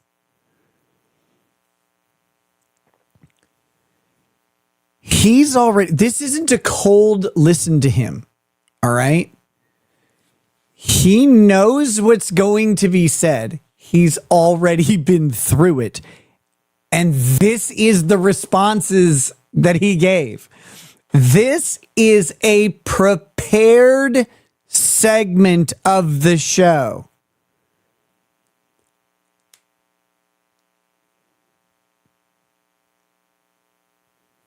This is what he did when he got it ready. It's not a cold watch. So Lucas Benjamin said, Benjamin or whatever says, like, how many women flick bean on camera in 2026? Lamau, who cares? See, no one cares. Nobody cares. We've got dots in here. See, nobody cares. He knows what's happening. He knows the results. He knows what I'm going to say. And this is this is what he's come back with. That is more embarrassing than jerking off on camera by a fucking country mile. This might be truthful. It sure looked like he was whacking off. I don't know. Maybe he's telling some truth here because this is the best part for you, Nick, right here. This is the best. Okay, good. Does it look like I'm jerking off now? What are we doing? Way better. How many substances were you on? Yeah, I want to know. I want to know which ones. Complicated. Do you think that was the level of... I want to know which ones. You already know. You already listened. You just said, this is the best part. You already know the answer. Polysubstance use I was on at that point, that jerking off would have done a single thing? Like, do you think that? No, I don't. No one said it did anything. I think that you have a very sad, flaccid, just husk of what used to be your genitals between your legs. I do not. I know you think about my genitals with frequency. No. Many such cases, Kate. It's okay. Don't worry. I'm used to it. What's funny is there's also evidence of this question and answer. And they still get it wrong. Like, it's all of this is part of the same story. That's the wild thing. It's not like there's bits and pieces of this scattered around. Like, of course it could be that way, but it's all part of the same story. It's like, I bet you have, oh, okay, sure. You think about them with frequency. I get it. Like, that's fine. It happens to a lot of people. Again, This is another one. The fuck. 2 relationships in the past 2 weeks have broken up because I exist. I am states away from these relationships, and 2 of them have broken up just because I'm breathing. Okay, why? I don't know. Fucking weird egomaniac, bro. It's not my fault. I don't want, I don't want anything to do with any of this, but it just keeps happening. It just keeps happening. You're not a very attractive man in his 40s at this point, bro. Okay, Mike. You're nailing it, buddy. You have it fucking down.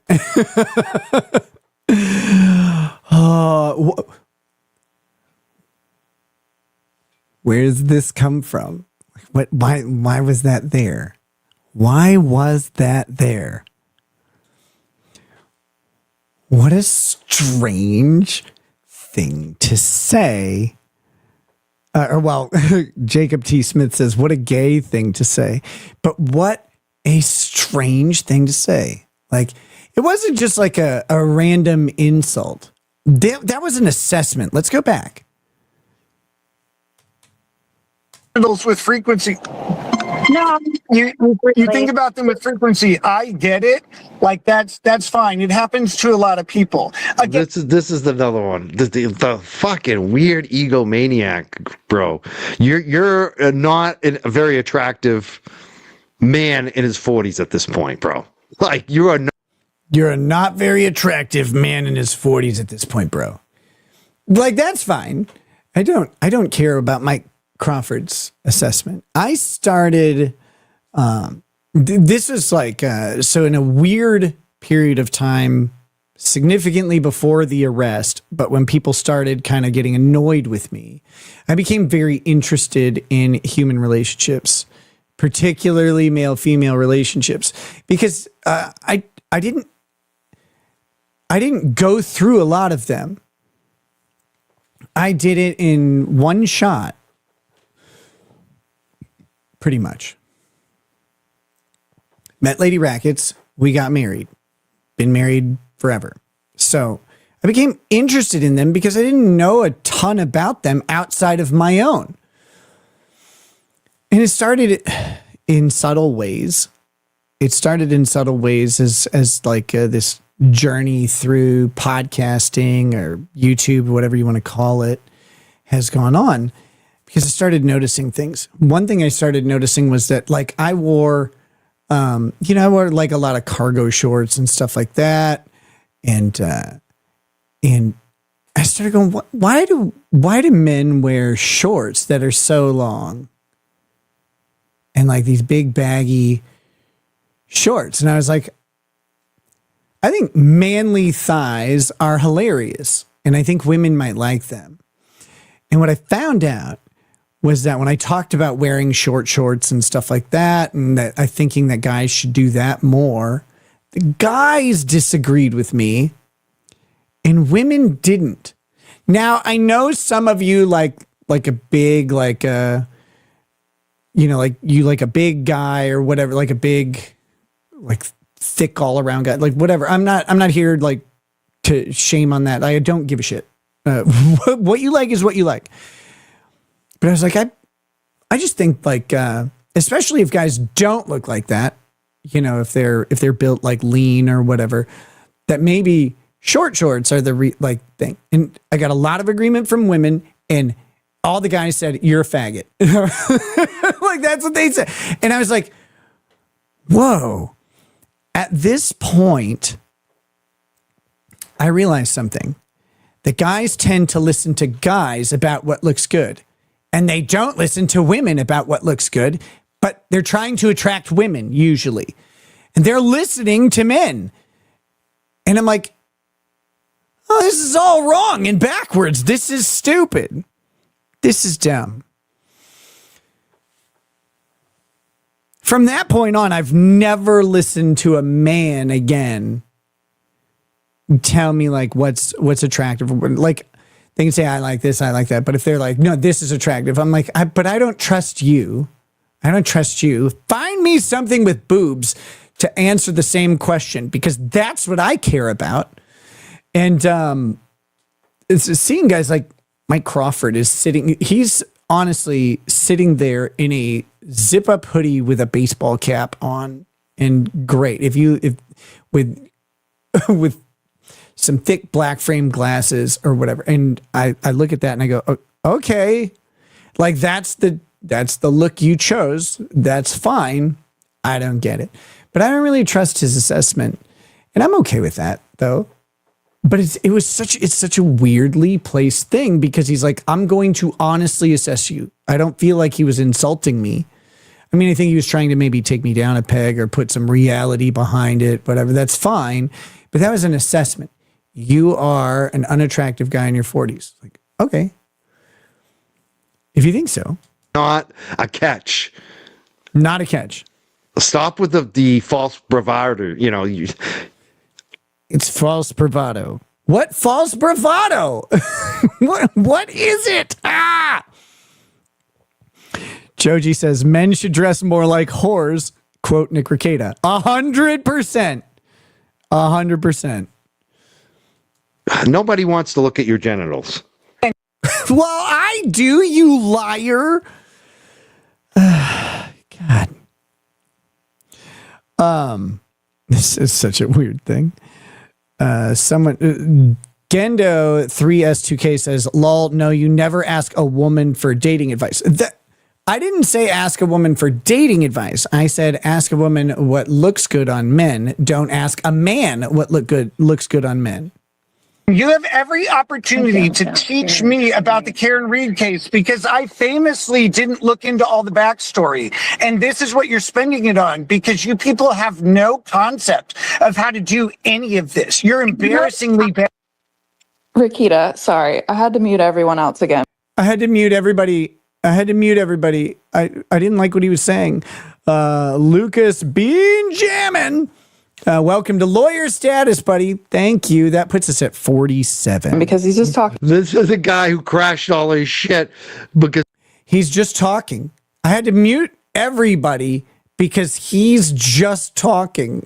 It's a Twitter Spaces. What are you supposed to do? I don't get it. Can anybody tell me? I did that wrong. I don't know. So there we go. Lucas Bean Jammin'. Thanks, brother. Welcome to membership. I hope you enjoy it. His life was a mess. This is a guy who used to have 10, 15. Do you have pants on right now? Yes, I have pants on right now. No one brought that up. Why is Mike thinking about looking at Ragged's genitals? Wasn't that weird? That was weird. He's like, no one wants to look at your genitals, bro. We weren't talking about that, Mike. That wasn't the topic of discussion at all. What are we doing? I don't recall like asserting that people want to look at my. I mean, some people do, like my doctor.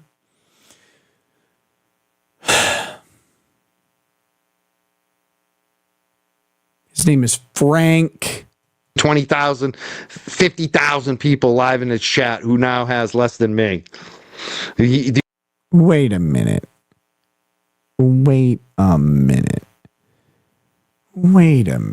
Hold on. I have a question.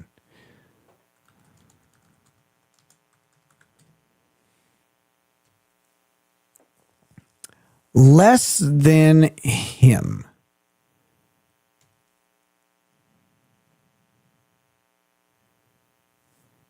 Okay, wait a minute.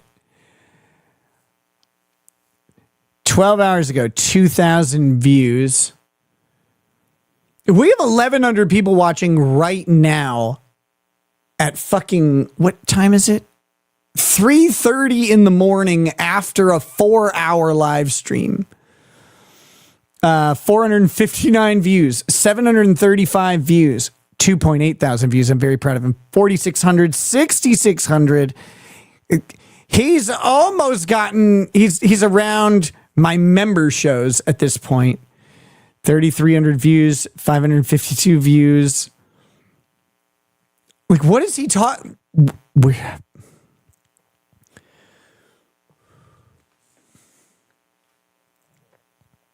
People do this stuff. It's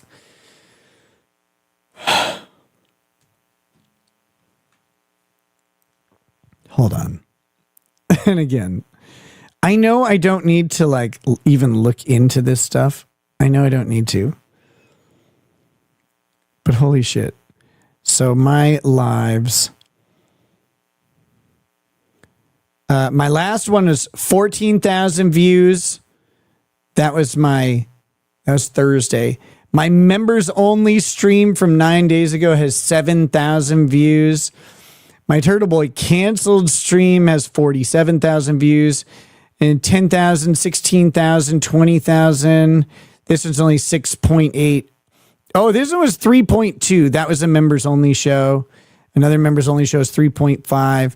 Then 9,000, 9,000. Another member show is 6,000. 9,000, 13. Like, what are we doing here? I'm not even trying to, like, I'm not bragging about these numbers. It's just so weird for someone to be like, yeah, he gets less than me. What do we talk? What do you mean? Where are you getting this information? I have more likes on my live streams than you have views. The only way he's got anybody now is he has to join the turtle cult to get their audience. Way too much. Rikita, you came on here and you say, why is no one asking me any questions? And now you want us to teach you about the Karen Reed case? If you want to know about the Karen Reed case, ask a question. I would like to teach you. No, I'm telling you that you have the opportunity now to talk to someone who is listened to by thousands of people, who is opposed to you. You're not. Go ahead and tell me whatever you want. And you're squandering it on my person. You're not listened to by thousands of people. I am. It's so weird. This isn't a boast. This isn't like anything other than this is just reality. Like I am listened to by less people than I used to be. I know. I'm working on it. But I am still listened to by thousands of people on these subjects. And you could tell me anything. You just go on Twitter and see that my tweets about Karen Reed get viewed by thousands of people. This isn't a boast or a flex. It's really not. It's you have the chance to do it. And they're like, you're saying we're asking questions. Yeah, this is what you're choosing to do with your spaces. Why? Personal drama, which isn't interesting. It's so valuable, folks. Do not squander the valuable opportunity to talk to Nikki Rackets. When else are they going to do it, Mike? When else are they going to get the opportunity to change my mind? It's like, you know what? My top Stringer Bell. Hey, thank you. I appreciate it. Guest. I've been thinking about it. It's Obama, Eddie Vedder, Nikki Rackets. Like, come on. Probably. That's the silly thing, Mike. Probably. You're a true crime podcast. Having me on as a guest is actually like a good thing to do, you dummy. He's like right up there with Obama and Eddie Vedder, folks. Like why would you have Obama and Eddie Vedder on a true crime podcast? I mean, well, Obama did some crimes, but like in a different way. But like, I mean, I know you want to talk to them, I guess. I don't know why like you want to talk to Obama that much. He doesn't actually seem that interesting to me, but I guess he is to you. But like, what do you mean? Have Nikki Rackets on your show. You better take it very seriously. You got to act like it's Obama on your show. Why would? That's not what I said at all. And again, you guys know this. I over-explain some of this stuff just because it baffles me. It blows my mind. It's like, I didn't say anything about it being like Obama. That's a completely different interview. Why would you treat me like Obama? Way different people, way different theme, way different subject matter, way different everything. You would not want to treat me like Obama at all. You'd want to treat him much better than me. Years ago, nobody gives a shit. Nick, It is pretty interesting. But spaces lap your pathetic attempts at continuing your streaming career. Okay, so like, don't get it twisted. Laugh your pathetic attempts. This is where it always goes. Your pathetic attempt to to continue your streaming career. Okay, let's see. Pathetic attempts at continuing my streaming career blow your best success out of the water by an embarrassing I don't amount. think that's true. It's a dumb Nick, if we're so inconsequential, why are you here? Right. Why are you What's here? going on, boo? Why? Yeah, like that's a good point. Again, who puts a qualification on who they talk to of, well, your streaming is like your streaming numbers are this. I never have. Have never done this. I have never said, oh, I won't stream with someone because their numbers are X, ever. Right there.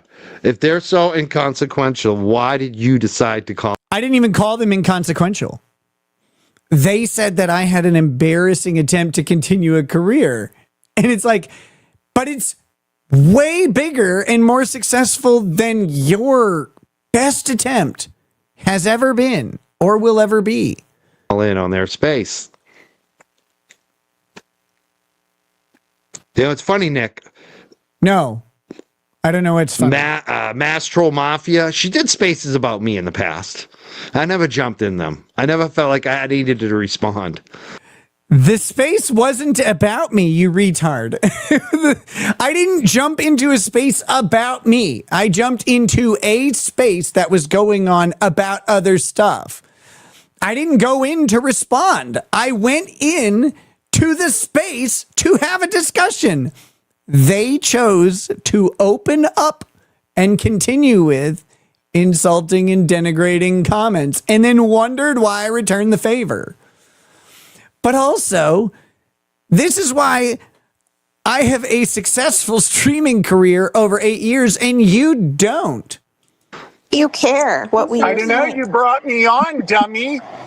I requested to come on. I let you come on because I thought you might want to actually have a conversation, but you're just yelling a lot and clamoring. talking about I'm all the trying to drugs have you a do on conversation stream. with you, and you It's a keep lot. going to my personal drama. You're I like tried to knocking at focus the you guys door. onto the Karen Reed issue, and you won't do it. The reason is you guys are embarrassing, holding on to some semblance of credibility after. Okay, sorry. He Muted again. Don't like those words. y'all, I can't do it. It's just too much. He is a lot. Y'all. If we want to talk Karen Reed, I mean, we can talk about his Oh, no. misunderstanding of how the witnesses are public figures. I mean, we all agree that that's just a bad take. So if We all agree that that's just a bad take. Are any of you lawyers? Do any of you know anything at all about defamation law? Two of them are cops. Undeniably public figures. What are we talking about? The other two are also public figures. They released a press statement condemning the verdict and talking about how justice isn't being served and should be. And they did an ABC interview in which they did the same thing. And both of those are putting their finger on the scale, trying to influence the outcome of a public controversy. That's limited purpose public figure by definition. Now, couple that with the fact that they are engaged in a lawsuit and were witnesses in a criminal prosecution that is being viewed by millions of people across the country every single day for now years after these things are done. And you're trying to tell me that they're not limited purpose public figures? What earth do you live on where you think a judge is going to look at them and go, and an honest judge is going to look at them and go, you know what? Yeah, actually, these are private people. What, under what standard? Under what standard would that be true? How would you argue that they're not? They have made public statements. They have had other people make public statements for them. They have hired people. They've hired publicists. They're trying to push documentaries into the world. What are we talking about here? Oh, but we all agree it's a bad take. Well, you're all stupid. you want to comment on that, you can talk about why you think that, you know, with like actual facts and stuff, or you can just like go away. Okay? It's too much and he's a lot are things I've been told by women before. Go ahead. Okay, so you just complained that we weren't talking about facts of the case, and now you're talking about your own personal business again. So if you want to talk about the case, talk about the case, I wasn't. or I you just can made go a away. joke.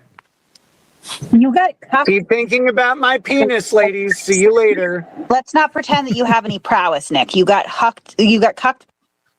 They're thinking about his penis that he admitted he can't get up because he's on too many various substances. Like on one stream, you dummy! Oh my god! Let's not you don't have any prowess. What are you talking about? What a weird thing for you to say. Oh my god.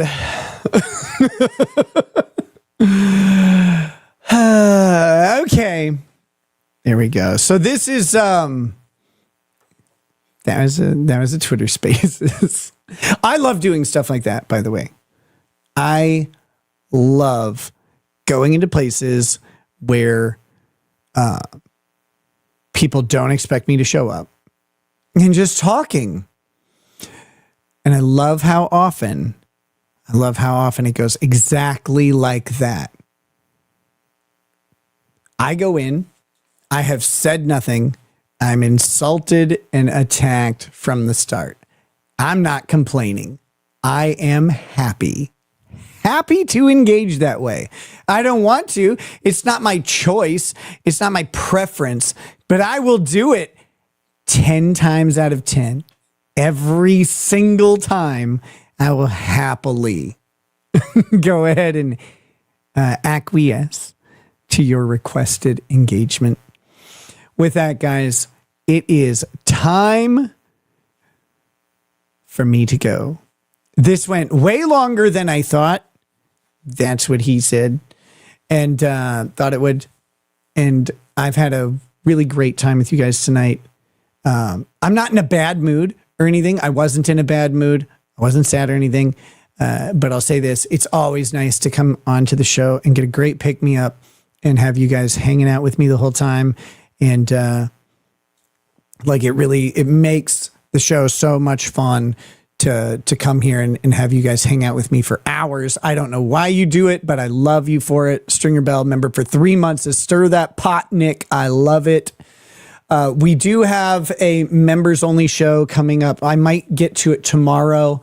Like I said, we got to review the psychological assessment of Nick Rekieta and his alleged oppositional defiant disorder, written by an autistic idiot named Luther Morgan, or not written, but performed by, produced by, I don't know the right term.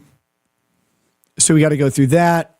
We've got Turtle Boy versus Kate Peters. We've got Mike Cryford and Uncivil Law on a panel. These are all things to look into. I got to check on Uncivil Law and see if he's released any funny content at all lately. I mean, he has been so catastrophically boring. So it's been hard to, grab any members only stuff from him. He hasn't been cooking. He hasn't been weightlifting. He hasn't been doing really anything personal. So it's been absolutely atrocious. Deke Ed, member for 10 months, says, thanks, Nick. Hey, thank you very much for joining. But we've got a bunch of stuff. Laura Owens, we've got Jeremy Hales, some stuff going on in those cases that I got to catch up on. And Brixton minifigs, of course. So I will see you guys very soon. I'm gonna do the short out tonight. I'm not gonna do the full outro. I'm just tired and I want to go to bed. And I don't want to sit and wait for it. I don't mean to be rude. It's just time. So love you guys. I hope you have a wonderful night, and I hope to see you tomorrow. And we'll see you soon. Have a good night, guys. Peace. So pour out an odd bag of foul, more of that broad. Spirits flow as the ones who get unemployed. So pour out a glass for the tea, post on Twitter. Let's be here, lost painting tonight. From the white shores of Nan to the hills of Glenlivet. There's no one who explains the world better than Nick. So pour out a glass for the ones who have passed to make the law what we are.